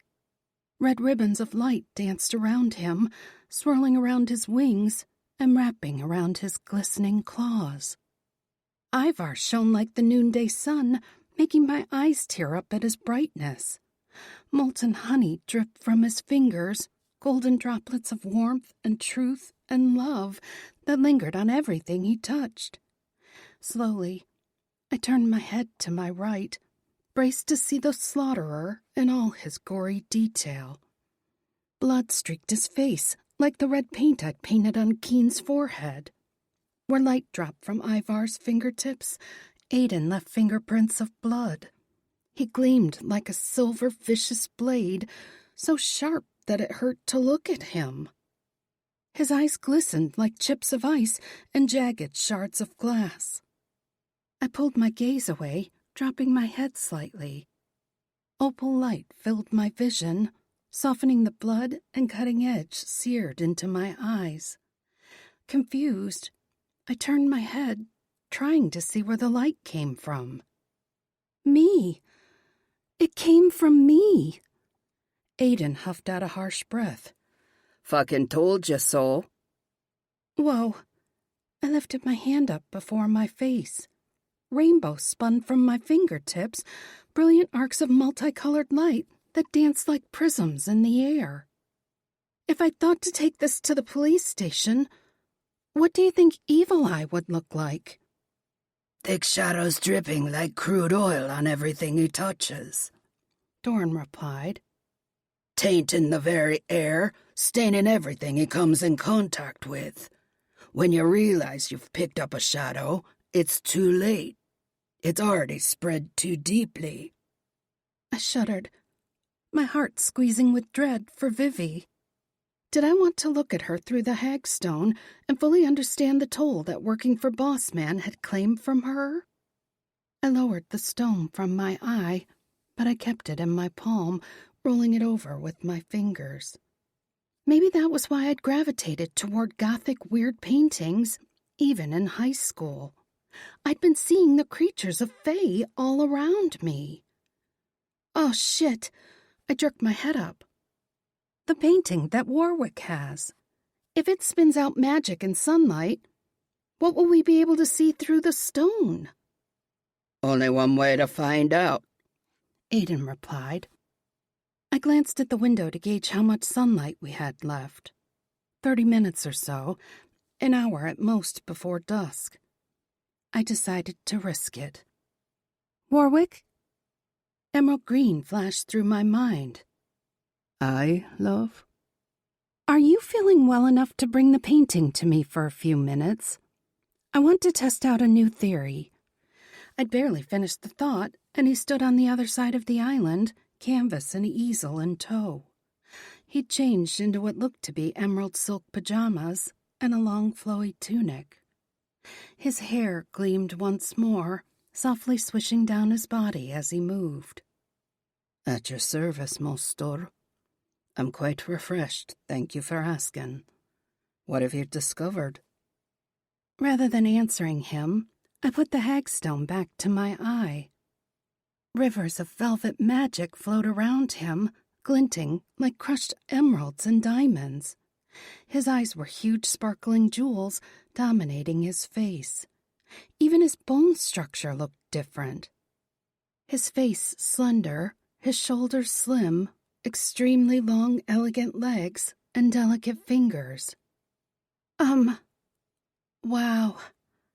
Do I look like that? He snapped his fingers, and a full-length mirror shimmered in front of him, reflecting my image back at me. My hair looked like gleaming sable-black fur, flowing all around me. I didn't recognize my face at all. My eyes were huge, like his, shining like a black oil slick. It would have scared me to see such dark eyes, but the black was iridescent, like an oil slick. Opals, mother of pearl, and diamond swirls danced all around me, fluttering like tiny delicate wings. Dragonflies. My heart ached, my throat tight. My mother's sign. Even my hair looked like Vanta's fur. Warwick snapped his fingers, and the mirror disappeared. Then he began to drag the cover off my painting. Eyes tight, I braced for the flash of light to be magnified through the hagstone. But the brilliant rainbows I'd seen before were gone. Everything was gone. It looked nothing like before. I slid off the bar stool, stumbling a little in shock. Doran caught my elbow, steadying me before I fell. I staggered around the island, keeping a hand on the granite top for balance. I don't understand, I whispered, shaking. It looks completely different. What do you see? Warwick asked softly. The doorway. It's shut.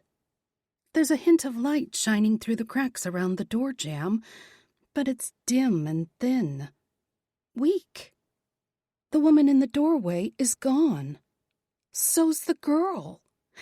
Even the trees and tentacles, the monsters hiding in the shadows, it's all gone. I leaned closer, adjusting the hagstone back and forth in front of my eye to see if I could bring it into focus better. bones. The trees look like skeletons. There are bones scattered on the ground in front of the door. Old. Shattered. Like they've been there so long they're fossils. Nothing's alive. No leaves, no plants, just darkness. I think you're seeing what Evil Eye will turn this world into, Dorn said. Everything's dead and gone. Nothing living remains. No magic, no light. It's all gone. I ran my finger over the surface of the canvas. I could feel the brush strokes where the younger version of me stood, but those details were invisible through the hagstone. Slowly, I lowered the stone, watching the light flow from the painting once more, the gentle movement of the woman's wings in the doorway. Vanta's soft rumbling purr. The magic was still there, though not as brilliant as when it'd been bathed in sunlight. I stepped back, trying to think. I had too many ideas swirling around in my head. Frantic birds swooping and spiraling out of control with no sense of order. There was something I needed to understand. A clue hiding right before my nose. But what? Would looking at it in the dark with the hagstone change anything? Ivar reached out, his hand hovering over the light switch. There's only one way to find out. Aiden and Doran both stood and went to the windows in the living and dining area, shutting blinds and drawing curtains. Keen did the same over the kitchen sink. A gloomy hush fell over the house. The guys gathered around me and the painting. Aiden had even snagged his swords from somewhere. I was sure he hadn't been wearing them across his back earlier. Ready? Ivar asked. I took in a deep breath and let it out. What do you think will happen? Are Pukas going to tear a hole in the side of the house or something? Aiden shrugged. You never know. Remember what lurked in that Bronson lake. Dark Fae for miles around have already sensed the magic flowing out of the painting. Without daylight to stop them, they're guaranteed to come investigate. I met Ivar's gaze, and he nodded. If anything dares show its scaly hide, I'll blast it with light. We'll have crispy imps in no time. Okay, I whispered, lifting the hagstone to my eye. He turned off the light. And I was no longer in the kitchen. Chapter 23. I stood on a hill that I didn't recognize. Night wrapped the hill in silent darkness. No insect noise, no wind. For a moment, blinding panic filled me. I didn't want to be trapped again, separated from the guys, stuck in a nasty swamp, or worse. Doran's deep rumbling voice came from miles and miles away, though I could still hear him. What do you see? My head fell forward with relief, my shoulders drooping. Panting, I concentrated on them in my mind.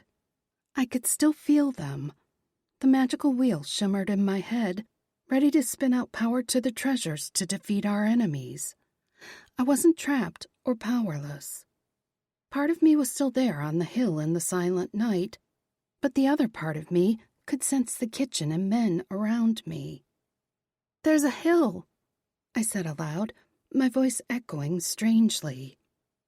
It's nighttime. What else do you see? Warwick asked. I turned my head, scanning the top of the hill. As my eyes adjusted to the darkness, I could make out dark shapes circling me. Not trees or poles. They were too thick. Stones, I think. Standing stones. How many? I wasn't sure why it mattered, but I started to count them, whispering out loud. 1, 2... As my gaze fell over each stone, it lightened from dark black to granite gray. Chills crept down my spine, hairs rising on my arms and nape. The air thickened as I counted. The night weighed heavier. My ears ached as pressure built. 11, 12. 12 stones lightened to gray in a circle around me, but the oppressive weight grew. My bones ached. My ears rang, even though I didn't hear anything. The air felt close and stifled. Maybe it was my imagination, but the stones seemed bigger and closer, looming over me, surrounding me. I blinked, trying to break the illusion, but towering stone encircled me, leaning ever closer. "My schlecht," Warwick said, his voice hushed and reverent. "There should be another stone in the center, covered in gold." I turned a full 360 degrees. I only see the 12 stones. Nothing else. "Look on the ground in the center of the stone circle. It could be covered." I was in the center as far as I could tell. I scanned the ground, but in the dark, it was hard to see much. Knee-high grass rippled around my feet. My ears throbbed, and I couldn't stop looking up at the stones back over my shoulder, sure that they were closing in on me. I kicked through the grass, looking for anything that could be hidden. "Do you have the hagstone there?" Doran asked. Duh. I tightened my fingers on the forgotten stone and lifted it up toward my face. Had I stopped looking through the stone when I stepped onto the hill? But surely I was still holding it in the kitchen, or I wouldn't still be seeing the stones leaning in like grim sentinels. Looking through the hole, I froze. Another stone lay flat on the ground just a foot away from me. The grass had been trampled down all around it, but I'd never seen or sensed it until I looked through the stone. It wasn't nearly as big as the others, maybe a foot or so long and a few inches thick. It looked like a toppled gravestone. Lightning arced across the sky. I looked up as another bolt tore through boiling black storm clouds. A gust of wind blew my hair, whipping behind me like a flag, trying to steal my breath. No wonder the air felt so heavy and charged with power. I dropped to my knees and touched the tip of my finger to the stone, braced for a lightning bolt to blast me. The edges were carved into some kind of design, though even with the hagstone, I couldn't make out exactly what it was supposed to be. The flat edge on top seemed to be the back, mostly smooth except for pockmarks from age and weather. I pried my left hand underneath the edge, but it was too heavy for me to lift one-handed. Slowly, I lowered the hagstone from my eye. Now that I was touching the toppled stone, I could still see it, so I put the other stone into my pocket. With both hands freed, I heaved the stone up and flipped it over backwards. In the dark, I couldn't see anything written on its surface. I ran my hands over the rough stone, trying to tell if there were any carvings. Lightning boomed overhead, making me jump, but in the brief light, I saw a face carved into the stone. The carvings on the edges resembled arms and legs, turning the stone into a boxy representation of a person. I found it, but it's not gold. It looks like a person. "It's an idol representing Crom Cruach," Warwick replied. "You're in a place of great power." He hesitated a moment before adding, "And darkness." I swallowed, shivering a little, even though the air still pressed in like a heavy, suffocating blanket. My father, a dark god who'd supposedly been worshipped, or appeased, with human sacrifice. Lightning crackled again, illuminating the face of the stone idol. The arched top resembled a head, the edges thick shoulders. The stone was stained darker than the rest. Dirt and moss from where it lain for centuries? Or something worse? "Why am I here?" I said aloud, tipping my head back to look at the night sky. "What do you want?" Another gust of wind pushed against me, carrying my words away into the storm. Lightning cut across the darkness, and the sky opened like it'd been cut with Aiden's sword, emptying cold, pounding sheets of rain. Wind tugged at my hair, my shirt, buffeting me harder. Swirling around inside the stone circle, building with intensity like a mini tornado. Urgency rose inside me. I needed to do something. Cold rain pounded against my back as I hunched over the stone. I ran my fingers over it, searching for a clue. The ground. Digging through grassy roots and gnarled earth, I found it. A notch carved into the ground, a stone footing or foundation. Lightning pounded through the night, giving me plenty of light. I ran my fingers over the bottom of the tumbled stone and felt a matching tab on its base. The wind spiraled harder through the stone circle, whipping my hair into my face. Driving rain sliced like sheets of ice over my skin, chilling me to the bone. Hurrying, I pulled the stone upright, wriggling it back and forth to get the tab closer to the slot. Almost there. With a heavy thunk, it slid into place. The wind died. Rain ceased. Heart pounding, I scrambled to my feet, not sure if I'd done a good thing or not. What? Warwick's voice came from even further away, a thin, stretched-out warble that went on and on through space and time. Happened. An explosion burst up from the ground, slinging earth and mud and roots in all directions. It picked me up like a giant's hand and slung me up into the air. I didn't have time to be scared, even though it seemed to happen in slow motion. I could see it all. The upright carving now gleamed gold. Power rippled through the air, a shockwave that slammed the standing stones outward, knocking them flat to the ground. I hovered in the air, looking down at the blasted circle. Huge, heavy slabs of granite knocked down like a child's set of building blocks. The short golden stone burned brighter like a beacon.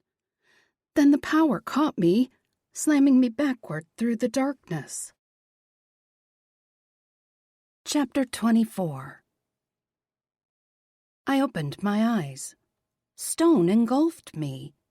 For a moment, I thought the giant stones must have fallen on top of me, but I felt a heavy, steady thump against my cheek. Warmth wrapped around me. I lifted my head, and the deep grooves etched around Doran's eyes eased. Gods, I thought we'd lost you, love. My head wobbled, as if my neck was too weak to hold it up. What happened? You tell us. Ivar spoke behind me. The warmth of his light soaked into my chilled back. It felt incredibly good, as if I'd been lying on a beach drinking in the sunlight for hours. You fell backward, drenched, muddy, and unconscious. Drenched? I looked down at myself, surprised to see my shirt was indeed wet enough that I'd also dampened Doran's t-shirt. Oh, yeah, there was a huge storm. Doran shifted me around in his arms so I could sit back against his chest while he supported me. We were on the floor in the kitchen. He leaned back against the island. Swords drawn, Aiden had his back to us, braced for battle. Ivar and Warwick both hovered nearby. From the dance of magic on my skin, they'd both been sending me their power, trying to revive me, or at least warm me. My back was dry, though I was still damp from where I'd been pressed against Doran. Keen squatted down and pressed a teacup into my hand. This will help warm you up, too. I wrapped my hands around the cup, soaking in its warmth as I sipped the drink. Tea spiked with drukta. I closed my eyes, letting the warmth and love all around soak into me, though I couldn't help the twinge of worry niggling in my stomach. I hope I didn't fuck things up. What happened? Warwick asked again, his voice echoing faintly, as if still reverberating through multiple dimensions of time and space to reach me. I found the stone in the center. It looked kind of like a person, though it was only about the size of a tombstone. Saying that last word made me shiver, my teeth chattering a bit. It wasn't gold at first, but it did have a head, arms, and legs. After I put it into the slot, it turned gold. He frowned slightly. What slot? There was a hole in the ground that fit the stone perfectly. I felt like I needed to do something urgently. Everything kept tearing at me, urging me to hurry. When I set the stone into the hole, the storm stopped suddenly, like a switch had been flipped. I thought that was what it wanted me to do, but then there was an explosion that knocked all the stones down. His eyes widened. All 12 stones? I nodded, gnawing my lip. They felt like they were just toys, but the small stone was still standing in the center. Then it was gold, shining like ivar. That's all I remember. Was I not supposed to fix the stone? Most of our knowledge of Crom Cruach was lost long ago, Warwick said. The only tale I know is fragmented at best, but he was supposedly brought to Era by the Fomorians. Balor's a Fomorian, right? Warwick nodded. There is little that Evil Eye fears, but I would hazard a guess that he knows all too well the power of crouching darkness.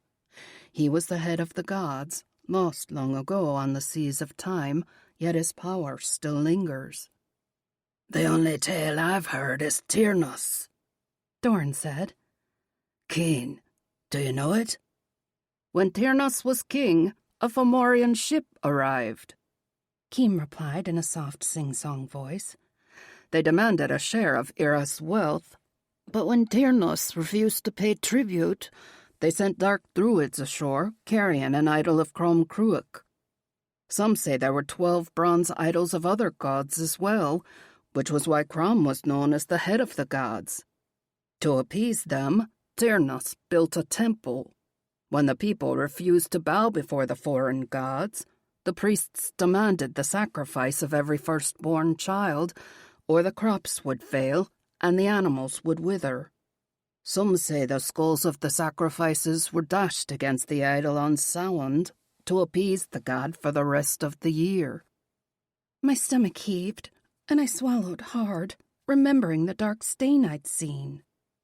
Furious and afraid, the people fought back, some flinging themselves against the idols and rocks, trying to break their power. 3/4 of all men of the era died that night, including Tyrnos. Holy fuck, I whispered, my voice shaking. The Fomorians left, but they didn't take their dark god with them. He continued to be revered and feared for centuries until he was supposedly driven out by St. Patrick.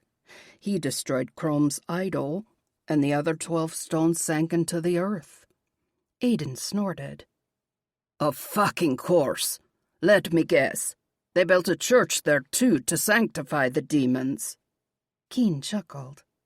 Supposedly, though mysterious dark figures are still seen on the hill, especially around Samhain. And I put him back into place. I curled against Doran, hugging myself, my teeth chattering again, though I wasn't cold any longer. Is there still a stone circle in Ireland for him? I know of the plain where Moishlecht supposedly was, but there be no stone circle in the mortal world, Warwick replied. A nearby village has a stone that the locals claim to be part of Crom's original statue, but it's quite large and round, like a giant's head. I shook my head. The thing I saw was smaller and flat. I thought it was some kind of tombstone at first. It was heavy enough that I could barely lift it. Dorn rested his chin on top of my head. I know you're afraid of what you saw, love, but you must remember that you painted it. You saw something at the height of your magic before the changeling affected you. It was a message you left for yourself, not some trap you should fear. But what does it all mean? I winced at the hint of a wail in my voice. I don't understand what Crom has to do with Evil Eye. Am I supposed to use that power somehow? But how can I if the 12 stones fell down? How do I help Vivi if the circle was destroyed? Bossmet said to come to Down Balor, but I don't know where that is or how to get there. Warwick snapped his fingers, and a scroll appeared in his other hand. He spread it open on top of the island. Ivar gave me a hand up, and we all gathered around. The scroll was an ancient-looking map of an island. Ireland, I assumed, though I sucked at geography. Today it's known as Tory Island. Warwick pointed at a tiny dot off the northwestern coast of Ireland. Various groups fought over the island until Evil Eye rose in prominence and took control of it. Dun Balor means Balor's castle. There are jagged cliffs on 3 sides, making it nearly impenetrable. The jagged stones are still called Saigari Balor, or Balor's soldiers. Is the island inhabited? I asked. Aye, to my knowledge. Pirates used the island for centuries. Today, the island isn't known as Dun Balor, so that's not where he wants us to go. I pulled my phone out and Googled for pictures of the island. He wants us to go to the fairy equivalent. Fuck that shit, Aiden retorted. He's damn near invincible on the mortal plane, even if we can get into his realm in fairy, which there's no guarantee even you or the leprechaun can pierce the veil of Dun Balor. There's no hope that we can defeat him in his own place of power. He's right, Warwick replied, shaking his head. Think how hard it was for me to enter his warded place of power here. I fear even me gold oath wouldn't be strong enough for me to come to your aid in fairy. I don't have a choice. I flipped through several pictures, getting a feel for what I needed to draw. I'm going to get Vivi out one way or the other. Aiden closed his fingers over mine and forced the phone down to the island, trapping my hand beneath his. Listen to me. He didn't yell. He didn't curse. In fact, his voice was flat and devoid of emotion, making it all the more terrifying. If we go to Dun Balor, the best-case scenario is we all die in minutes of our arrival, including your friend. Worst case? His jaws worked, his eyes flashing like slivers of glass. We're prevented from entering with you. We die on this side of the veil, knowing that you need our assistance, feeling what you feel, hearing you scream, feeling your pain. What the changeling did to you is nothing compared to what Evil Eye can do. Not even Warwick will be able to help you. My vision swam with tears, my throat aching. What choice do we have? Give me another option. A plan B, C, or D that we can try. His fingers trembled on mine, and his shoulders sagged with defeat. At least slit my throat before you paint your way to Dun Balor. No, I whispered, shaking my head violently. Never. Someone has to put me out of my misery before you die. I can't bear it, Rian. I won't. Chapter 25. Aiden. I turned to the only hope that remained. Doran, if you have any love and friendship left in your heart after all these lifetimes, I ask that you do me this one last favor. Kill me, please. Eyes sealed shut, I waited for steel to enter my body. I welcomed it. I needed it. Lad, you know that I love you like me own brother, and so I cannot kill you. Doran gripped my shoulder, squeezing hard enough my bones creaked, and the muscle throbbed beneath his fingers. You said yourself that you be fucking Fae, and right you are. Mostur will not die on us like the treasure keepers who came before. I gritted my teeth, quivering beneath his fierce grip. So what you're saying is that Evil Eye will fucking torture her for all eternity rather than kill her outright. That's fucking great. I feel so much better. Rian ducked beneath Doran's arm and wrapped her arms around my waist. Look at me. Sighing, I opened my eyes, not surprised to find her glaring up at me like a little firebowl. No one's going to be tortured for eternity. I feigned surprise, arching my eyebrows. "Oh, how's that? Pray tell me of this fucking brilliant plan you've concocted." He swore he wouldn't kill us. "My fucking point exactly. It would be a blessing to be killed cleanly and quickly. He has something much worse planned for us." How have you defeated him before? She turned to Doran. You said you remembered chopping his head off before. "Sacrifice," Doran replied. She shook her head slowly. I don't understand. "Flip a fucking coin," I drawled. "Winner sacrifices himself first, creating a distraction for any of the dark fae that Evil Eye keeps nearby. Though I believe that time it took all three of us to buy you enough time to take his head. I went last," Ivar noted. "I was the reserve. Aiden and Keen waded through a wall of Olafests, hacking on all sides, bellowing and screaming a war cry to cover up the sound of Doran's wings. He swooped down at Evil Eye's head, but one of the largest Olafests caught him in its jaws. I let loose my light to free him." Doran chuckled. "If by let loose your light, you mean you fucking roasted yourself to a cinder, then you freed me." Face pale, she looked at Ivar. You burned yourself? With your own light? Grinning, he shrugged. "If I pulled too much power, I incinerate from the inside out. It was a hell of a way to go. I've never killed so many dark fae at once." Doran slapped him on the back. "You even singed my wings off with the massive fireball. That's why I had to take Evil Eye's head. I couldn't hold the gargoyle form. Aiden tossed me his sword so I could finish the deed. I was already dead anyway." I regretted the words when she turned back to me, her eyes shimmering with unshed tears. "We always die, mon store. Perhaps we should have been telling you all of these stories all along, rather than spare you the gore, so you know what to expect." But... Her voice quivered, making me feel like dog shit. Especially when tears trickled down her lovely face. Doesn't it hurt? Aren't you afraid to die like that? It sounds so horrible. Awful. It makes me want to scream and throw up and wail at the top of my lungs. I want to spare you that kind of agony. Ever so gently, I wiped her tears away with the backs of my knuckles.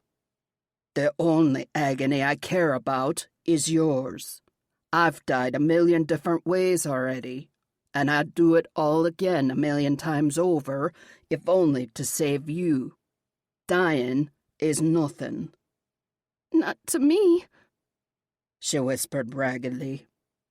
I snagged her neck in the crook of my elbow and hauled her against my chest. "As long as I open my eyes to your face on the other side of the veil, then Evil Eye can do anything he wants to me. But I need to know you're safe, or I'll go mad, Rianne. You've not seen me fully out of my head, insane with rage and fear. She can always make a wish," Warwick said. Jealousy and relief battled inside me, a swift, vicious war of emotion. I hated the leprechaun in that moment. He wouldn't die at Evil Eye's hands. He hadn't been doomed to return over and over to the mortal plane to die brutal deaths for humans who didn't even care.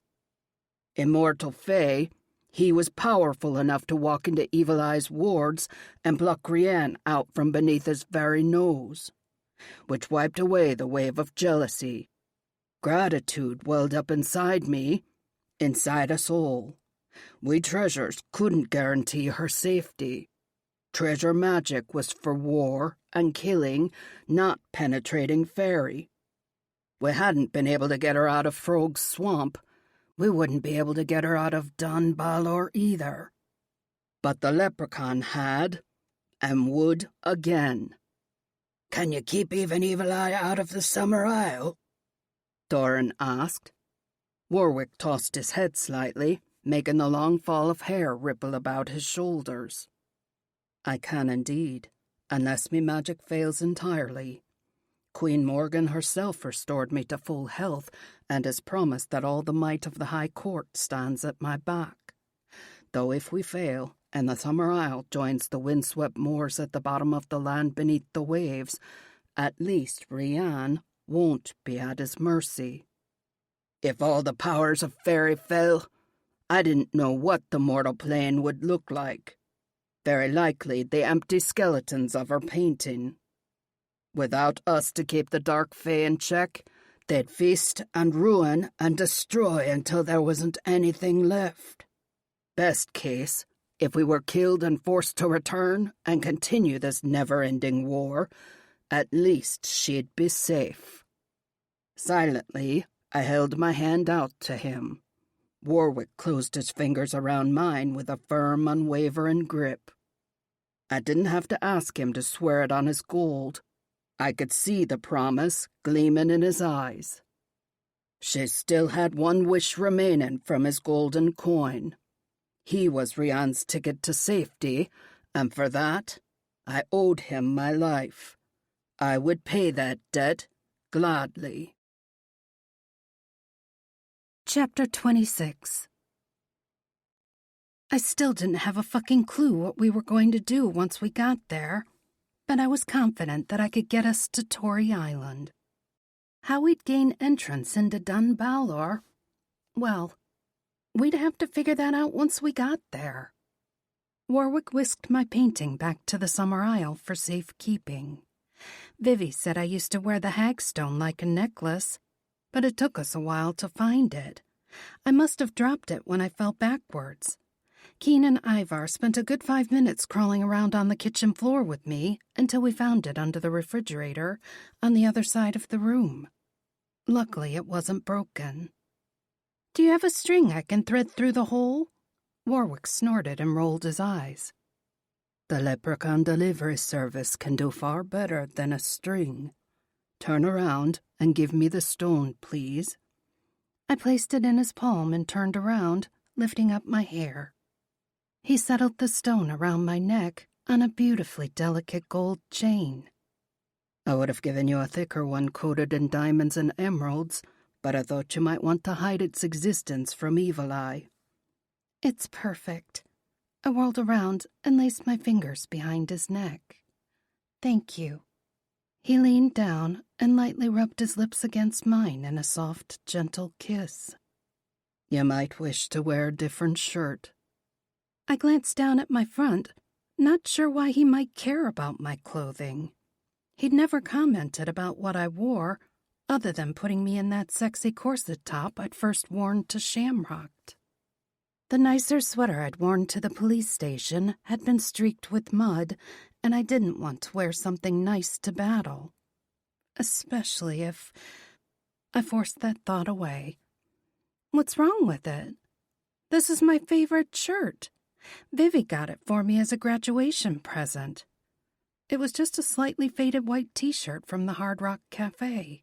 His lips quirked. Absolutely nothing is wrong with it. Though again, I thought you might wish to conceal your magic from Evil Eye. What magic? I'm not... A soft green light glowed beneath the thin white cotton t-shirt. I pried the neck away from me and looked down my shirt. The green glittery splatters that Warwick had gifted on my breasts were glowing with magic, easily visible through the thin cotton. Blushing, I bit my lip. I hoped my nipples weren't prominent too, but the more I thought about it, the harder they felt. Maybe a hoodie instead. I'll go change. Lightly, he dragged a finger down the side of my throat and the swell of my breast. No need. His finger brushed over my nipple, making me gasp. Your wish is my command. I blinked, and the scandalous t-shirt was replaced with a heavy green hoodie. A large dark green shamrock covered the front with, "Get Lucked," in glittering gold letters.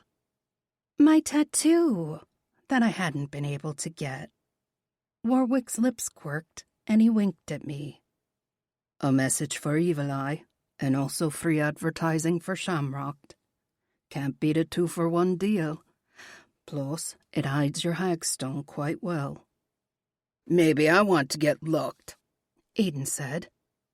Me too, Keen and Ivar said at the same time. We all want to get looked, Dorn rumbled. But first, we must end Evil Eye's reign of terror. Ivar elbowed Aiden. What he means is we have to get evil-eyed first. Aiden rolled his eyes. You idiot. That means he's evil-eyeing us, not the other way around. I've been meaning to ask about that, I started to say, raising my voice over their banter. He's supposed to have a terrifying eye, right? Was that hidden beneath the boss man glamour? Aye, the great eye was so massive that it took 6 men to hold the lid open, Keen said, immediately going into storytime mode. His eye blasted whatever it saw, killing men and animals, withering the ground, sometimes bringing fire or poison, depending on the tale. But I can't say that I've ever seen this horrible eye of his. Even when I chopped off his head, I saw no terrible eye, Dorn added. I always assumed it was just a metaphor for his evil personality. Where did all the stories come from, then? There must be some truth behind it. Fomorians were sometimes associated with chaos and natural disasters, Warwick said. As such, Balor's terrible eye could have been the sun. Burning out of control, it would certainly blight the land and kill through drought. I always thought he was more like a giant cyclops with one horrible eye blasting from his forehead. I laughed self-consciously, shaking my head. I guess I took Evil Eye too literally. He's High Court Fae, Warwick replied. Like me, only even higher, older, and much more powerful. In my experience, the higher the Fae, the more terrifyingly beautiful they be. Fae beauty be a dangerous thing indeed. I've never seen Evil Eye in his natural form, but I wouldn't expect him to have a giant head with a baleful glaring eye. Queen Morgan was beautiful, but not overwhelmingly so. Was she still wearing a glamour when I met her in the Summer Isle? Of course. A High Court Fae rarely exposes their true form. Thinking, I absently touched the hagstone hidden beneath my clothes. Maybe if I looked at Evil Eye through the stone, I would see his infamous eye. But would he even allow me to pull it out and look at him? Especially if High Court Fae didn't like to expose their true forms. I blew out a sigh. I guess in my head, I always imagined that defeating Evil Eye would somehow involve putting out his horrible eye, or at least blinding it somehow. But if he's never revealed it, how do I trick him into showing us? Aiden's head whipped around to glare through the wall as if he could see outside the house. Time's up. If you want to take us to Tory Island, you'd best do some art shit now. What? Why? Something thudded against the covered sliding glass door. They're here. Aiden positioned himself between me and the glass. Time to go, Mostor, before the battle ends here and now. Glowing softly, Ivar closed his eyes a moment. A pulse of golden light radiated from him, and his face tightened. They use the lake as a portal. They've got a whole host of creatures outside. Something squeaked across the glass, making me think of the kelpie tentacles and suction cups. Thuds continued against the side of the house, and now the roof. Yikes! Nothing like painting under pressure. Already shifted to his gargoyle, Doran snagged my bag from the other room and sent it skidding across the floor to me. I whipped out the sketchbook and charcoal pencils. I didn't have time for watercolors. Hopefully a rough sketch would be good enough. The jagged line of black rocks rose in my mind, looking like an old skeleton key. Angry waves dashed against the base of the peninsula, stretching out into the ocean. I wasn't sure where the original castle was supposed to have stood, so I created my own smooth, flat landing spot that looked across a deep channel at the jagged rocks. I looked up at Warwick, who'd already attached himself to my hip without a single word from one of the treasures. "Is that good enough to get us there?" He glanced at my sketch, but quickly pulled his attention back to the pounding overhead. "I recognize it as a herd more, but it's more than anything else. Not to sound like a broken record, but we must hurry. They've penetrated the house." I scrambled to my feet, and the guys backed up against me, forming a living shield. Staring down at the sketch, I tried to calm my breathing, but something roared, an awful cross between a Jurassic Park dinosaur and fingernails on a chalkboard. The shrieking roar made me flinch, a continuous sound of terror that made me want to cover my ears and find a place to hide. "He released the book and eye," Dorn bellowed. "Work your magic, Rian." I had no idea what that was, and I sure as fuck didn't want to stick around and find out. I clutched the paper against my chest and closed my eyes. Intention. I wanted us away from here. Standing on a green hill, looking across the chasm at Balor's domain, I could see the dark, jagged stones rising up like teeth from the crashing waves below. Seagulls called overhead, not the sound of nightmares on the roof. I could smell the salty fresh air, feel the cool breeze off the ocean. A frigid blast of damp air slapped me across the cheeks, shaking me out of the vision.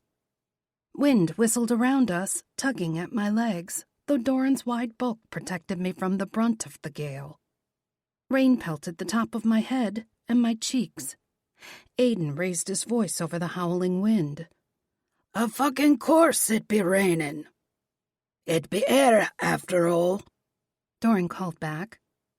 "I don't suppose the Leprechaun Delivery Service could rustle up a giant umbrella?"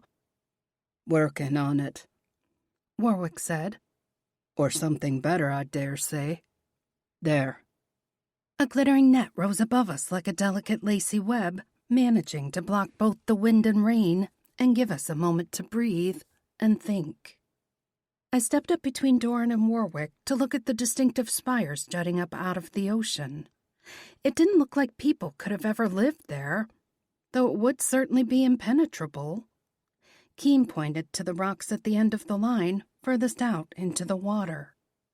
"Supposedly that's where Evil Eye locked his daughter, Enya, in a tower to prevent the fulfillment of the prophecy that one of her children who'd grow up to kill him. Taught her more," Warwick replied. "The High Tower."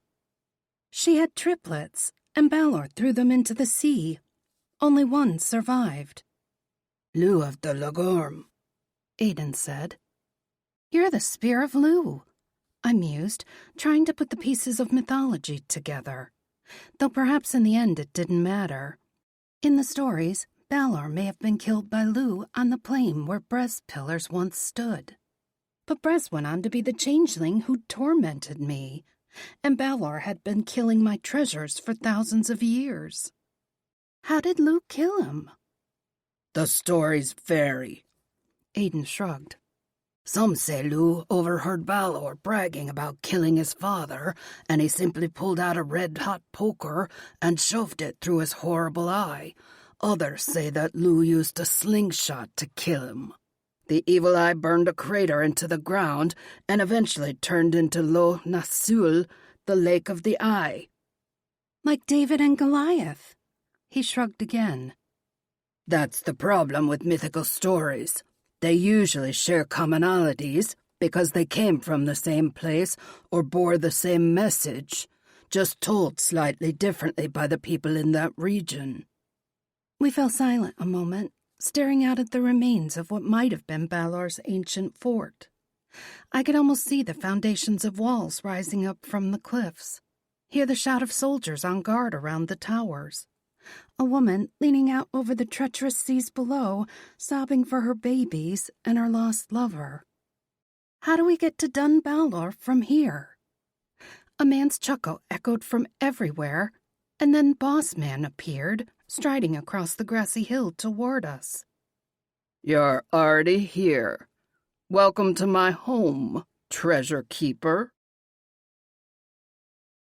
Chapter 27. I barely got a look at him before Doran slid over in front of me. The 4 Irish treasures formed a solid wall around me. Doran bristled, his tail snapping side to side along the ground, his claws raking the earth. Aiden deliberately clashed his swords together. Keen flipped a switch on his flamethrower, ready to bait the hill and fire.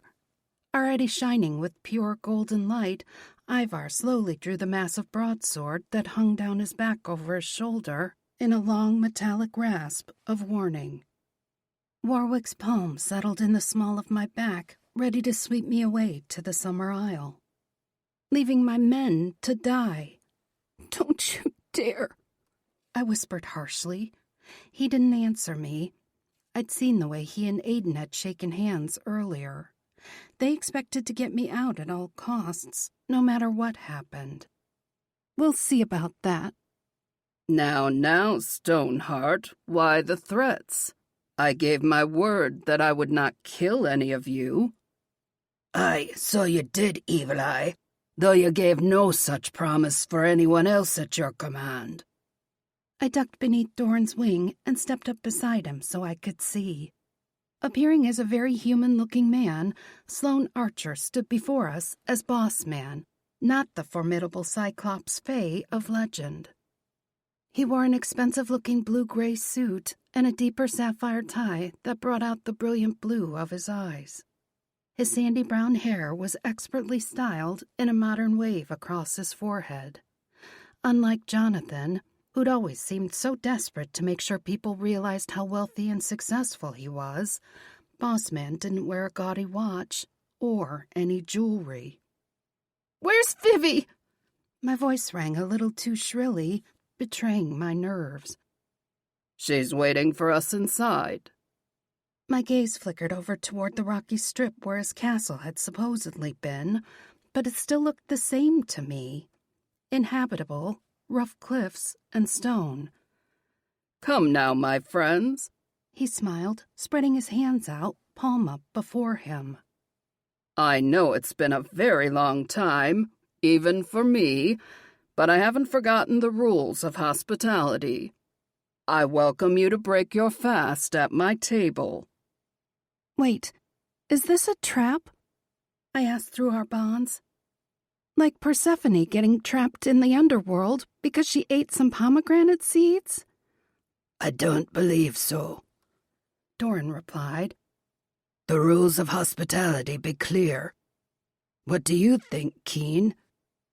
I'd be worried for regular humans consuming food or drink in Fairy, but not the treasure keeper, let alone one who's Fae herself. Despite his assurance, none of us moved. Aiden growled through our bond. Something smells fucking rotten, and it's not a fucking fish. Yeah, Balor wanted something from us. From me. But what?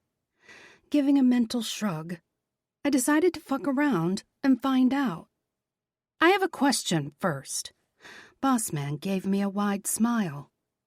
Of course, lady. It would be my great pleasure to help in any way that I may, especially if it assuages your reluctance to enjoy Dun Balor's hospitality. Giving him an equally wide, fake smile, I pulled my hagstone out from beneath my shirt.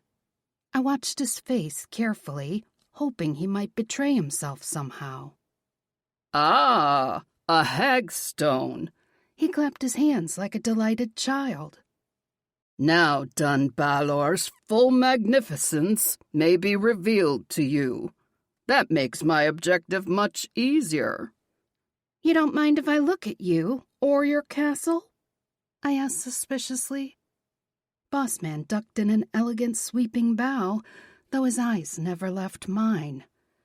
Be my guest, lady.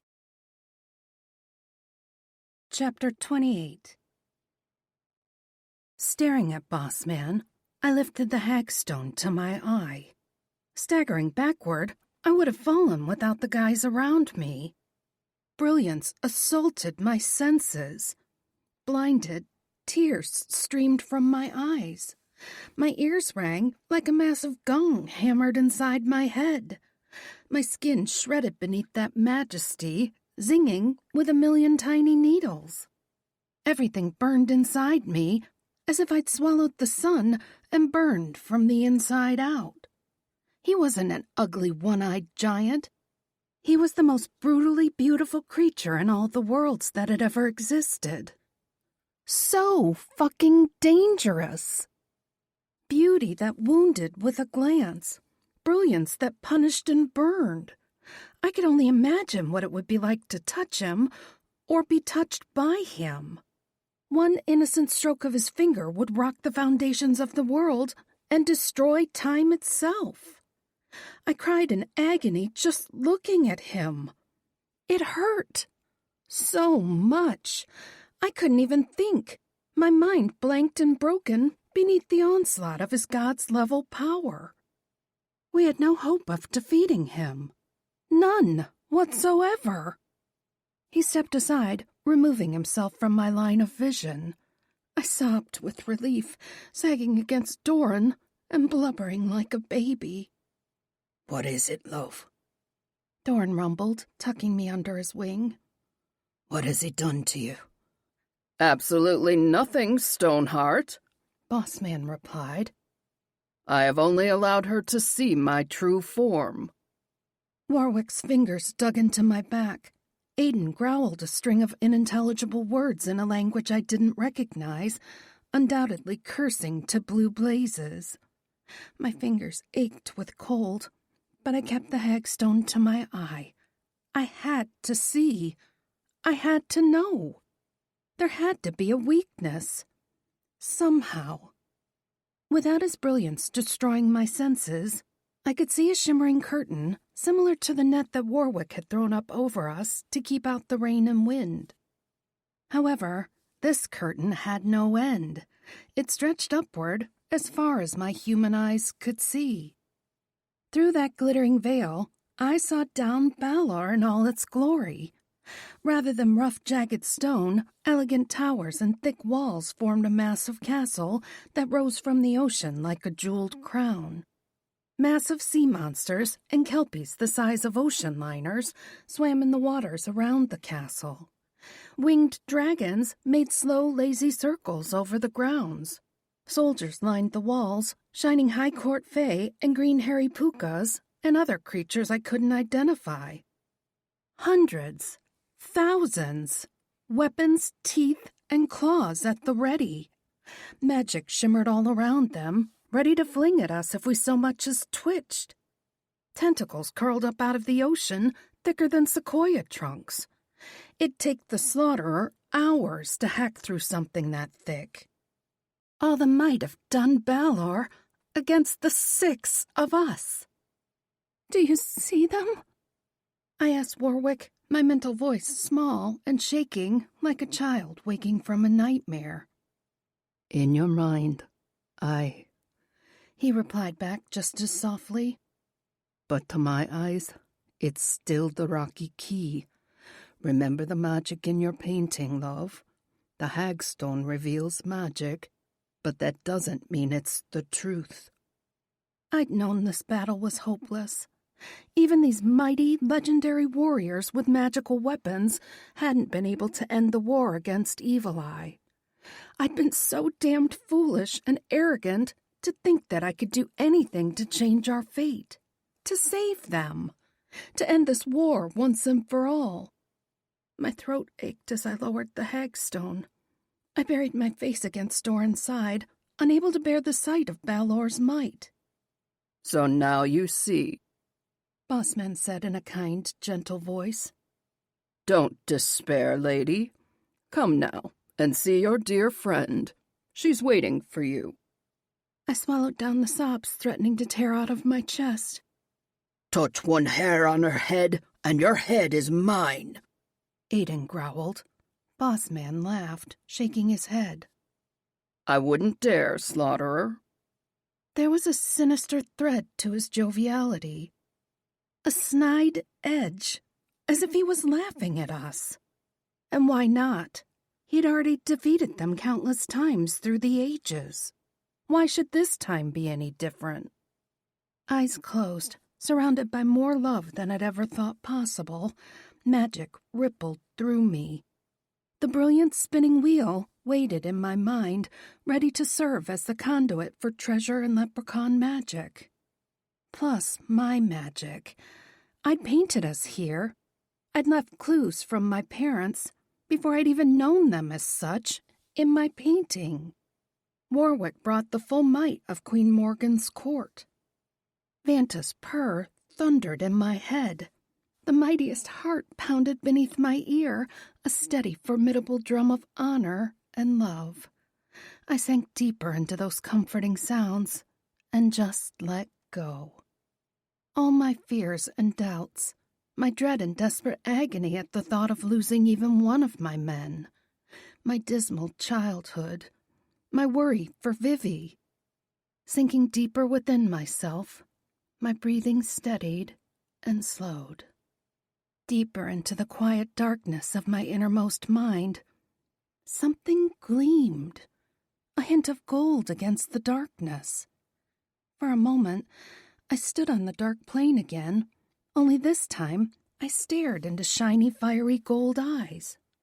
The tombstone-sized stone was now as tall as me, and the carving a better representation of a man with distinct features. He didn't smile or speak, but his eyes burned with a steady promise that sparked inside me. Rage. All the times I'd been silenced, hurt, and manipulated by Jonathan's abuse and lies. The horrible ways Vanta and the treasures had died, sacrificing themselves over and over, burning themselves up, losing their heads, loving and dying over and over and over for a world that didn't even care. So much pain and death. And for what? No fucking reason whatsoever. Darkness still won. Balor always regrouped and came away stronger than ever. More monsters roamed the world, feasting and ravaging with no consequences. No more. The god had awoken, and he wanted justice. He wanted blood. If it meant Balor died, and my men lived, then I would find a way to give him exactly what he wanted. Blinking away the vision, I lifted my head from Doran's side. My chin came up, my shoulders straightened.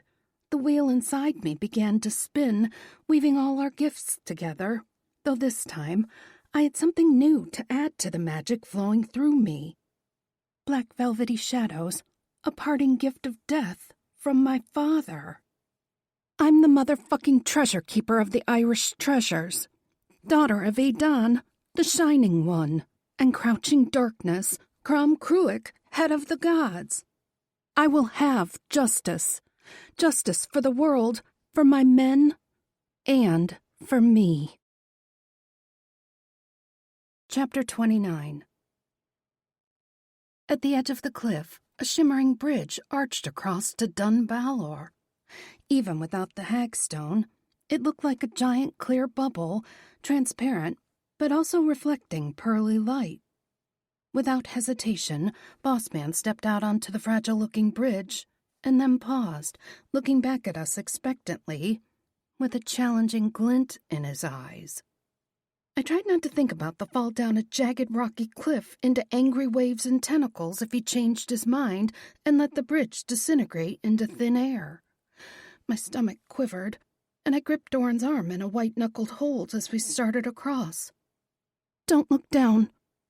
Something thwacked against the bottom of the bridge, rocking the entire delicate structure. An embarrassingly high-pitched squeal escaped my lips. Oh, shit! Tentacles that could reach up that high. What was it? 40 feet? Further? I sucked at estimating distances. But the motherfucker had to be some kind of mythical kraken to grow so big. Forgive my guardians. Bossman laughed. They're overly enthusiastic at the prospect of having guests. It's been so long. Guests my arse, Aiden growled. He means they're starving to death because he hasn't thrown anyone into the sea in the past couple of 100 years. We'll be but a wee snack for them, Ivar replied. Even Doran. They'll find me a tough, gristly bone that sticks in their craw. Aiden fired back. As we neared the opposite side, I could see a faint shimmer in the air. Without the hagstone, it looked like tiny, glistening dewdrops. My brain chittered nervously with 1,000 questions. What would happen to us once we passed through? Would it prevent us from getting out? What would it feel like? Why didn't Shamrock have that kind of curtain protecting it from the mortals who might stumble inside? That I can answer, Warwick replied. My pub sits half in the mortal realm and half in fairy. Thus there's no visible veil to pierce. I wanted you to be able to walk inside if you were so drawn, but I had to change the wards once the changeling found me. Evil Eye created this boundary himself, likely as a show of his power. He melded Dunbalor with the physical site on the mortal plane rather than transporting us to fairy. There's no fey boundary to cross. But I saw it through the hagstone. Was it still just some kind of glamour? Aye, a glamour of a glamour, fey magic at work. You saw the magic as he wanted you to see it. It's not actually in fairy, though he might wish you to think so. What you saw was nothing more than a glamoured copy of the real Dunbalor. That doesn't make a bleeding lick of sense, Doran replied. He must know you'd tell us it be naught but glamour. The danger is less if we're not actually stepping into fairy, and his power be limited here. Why would he do that? It dawned on me that Doran could actually hear Warwick's answers in my head. I didn't think that had ever happened before. Evidently, I was becoming the conduit for more than just magical workings, which I guess made a ton of sense after all the sex we'd shared.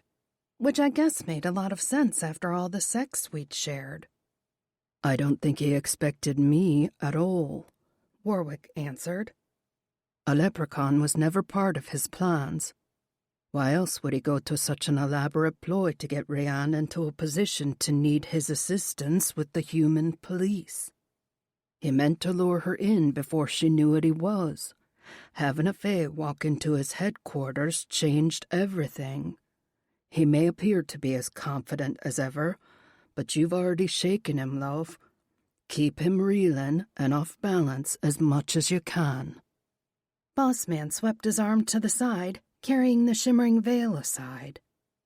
Welcome to Dunbalor.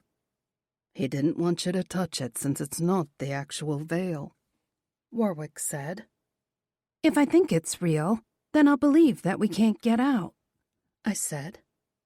Like Frog's Lair. Exactly. I dug in my heels, giving Bossman a wary look. What do you always say about fairy, Aiden? Fairy be a fucking dangerous place. He spat over the side of the bridge. Naught but trickery and illusion. Bossman nodded. Aye, so it is. But aren't you weary of fey trickery and illusion? How can we come to an agreement if we don't even talk through our options? Aiden snorted. Sure now. Are you planning on dismembering us first, or merely tossing us into the sea for your creature's enjoyment? Or did you have some other option on the table? I'm all ears. Ah, slaughterer, we would make better friends than enemies, don't you agree? So, it's hospitality you offer us. Keen drawled, patting his stomach. I could definitely eat and drink. Bossman inclined his head. My table is yours, Cauldron, though I'm sure my feast is nowhere near as great as yours be. You heard the man. Dorn slapped Ivar on the back and grinned down at me. Time to eat, love.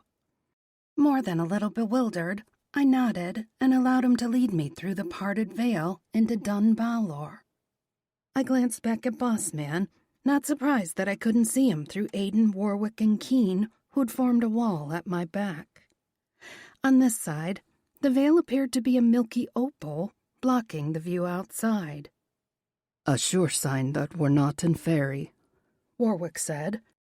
"If we truly stepped into Dun Balor, you wouldn't see the veil, just as you didn't see it in Frog's Lair. It's an alternate dimension, a place that you can only reach through magic or clear intention." Without the hagstone, I couldn't see the shining magic that made up the glamour, only the illusion that Boss Man wanted us to see. Fine white marble covered every surface of the castle walls and floor, giving the place a luxurious yet sterile feeling. Unlike Warwick's home, there were no flowers or magical plants. Colors and sounds didn't assault my senses, though if I'd never been to the Summer Isle, I might have been convinced that this place was in Fairy. Everything was too perfect and ostentatious, I decided, as we neared a long table set with gold place settings. A whole roasted pig dominated the center of the table, but the entire surface was laden with food. Dishes I couldn't recognize, pitchers of ales, bottles of wine, loaves of breads, fruits from all over the world. A feast, right? But my mouth didn't water. Nothing smelled as delicious as what Keen had made for me in our kitchen at home. Even shepherd's pie, which he'd insisted was a simple dish, had been orgasmically good. On the surface, everything on the table looked fine, though it didn't tantalize my senses. The more I looked at the dishes, though, the less appetizing they were. The fruit was too ripe, approaching squishy, or even rotten. I couldn't tell what kind of meat or vegetables were in the biggest pot of stew, which unfortunately made me remember Keen's tale about Cuchulainn. My stomach quivered. I didn't know that I could eat a single bite, even if my life depended on it. Glamour again. A fake feast. I could only hope it wasn't our last. "Keen." I shook my head in disbelief at the so-called feast he'd laid out for us. This was insultingly bad, even for Evil Eye. "The food isn't to your liking?" Chuckling, he sat down at the head of the table. "I know it's not a cauldron-level feast, but I freely offer food and drink to my guests. Be welcome at my table." To keep Rianne as far away from him as possible, Doran sat her at the opposite end of the table. Warwick and Doran sat on either side of her, the first line of defense, while Avon and Ivar took the next seats, leaving me to choose whether to sit on Evil Eye's left or right hand. Both seats would leave me looking at one of the suckling pig's bulging eyes, which seemed alarmingly alive and aware. "This feast be a trap," I warned the others in case they hadn't seen through the glamour. It doesn't even smell good, Rianne replied. What is it? You don't want to know, Aiden replied grimly. Evil Eye smiled down the table at her, by all appearances just a successful businessman making a deal. "Once you're finished, I'll ask my lovely assistant to join us." What do you want with Vivi? "Why, nothing, lady. She's free to go now that you're here." Great. Send her home, then. "Have your treasures told you about the importance of hospitality?" She nodded. Keen has told me some very interesting stories. "I'm sure." He smiled at me, making my skin crawl. "The might of a king is told through his hospitality, true. But also, if guests refuse to partake of their host's offerings, it's considered a grave offense." She met my gaze and grimaced. I understand now. "What have you come to understand, lady?" Evil Eye asked. As you said, the importance of hospitality. This, I'm afraid, is not a feast. In fact, it's not even close.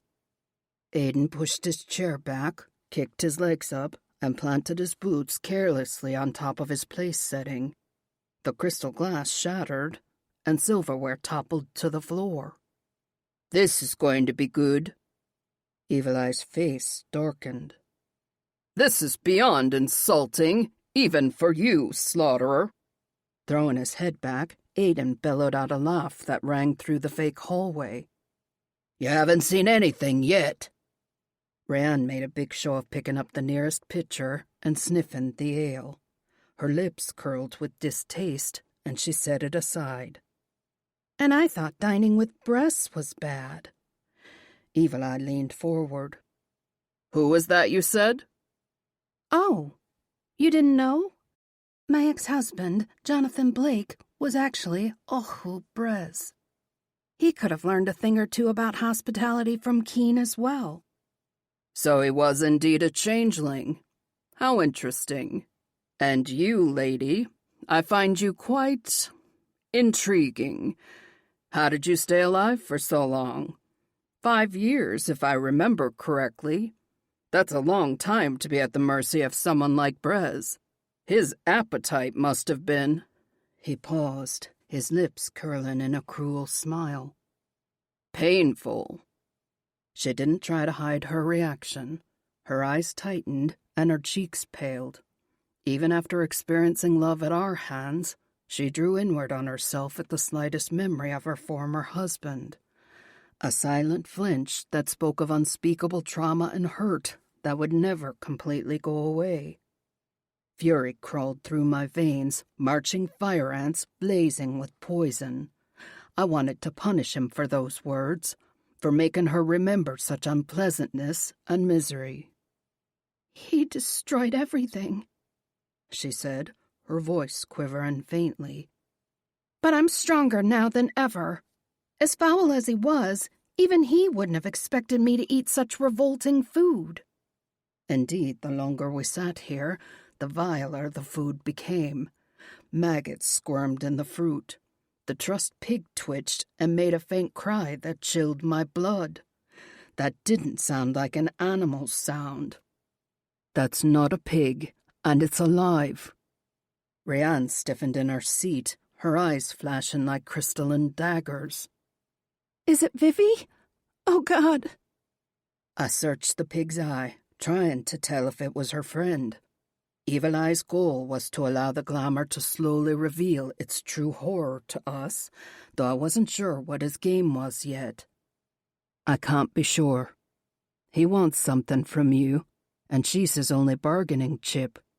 I don't know that he would put her on display so close, let alone in such a distressing way." "He fucking loves it," Aiden retorted. "He loves to watch the suffering unfold. The agony of trying to save someone you love and knowing—" His mental voice broke, and quite honestly, I feared his mind as well. "That there's no hope," he finished hoarsely. "None whatsoever. The agony never ends." I'd known that he suffered intense guilt all these centuries after Doran had been captured, but I hadn't realized exactly how personal Evil Eye had made that defeat for him. To lose our beloved leader was one thing, but to also lose the treasure keeper they'd both loved at the time, to pit one love against another, and fucking relish the unfolding agony and despair as Aiden tried to save them both and failed. Utterly. "It's so much better when love is involved." Evil Eye sat back in his chair with a glass of wine, grinning around the table at us. "Don't you agree, Slaughterer?" "What do you want?" Rayanne asked, cutting off whatever Aiden might have said. "I want my guests to enjoy my hospitality. Otherwise, well, lady, dire things happen when the rules of hospitality are violated. Honestly, I hoped to see who would win the Caridmere." "What's that?" He gave her a slow, sly smile that confirmed my worst fear. "The best cut of meat from the table. I've prepared such a lovely suckling pig for my guests. Who'll take the haunch?" Rayanne pushed to her feet, Rainbows began to spin around her, though I wasn't sure that she was consciously drawing her magic. I will. Chapter 30. Keen rose to his feet so quickly that his chair tumbled backward. No, Rian, you can't do this. If there was any chance at all that Vivi lay trapped in that pig, I was going to get her out, whatever it took. Be my guest. Boss Man practically oozed with smug glee. As if he thought I was too stupid to understand what he'd done to my best friend. Or maybe he thought I wouldn't challenge him. I wouldn't try to save her. Or more likely, he wanted me to try and save her so he could watch me fail. But I wasn't going to fail. Not this time. Rage simmered hotter, fueling the gleaming wheel of magic that spun in my mind. Golden treasure magic hummed to a fevered pitch, desperate to be used. Emerald green sparked through the golden strands, taking our power to a whole new level. Nothing that compared to Evil Eye's power, but more than the treasures had ever pulled before. Not to mention my magic. I could see it now, the dark velvet ribbons winding through the wheel. My love of all things gothic and strange, shadows with faces and tentacles closing in. I wasn't scared of that darkness, because there were also strands of rainbow light dancing across the canvas. Brushstrokes of hope and love, as delicate as a dragonfly's wings.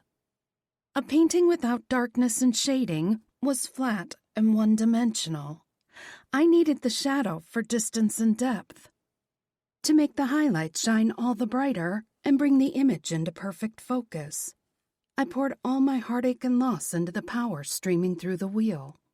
My frustration and anger at myself for falling for Jonathan in the beginning. For staying in a horrible marriage, unable to break out of his trap for 5 fucking years. My inner child, aching loneliness, suffering that horrible feeling of never fitting in or belonging. Never accepted because I was too weird and strange. The child who'd lain awake at night and wondered why the people who were supposed to love her didn't care about her at all. Vivi had been my dragonfly then, my only ray of light in this dark, miserable world. I would do anything to save her. I walked over to stand between Keen and Warwick. A giant butcher knife lay on the table, waiting for whoever claimed the prized cut of meat. Aiden dragged his boots off the table, thumping his feet down so hard the entire table rattled. You offer hospitality? Fine. I'll eat every last motherfucking crumb on this table as long as you let Rian take her friend and leave. Ah, now that's very tempting, Slaughterer. Very tempting indeed. Perhaps you haven't taken a long enough look at the delicacies I've prepared for you. Aiden flicked a wriggling maggot off the tablecloth. I've looked. It's all shite, and I'll eat it anyway. Just let them go. Now, why would I consider letting the most powerful treasure keeper you've ever called to your side go free when she could do so much more for me? I picked up the butcher knife, surprised at how heavy it was. It felt more like one of Aiden's swords. We had a deal, Evil Eye. I came to you willingly. I even brought the treasures with me. All I ask is that you allow Vivi to return to her home unharmed. I say again, lady, all will be granted once the rules of hospitality are fulfilled. Remember what I said about Warwick before we came to an agreement? Aiden asked casually. I nodded, a wry smile quirking my lips. You said that I'd been leprechauned. He gave me a startling wide smile, his blue eyes shining like brilliant sapphires. I refuse to let you be evil-eyed, not on my watch. Boss Man clapped slowly, a mockery of amusement. Good show, Slaughterer. So sweet and touching. Yet again, I must express my doubts about your sincerity to uphold the rules of hospitality. None of you have even taken a bite of the feast I've prepared for you. Well, then, I should get busy carving that pig. At my words, the poor thing quivered, increasing the sinking weight of dread and horror in my stomach. Whether it was Vivi or not, the animal was still alive, even though it looked like a crispy roasted pig down to the rosy apple in its mouth. My men all stood, thickening the tension in the air. Deadly weapons at the ready, they hovered in my mind, one whisper away from drawing blade and fighting to the death. Warwick pressed against my back, though he didn't wrap his arms around me. One slight misstep, and he'd whisk me away to the summer isle. The treasures would die fighting around this table of nightmares, and I would never see Vivi again. I need to see through the glamour, but I don't want Boss Man to know what I'm doing before it's too late. I whispered to Warwick. I'll bring the hagstone to your right eye at your word. To the treasures, I said. Create a diversion. You bleeding idiots! Dorn roared, slinging his chair aside so hard it exploded into a pile of kindling. I am the greatest warrior at this table. The Goritmir is mine. I don't need to draw the sword of light to cut through that lie, Ivar yelled back. Keen hopped up on top of the table, flamethrower on his hip. I'll roast you all back to Tir na Nog. Now! Warwick pressed the hagstone to my eye. Magic billowed all around me, cascading translucent rivers that showered us with brilliant sparks. I avoided looking at anything except the table directly in front of me, though I had to blink several times to focus my eyes. There was so much magic involved in this so-called feast. I had to pull back thick layers one by one like an onion, each layer tougher, nastier. Like trying to wipe away sludge that blended to feces to something even worse. Crispy pigskin flickered to red hair. I leaned closer, running my hand over her, helping to break the illusion. Vivi lay on her stomach, appropriately hog-tied, with an apple gagging her. Her makeup had smeared and run all over her face from her tears, but as far as I could tell, she was unharmed, at least physically. I slipped the tip of the heavy blade beneath the ropes binding her wrists to her ankles. As soon as I got one hand free, she reached up and yanked the apple out of her mouth. Sobbing, she scrambled up toward me, dropping the hagstone back against my chest. Warwick helped me get her down off the table. I pressed her behind me, holding the knife up before me. Keen kicked the strange floppy meat sack that had disguised Vivi off the table. No one has left your table satisfied, Evil Eye. Thus, there has been no hospitality. You failed. Lounging in his chair at the head of the table, Boss Man somehow still managed to look amused. Such a shame, Cauldron. I could have accomplished much with your magic. And you, mighty sword of light. Even the darkest fae can make use of the gift of truth. Only when it serves you, twisted and corrupted to your cause. Ivar replied. You can't face my truth. That's why you always make sure I die before I get too close. Indeed, you all die so easily. It's become rather boring. I had such high hopes this time around. After all, you have a treasure keeper finally worthy of the magic that first brought you together. Do you even know what you are yet, sweet Rianne? I grimaced at the fake sugary sweetness in his voice. It was almost as bad as when Jonathan had called me Honey Bun. I do. He shook his head. I think not. Or you wouldn't be standing here debating the life of one pitiful human, 4 washed-up warriors who've lost every battle they've faced in thousands of years, and one greedy leprechaun who can't see beyond the glint of his gold. I beg your pardon. Warwick sniffed loudly and tossed his head, making his hair flutter about us. Aiden could definitely use a bath, but I think about quite a lot of things other than gold. Aiden grunted. Like how good it was to treasure more store on top of your bar. Exactly. Warwick replied in unison with the other treasures. I laughed, keeping my voice light as I backed Vivi further away from the table. Well, you are pure gold in your pants. I weary of this game, Bossman said with a sharper edge to his voice. So do I shot back. It's time for you to keep your word. He chuckled, but it wasn't a sound of amusement.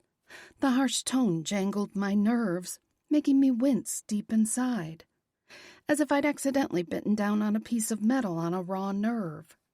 Chills raced down my arms, and my hands trembled. My word? You want me to keep my word? Are you quite sure, Treasure Keeper? The edge of his laughter cut sharper, deeper, increasing that sense of wrongness and raw twinges of nerve pain through my body. Yes, I want you to keep your word. You said that if I came to Dunbalor, that you would explain everything. You wouldn't kill us, and you would let Vivi go. I never said that she would be free to go. I promised that Viviana would remain unharmed. Do you call being bound on the table like a roasted pig waiting for someone to cut you open unharmed? I retorted. He huffed out another vicious laugh that stole my breath like a slap of icy wind. I would not have been the one to harm her, so I am absolved of any harm that may befall her. You disappoint me, Treasure Keeper. I thought you would be more intellectually challenging. Same, actually. His laughter cut off, and his eyes narrowed. Perhaps I was wrong. Perhaps you're as big a fool as Slaughterer. I nodded, inclining my head toward Aiden. I count that as a compliment, but you're the fool, Evil Eye. Did you think we wouldn't see through your thinly veiled hospitality ruse? How about that so-called veil you so carefully parted for us? Or the giant, tacky, very fake replica castle you call home? He shrugged and flashed a magnanimous smile of two sharp teeth. So you've passed a few of my tests. I assure you that there are many more ahead. Enough! Doran's voice thundered. You've taunted us long enough. Allow the women to leave and let the battle begin. There won't be a battle this time, Stoneheart. You're free to go. Doran dropped his hand on my shoulder, his claws digging into my skin through the sweatshirt. I don't go anywhere without her. Fine with me. Bossman stood and gave a tug on his suit jacket to smooth it. You're welcome to attend, all of you. I don't mind whatsoever. In fact, that makes everything so much easier. I didn't like the way Bossman looked at me, and then Vivi. A kind of greasy, oily stare that made me feel ill. I worked for you for years, she cried, whimpering and hiccuping with choked sobs. I poured myself into the job, helping you win, building the business. Burn that midnight oil, you'd tell me, and I did. At the cost of my friendship and my life. The cost. Her voice caught on an aching inhale as she finally understood. You betrayed me. You used me. All along. His head tipped slightly to the side. I did. I am. Be glad that I had a use for you that didn't involve tossing you into the darkest pits beneath Dunbalor. Her shoulders quivered, her arms wrapping around my waist in a fierce hug. I'm so sorry, Ree. I patted her hand. I'm sorry that I left you behind. Go home and live the happiest of lives with Hammer, okay? She squeezed me harder. What about you? I wish... Don't you fucking dare! Aiden roared, swinging around toward me with both swords over his head. That Viviana is safe in the Summer Isle until she can return home to her happy life. Warwick sucked in a harsh breath and then whispered, Granted. And Vivi disappeared. Chapter 31. Aiden. Red. Everything dripped blood, painted and coated and burned.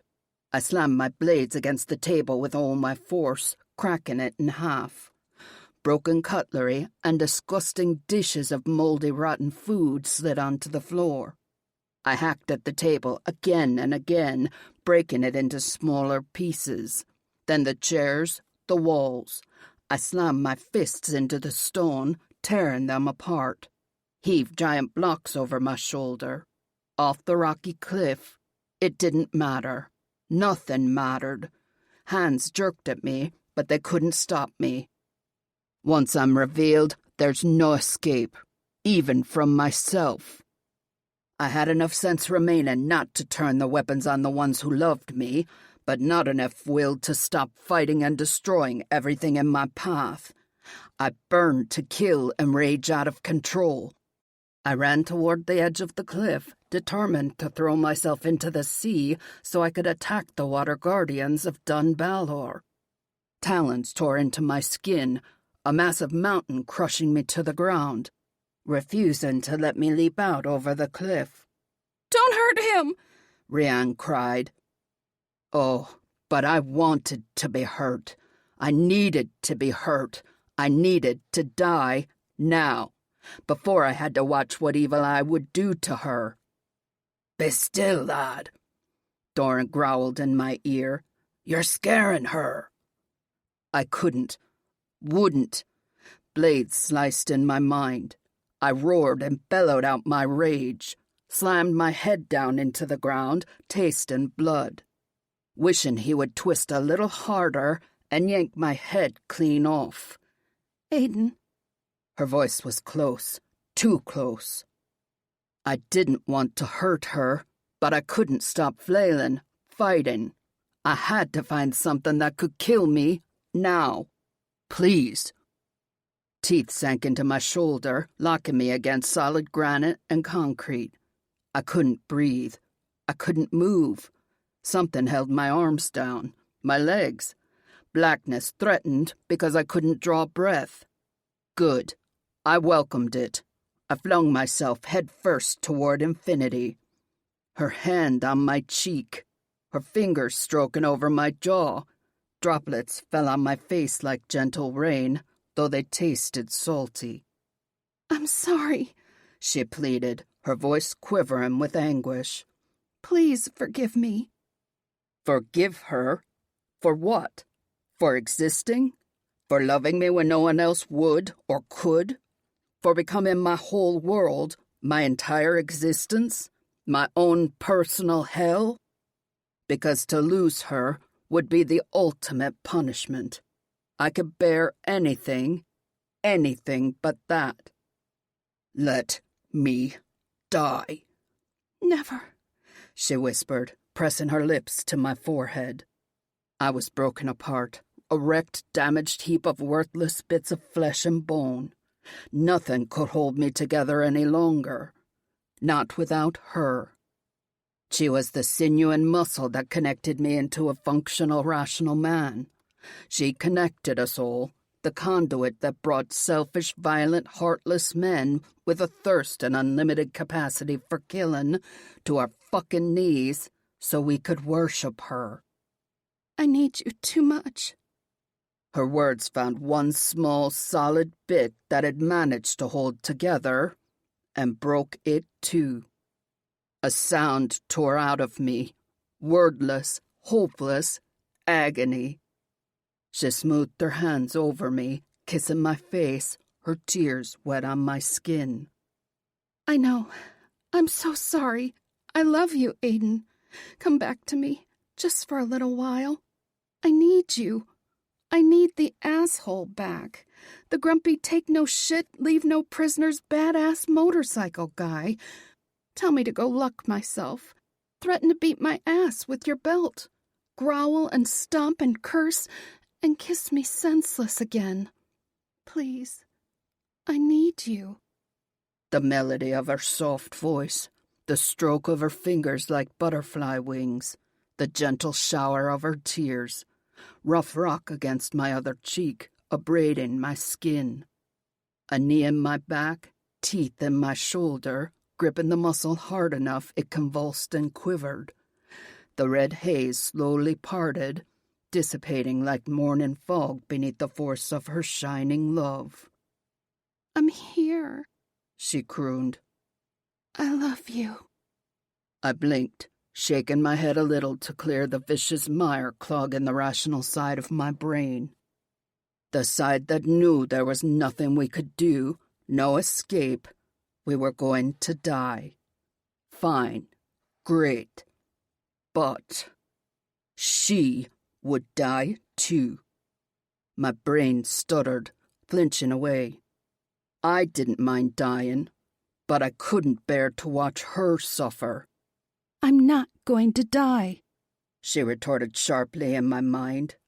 Neither are you. None of us are dying today. Do you hear me?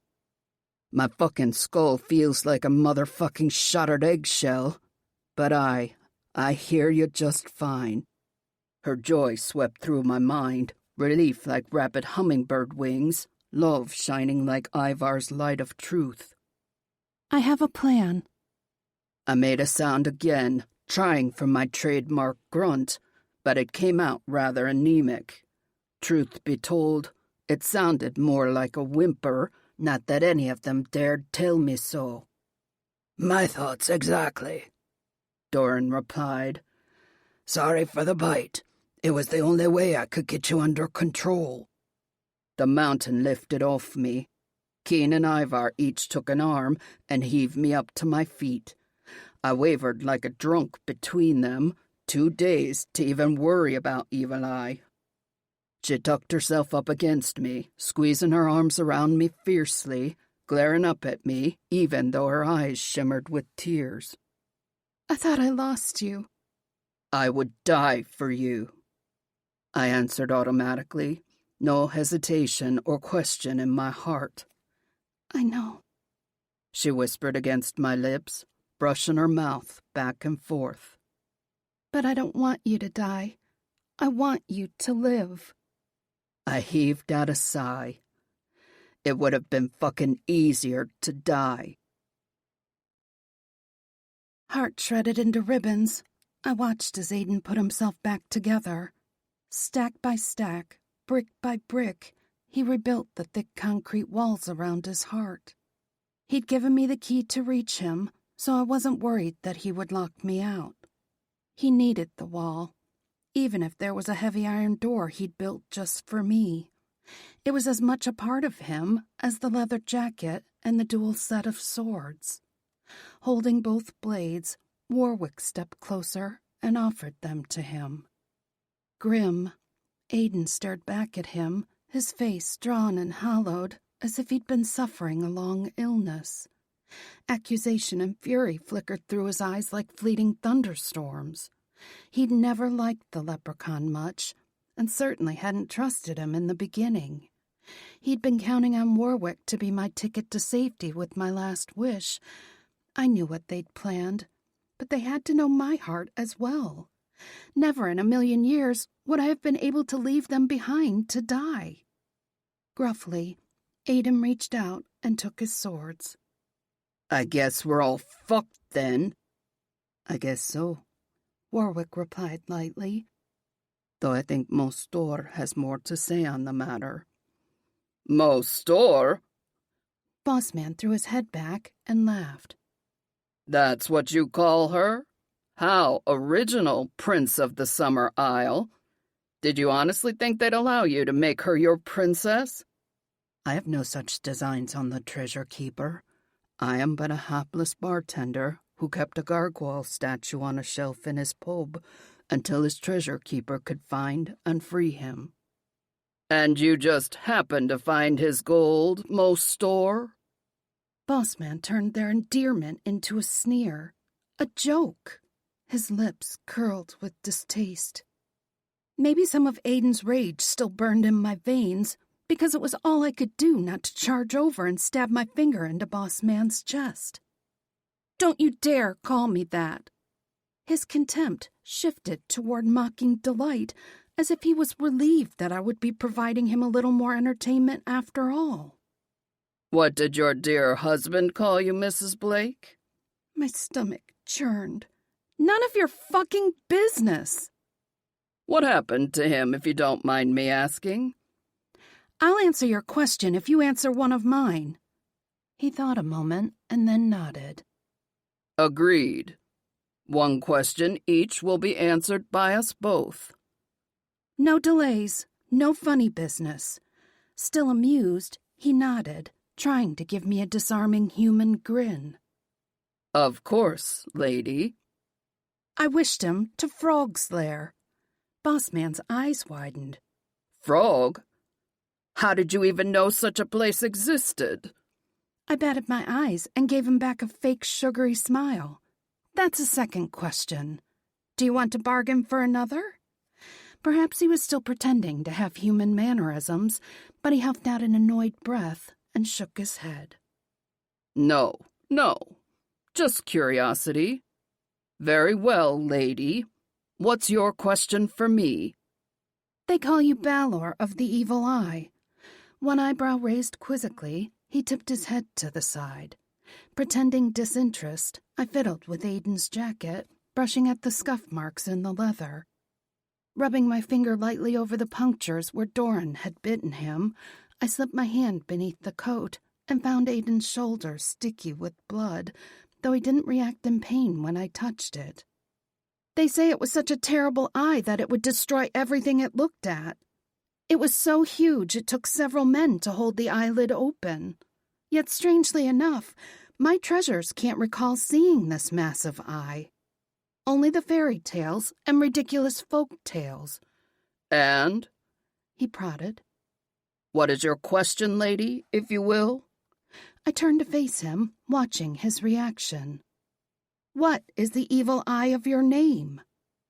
I thought he'd be annoyed or shaken or surprised, at least insulted that none of us even knew what the supposedly terrible eye actually was. Instead, his shoulders relaxed and he nodded. "I thought you'd never ask." Chapter 32. "Right you are." Boss Man swept his arm out to indicate the castle around us. "This is only a replica of Dun Balor, a shadow of its full glory in fairy." The air shifted. My ears rang with a heavy gong that went on, the sound stretching out over an endless distance. The white marble halls disappeared, leaving us standing on a rocky hilltop. Wind tore around the hill, whistling through the towering spires of jagged rock, tugging on my clothes so hard that I staggered back against Doran. Thick, cold, and wet, the air smelled like salt, and something else, a musky, fishy smell that ruffled the hairs on the back of my neck. Something my lizard brain recognized as a predator, or at least dangerous. "Now we be in fairy," Warwick said. Indeed, the opaque barrier that had surrounded the white marble castle was gone. Endless gray skies arched overhead, meeting storm-gray, angry seas. Waves thundered against the cliffs, adding bass to the steady roar of wind. The same dark rocky spines rose like jagged teeth. And a heart more, the key. There was a raw, wild, natural, elemental beauty to this place, untouched by any mortals. What Tory Island might have been like at the time of its creation.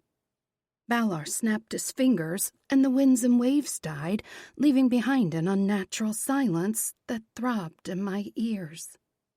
"This be the eye for which I am named." Confused, I looked at him first, though his appearance hadn't changed. I turned in a slow circle, looking up at the sky, the rocks, down at the ground. Nothing resembled an eye, let alone a giant destructive orb of legend and myth. "I don't understand. You thought my eye would be a huge red orb flaming atop the spire? He laughed, shaking his head. Only in movies, lady. Even your hagstone cannot reveal my eye unless I allow it. Not sure that I wanted to look, I wrapped my fingers around the hagstone. He mentioned it for a reason, so I distrusted what I would see. He'd already proven that he could lay glamour on top of glamour to hide the truth. Truth. Of course, I turned my gaze toward Ivar. Eyes shining like burnished golden coins, he nodded and stepped closer, offering me his hand. His truth would always shine. I lifted the hagstone to my eye. Thick milky fog billowed around us, concealing the ground and the ocean below, softening the brutal rocky edges with puffy clouds. Wisps stretched up from the billowing layer, crawling up our legs like ghostly vines. Shivering, I resisted the urge to shake my foot free of the clinging mist. I couldn't feel it touching me, so I wasn't sure that it was real. A rich golden glow brightened beside me, a halo that burned brighter, surrounding both me and Ivar. In that light, the fog still flowed and swirled around us. It was real then, not just a glamour. The brighter light seemed to call to the wisps. The fog deepened around my legs, rising above my knees. Tendrils snaked around my arms. Heart pounding, I checked each of the guys to see their reaction. Aiden was still as pale as the swirling fog, but he didn't seem to notice it. He stood facing Boss Man, swords in hand, his lips curled back in a harsh grimace. Doran braced behind me, down on one knee, talons unsheathed, wings cocked, ready to snag me up against him and leap into the air. Though now that we were actually in Fairy, I didn't think we'd be able to escape so easily. Keen stood at Aiden's back, his flamethrower dripping molten flames into the fog. The fire didn't dissipate the mists at all. In fact, they swirled faster around him as if eager for more. Gleaming emeralds flashed around Warwick, though each spark of magic was quickly swallowed by the fog. The mists flowed around my waist now, definitely deeper, and my teeth chattered with the sense of ghostly chill spreading through my body. "It's feeding on us," I whispered. "Our magic." Deeper now, the flowing billows swirled like a slow whirlpool or hurricane, sweeping in a circular pattern that became more defined as I watched. A circle, and I stood at its center. Lowering the hagstone, I jerked my head up to meet Boss Man's knowing gaze. He nodded. You're a natural conduit. Treasure magic flows through you, magnifying their gifts exponentially. You've seen how it works. You snared Greenshanks into your whirlpool, sucking him deeper into the swirling magic around you. You draw them all closer, even the slaughterer, a man broken by jealousy and betrayal. You found and freed Stoneheart when no others could. You even pulled the changeling into your proximity, much to your detriment. He tried to break you, did he not? He tried to use you, unlock you, but he couldn't.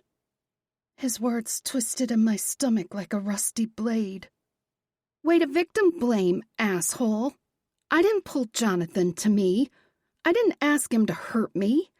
You didn't have to ask. It's your nature. This ability to pull and transform magic through yourself is innate. Every treasure keeper was born to pull the treasures together through the mists of time. No matter how many centuries passed, no matter how many times they died in a million awful ways, they still returned to the treasure keeper's call. Not for you, dear lady. Not for this so-called love they profess. They return to you because you're the conduit. The only way their magic flows is through you. Otherwise, they're just tired old stories that humanity forgot long ago. He paused, letting his words soak into me. I felt ill, my stomach queasy, as if I'd accidentally eaten some of the wormy, rotten food. Chilled, I wrapped my arms around myself, briskly rubbing my arms. The fog wasn't feeding on us. Not exactly. It felt like something had snagged deep inside my intestines and was trying to drag me down.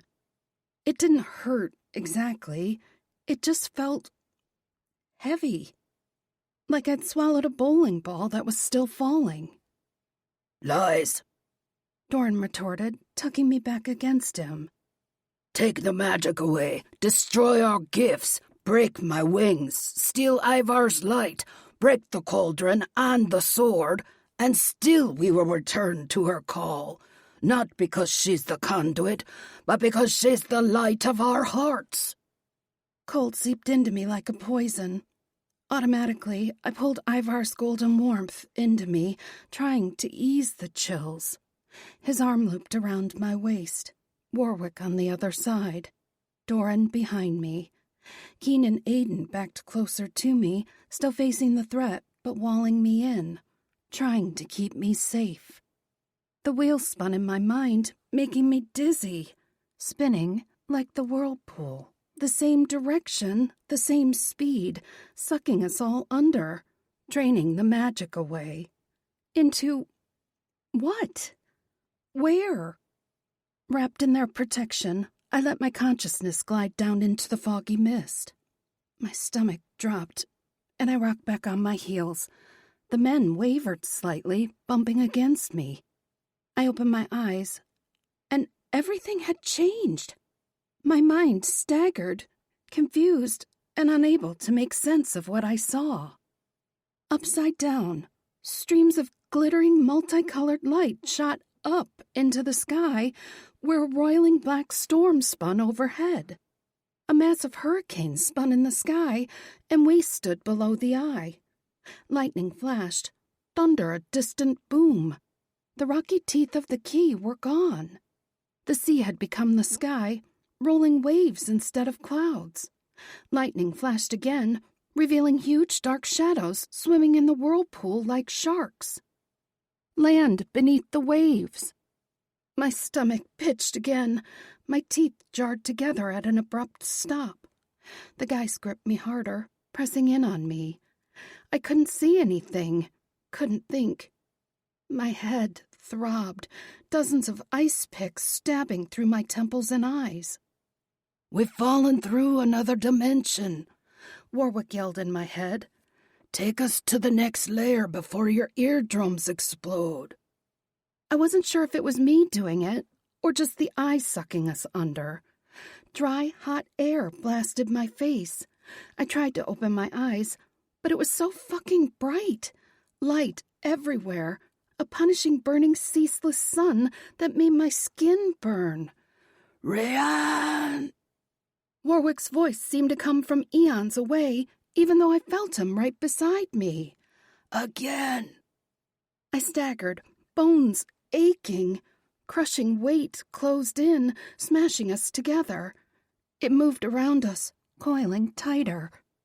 We've got to shut the eye! Doran rasped, his voice strained as if he heaved against an impossible weight, trying to lift the crushing coil off of me so I could breathe.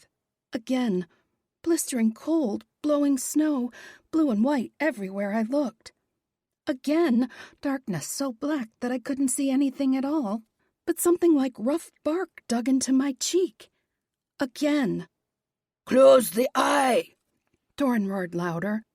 Ryan, love, you've got to close it! All the dimensions of space and time are yours to command. Boss Man's voice echoed in my head. That had to be a lie. I wasn't doing anything to flicker through these dimensions, other than struggle to breathe and keep my feet. I certainly wasn't commanding anything. All worlds, all magic, flow through the eye, Boss Man said. My eye. Lights flashed and flickered, worlds coming and disappearing in rapid succession. Distant planets and stars, places of mythology and folklore, pyramids and towers, massive world trees and secret pools, deep seas and barren wastelands. They all fall to me eventually. The flickering images finally stopped. Panting, I tried to calm my pounding heart. My bones hurt, and I tasted blood. I couldn't feel the guys around me. I couldn't feel anything outside of my body at all. No injury, no wounds. Nothing. Am I dead? Don't even fucking think such a thing. Aiden's voice cut through the fog around me. But why did he sound so far away? You're not dead. I forbid it. Do you fucking understand me? See my eye in all its terrible glory, Bossman said, this time aloud. The words echoed as if we were in a deep chamber or cave. Light slowly grew around me, illuminating a silvery floor that stretched in all directions. I couldn't see any walls or ceilings above, but it felt deep like a well, an endless well that went on forever at the lowest foundations of the earth. I stood alone on a round, flat medallion set in the silvery floor. I turned, frantic, looking for the guys, a way out, but there was nothing to see. No walls to climb, no doors to break open, no locks. My heart tried to burst through my rib cage. I can't get out. I'm trapped. Doran! You're not alone. Doran rumbled through me, settling some of my panic. We still hold you in Down Balor. I couldn't feel them, though. I couldn't feel their arms around me, their bodies against me. Come back to us. Keen's voice curled through me, stirring my hunger, reminding me of his gift. We shine for you alone, Ivar added. What does it look like? Warwick asked. Is Evil Eye with you? Yes and no. I wasn't cold, but my teeth wouldn't stop chattering. I hear him, but I don't see him. It's an illusion, Warwick replied. It's one of his tricks. You still stand with us in Dun Balor. Do you still have the Hagstone? I didn't turn my head to look, but now that I remembered I'd been holding the stone, I could feel it against my palm. My hand curled around the stone, holding it over my heart. Yes. What is this place? My voice echoed off the silvery floor. Ripples formed in its surface, flowing outward like gentle waves. Stepping closer to the edge of the medallion, I bent down and touched the silver with my left hand. Not water. It was thicker. The substance coated my finger, but when I tried to shake it off, it rolled into a ball and danced across the back of my knuckles like mercury. See, lady? Magic clings to you, even here. This is magic? I raised my hand closer, watching the way the tiny ball moved and flowed. It didn't feel like the ribbons and swirls of magic when the wheels spun in my head. This tiny ball had substance, and it didn't glow or spark. Glittering emeralds, soft warm gold, sparkling rainbows. My kind of magic, my kind of love. Where was that in this dismal, silent place? Pure source, from which all magic flows. It feels amazing, does it not? I wasn't sure what he meant, until the blob sank into my skin. 1 second it rolled like a tiny ball, and the next, it felt like I'd taken a shot of heroin. My eyes flared. Every hair on my body stood at attention, vibrating with sudden energy and awareness. I could feel the individual cells in my body, sparking and flowing, pulses of electricity communicating with each other. Nerves like complex highways and rivers flowing with data and power. Thoughts rippled through my mind laser fast. I'm standing in a pool of magic. It's endless, like an ocean. It goes on forever. He said it's the source of magic. So much power, Bossman crooned. No walls. I continued passing along information rapid fire to the guys. No doors, no way out. I don't know where it's coming from or why it's here. Soon all the worlds will belong to me. They fall one by one, descending just as you did to reach my eye. Only by the time those worlds reach this level, they're distilled into their purest forms. A larger silver ball slowly slid down from the darkness above, approximately the size of a grapefruit. It slipped into the silver lake without a single sound, though ripples rolled from where it disappeared. Some worlds garner more magic than others. That was an entire world? Only what was left of their magic. Bossman replied, his tone remaining casual and matter-of-fact. Most of the magic is gone now through all the dimensions. Very little remains. My brain grappled with the implications. An entire world reduced to a grapefruit, destroyed for its magic. All this magic pooling in the eye. His eye. Very little magic remained.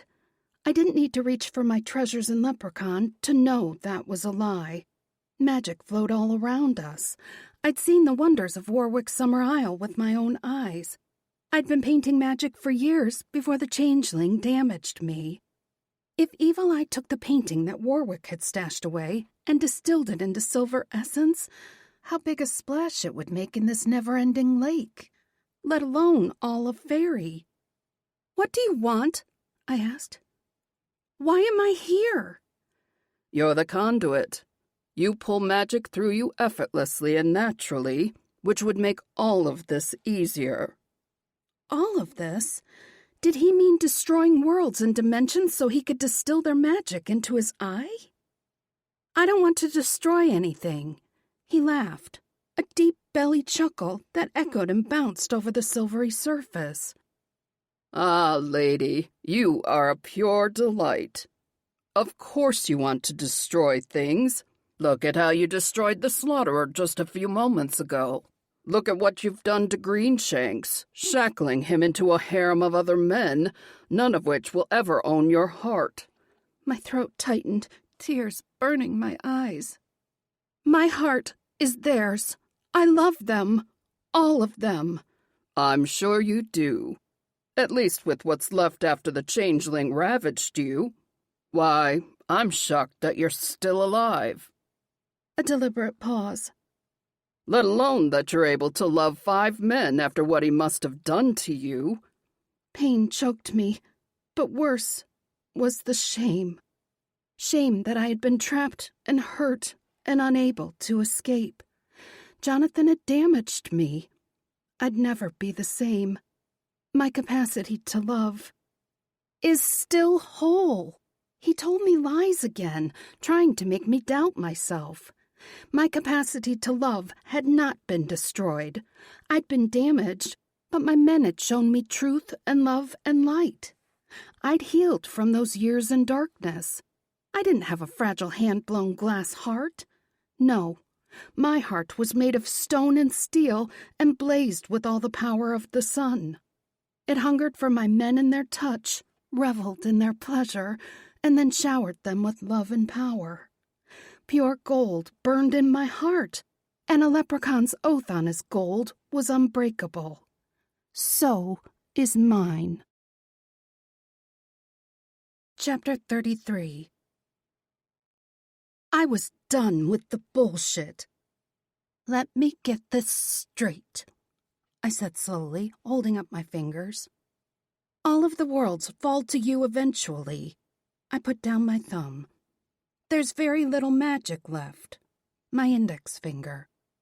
"I'm too damaged to love anyone." My ring finger. "Yet I can make your crazy universe domination easier." I put down my pinky finger, leaving my middle finger up. "Get lucked, Evil Eye. I'm not helping you do anything." Bossman's voice slithered around me. Even to save your precious treasures? "You said it yourself." I shrugged, putting as much bravado into my voice as I could muster. "They always die. Why should this time be any different?" I'm surprised that you're so short-sighted. Surely you understand that there will be no paradise in the land beneath the waves waiting for them. This is the end of their long, bitter battle. No one believes in magic any longer. No one needs them to keep fighting. I do. I need them. My throat ached, holding back a sob at the thought of their deaths. I need you. Always. This time, I received no answer. Doran? Besides... I couldn't see Boss Man's face, but I could hear the snide little sneer creeping into this voice. It's too late to save them. The silvery surface shimmered brighter and began playing images like a movie screen. Doran roaring and howling with rage, while another, much larger creature ripped and tore at his wings. One wing already appeared to be broken, dragging limply at his side. Bellowing curses, Aiden stood surrounded by giants with red heads. Dozens of them. Yet he slashed and whirled with both swords, trying to clear a path to Keen and Ivar. They stood back to back, blasting fire and laser-bright bursts into a horde of imps that rolled toward them like an endless wave. As I watched, a huge tentacle snaked around Keen and lifted him up. Another wrapped around his legs and yanked, tearing him apart. No!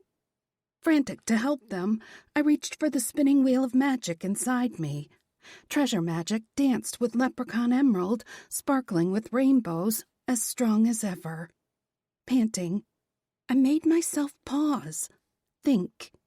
The magic wouldn't be so strong if they were truly in danger. If Keen were dead. A sob escaped my lips at the thought. But if any of them were actually dead, the wheel wouldn't evenly spin. It'd be dark and empty, not bright with sparks. You can save them, Boss Man whispered. The power lies before you. The wheel spun faster in my head, streaming all the colors of our magic. One drop of the silver source energy had lit me up like a Christmas tree. What would all of that pooled magic do to me? Even more importantly, why did he want me to try and use it? Doran screamed, a horrible sound of pain that made my heart tremble. On his back, he kicked and struggled to get up, but the creature ripped open his midsection so deep that organs and intestines pushed up out of him in a tangle. Help us, Mostor! It's not real, I whispered softly, swiping tears off my cheeks. Are you sure? Boss Man's voice slithered around me. I could almost feel the brush of his breath on my neck, which made all the tiny hairs on my nape shiver with alarm. They're so pretty when they cry for you, Rianne. It makes my black heart burn with vicious pride.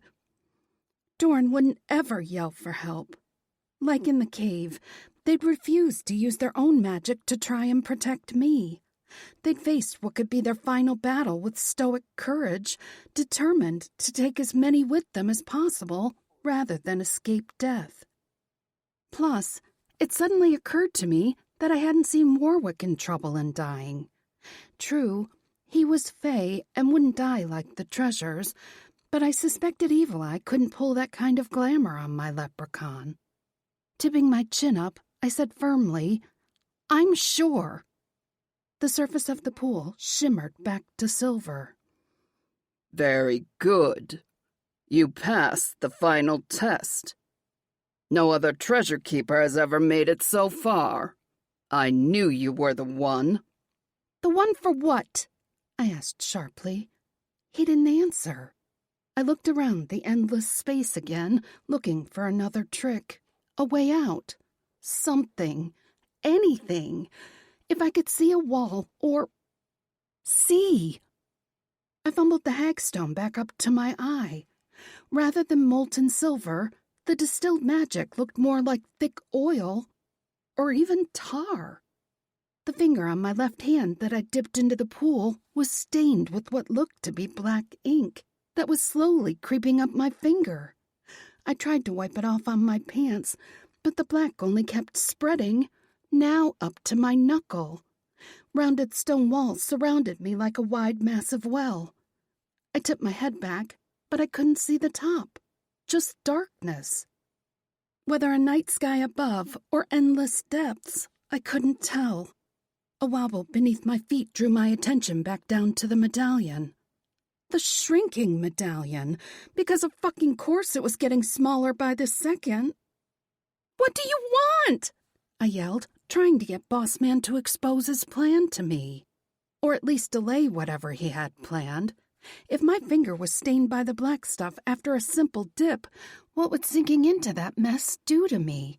What am I supposed to do? He didn't answer, so I needed to up my game. He might be a high court fae, but he was still a man with an inflated ego who'd had legends and stories told about him for thousands of years. He wanted to brag about how brilliant he was.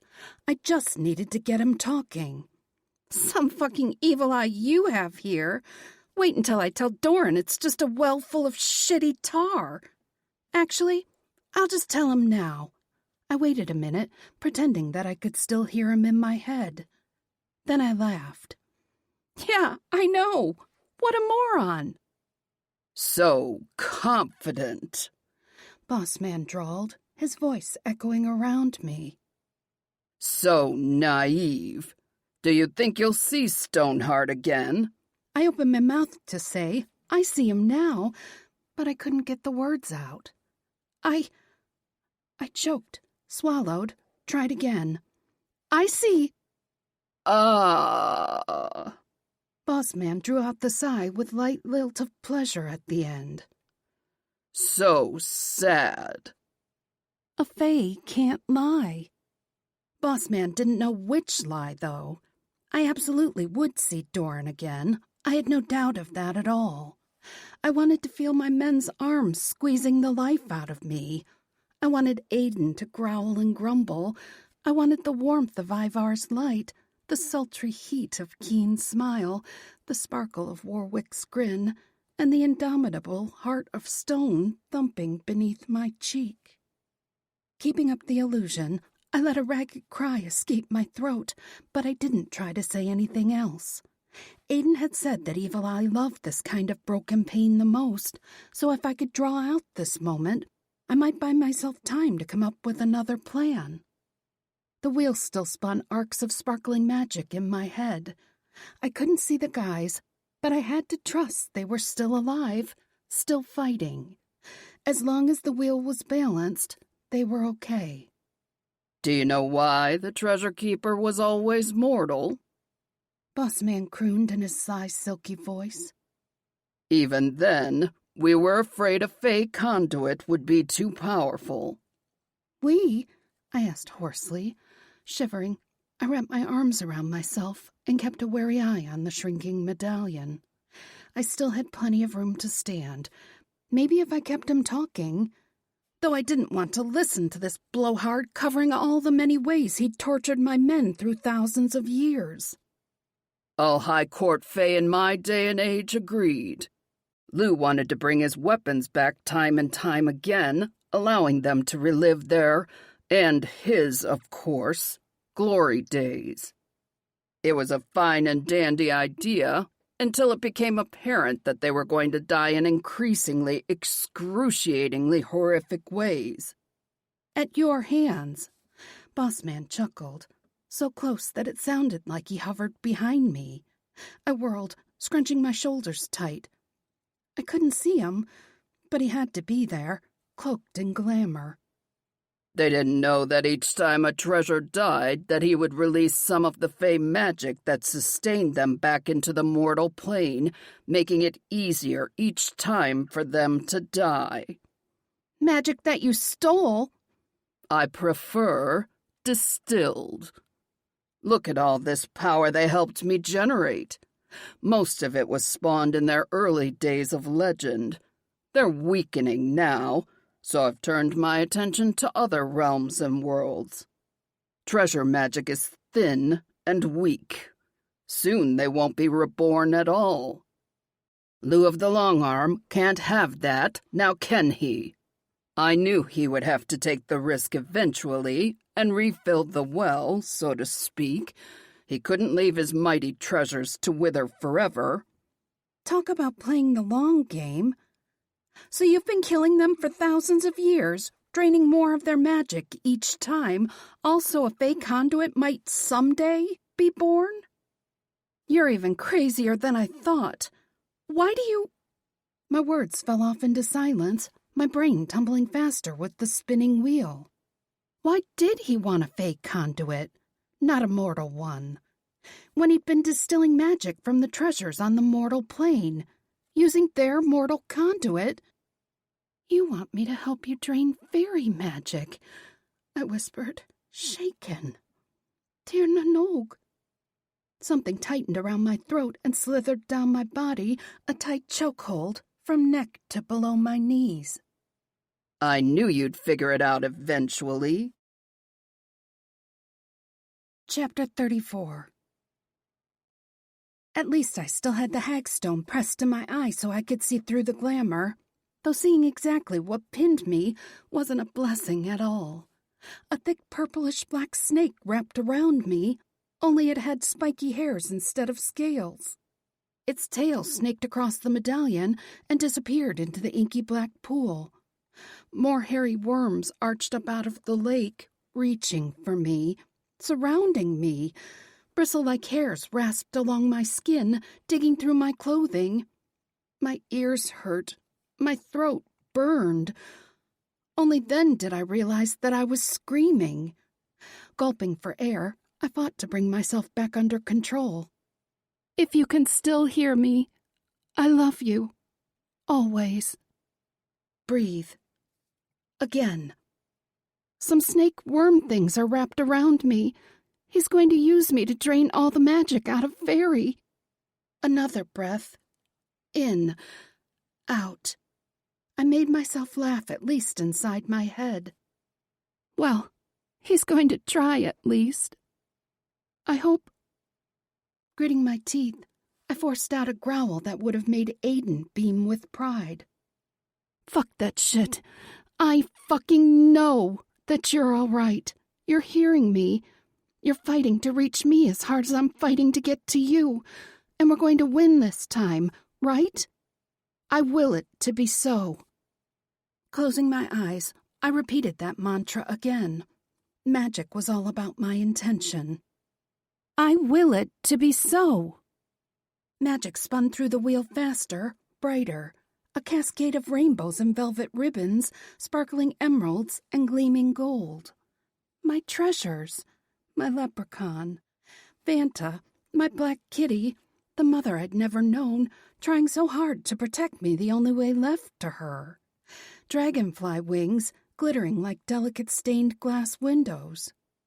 I thought of my painting that had called to Warwick so much that he'd immediately whisked it away to safekeeping. Everything I needed to know was there. If I could only put the pieces together. The wide-open door with magic spilling out all around me when I looked at the painting in full sunlight.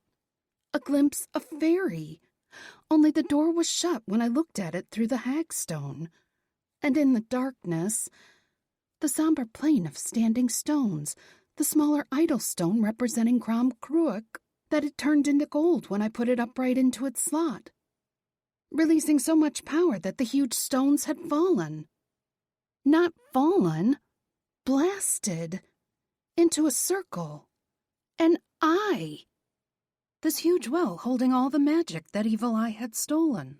Magic that needed to be returned to the mortal plane and the other worlds he'd drained. Dorn had shouted that I needed to close the eye, but that wasn't right at all. I needed to blast the motherfucker wide open. The wheel spun brighter, faster, and I embraced it. I became the wheel, pulling energy from my men and magnifying it.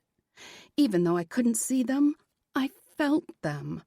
Their gifts poured into me without hesitation, trusting me, giving me everything they had, all their strength and will. I braided their magic with sparkling rainbows of my mother and the grim shadows of my father, just like my painting. The door wide open, magic spilling through me, dark and light alike, shadow and highlight, shade and accent. I needed all the layers to create the perfect masterpiece. I stood at the center of the wheel, the hub for the spinning spokes. Magnificent! Bossman's voice rose with a twisted glee. Drop the veil, and Tirnanog is mine! Holding the wheel around me, I stood on the stormy plain. 12 standing stones surrounded me, and I was the golden stone in the center. I allowed myself to drop into the waiting slot made for me. Thunder rumbled, lightning tore across a black, stormy sky. All the hairs on my body quivered and rose, electricity arcing all around me as power ramped up higher. The golden wheel whirled so fast it blazed into a fiery ring wrapped in emerald ribbons. My teeth ached, and pressure built, making my bones throb. More. I needed more. I tipped my head back, straining to hold on as the magic built even higher. My skin felt gossamer thin, dissolving in the steady stream of pure energy. As if my mortal body was burning away, torn apart beneath the force of such magic. Ivar said he'd burned himself up before. Kram Kruik required sacrifice. So be it, if that's what it takes to set my treasures free. You fool! Bossman roared. Not even Fae can hold all the magic of fairy at once. I'm the conduit. I can hold it all. Something shook me, tearing at the creatures that bound me. A distant distraction that I ignored. Lightning cracked overhead. A blazing jolt of energy that tore open the night sky above Moshlet and exploded through me. Power blasted in a rolling, vicious wave of devastation. The 12 standing stones didn't fall. They crumbled into oblivion. The black sky blazed with molten gold, and the lonely plain crackled with wildfire. Everything burned, my clothes disappearing in wisps of ash and char. My hair, my skin. I screamed endlessly until no voice or throat remained. Power swept through me, blasting through the stone walls of Balor's eye. I spilled into the black pool, a liquid, boneless thing of pure energy. I burned the sticky tar away, pulling the tainted magic back through me, cleansing it through the wheel of fiery gold. Up the eye, through the dimensions, the endless darkness, the brutal world of an eternal sun. Bark against my cheek, drinking in the flood of magic like a sweet, gentle rain, ending a devastating drought. The upside-down world tilted in a dizzying flip into a rocky, windy cliff. I pulled harder, draining the bottomless lake, taking back all that had been stolen. Burning, dissolving, all the bits of me that Jonathan had left behind. The dark god required sacrifice. His own firstborn child. So be it. A door opened in my mind. Giggling, I ran forward into the shining light. Chapter 35. So much light. Colors I couldn't even describe. So much love. So beautiful. Beauty was dangerous. That much I remembered. But I couldn't think why. Slowly, like a tight bud gently opening after 100 years, light coalesced into my mother's embrace. Idun's wings fluttered around me, and Vanta purred against my cheek. Another eon passed, and I smelled the lush flowers of the summer isle and heard the symphony of riotous color. I remembered the dancing grin of a cute barkeeper and the sparkle in his emerald eyes. His ebony hair flowed around me like a cape, his arms pulling me close. Closing my eyes, I breathed in his fresh green scent and soaked in his love. I even remembered his name. Warwick Greenshanks. Did I do it? He carried me somewhere. I didn't care where as long as he was there. I love. You blasted the eye wide open and released the power Balor had been storing for thousands of years. All the worlds shine with magic now, even the mortal plane. Dun Balor sank beneath the waves and is no more. Only the rocky cliffs remain in the mortal plane. I didn't have to ask him where my treasures were. I could feel the throbbing emptiness inside me. There wasn't a wheel to spin any longer. Nothing remained, not even a few broken spokes of the wheel. They were gone. My chest ached so badly that I couldn't breathe. I didn't need to breathe here. My body felt different, like I was made up of nothing but light. He whispered, laying me on the green cushions where I'd rested so long ago. You shine like opals and rainbows and all the love in the world. Vivi, I whispered. I didn't realize that I wept until he gently wiped my cheeks. She's back home safe, just as you wished. You can see her any time that you wish. She'll be relieved to see you. Time passed, though I wasn't sure how long I lay on the elegant velvet couch and breathed in the peace of the summer isle. Time was meaningless here. My body felt more like flesh and blood than light, though that meant I hurt even more. The constriction in my chest and throat made it difficult to talk, and I didn't want to ask. I didn't want to know how they died. I only knew that they were gone. Are they gone forever this time? I finally managed to whisper. Warwick's lips quirked into a chiding, teasing smile that only confused me more. Have you not learned anything at all, love? Confused, I shook my head. I guess not.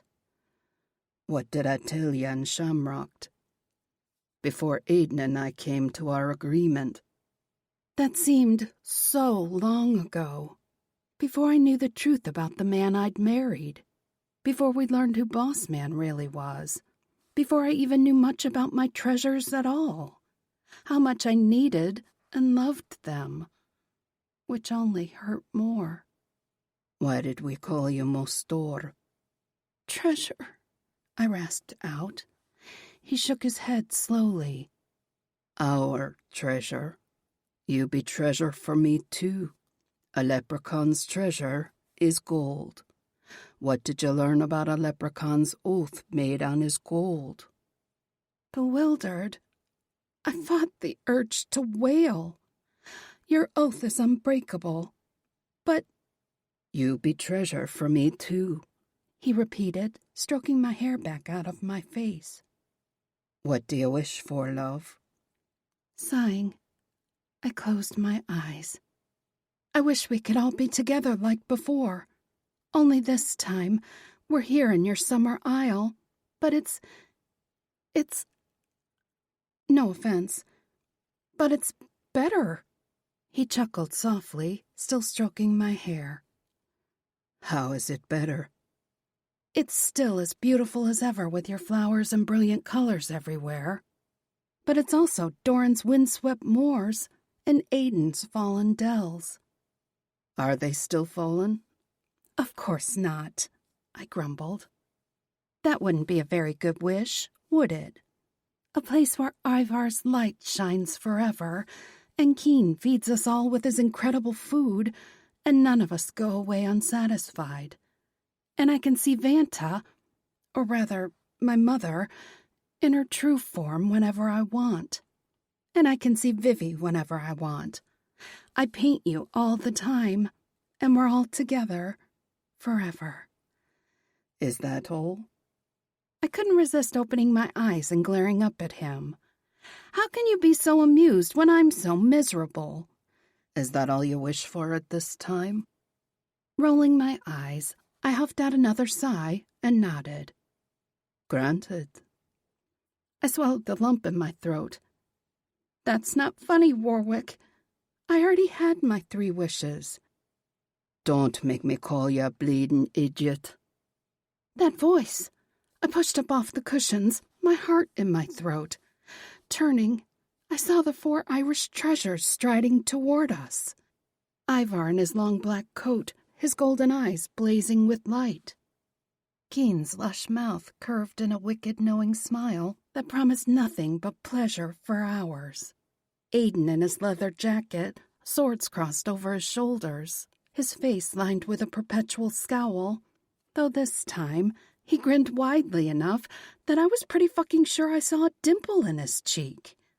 And Doran, mighty Stoneheart, wide-shouldered and tall, busted nose and heavy features hinting at his gargoyle. My noble warrior. He swept me up into his arms and gave me a toss in the air that made me squawk.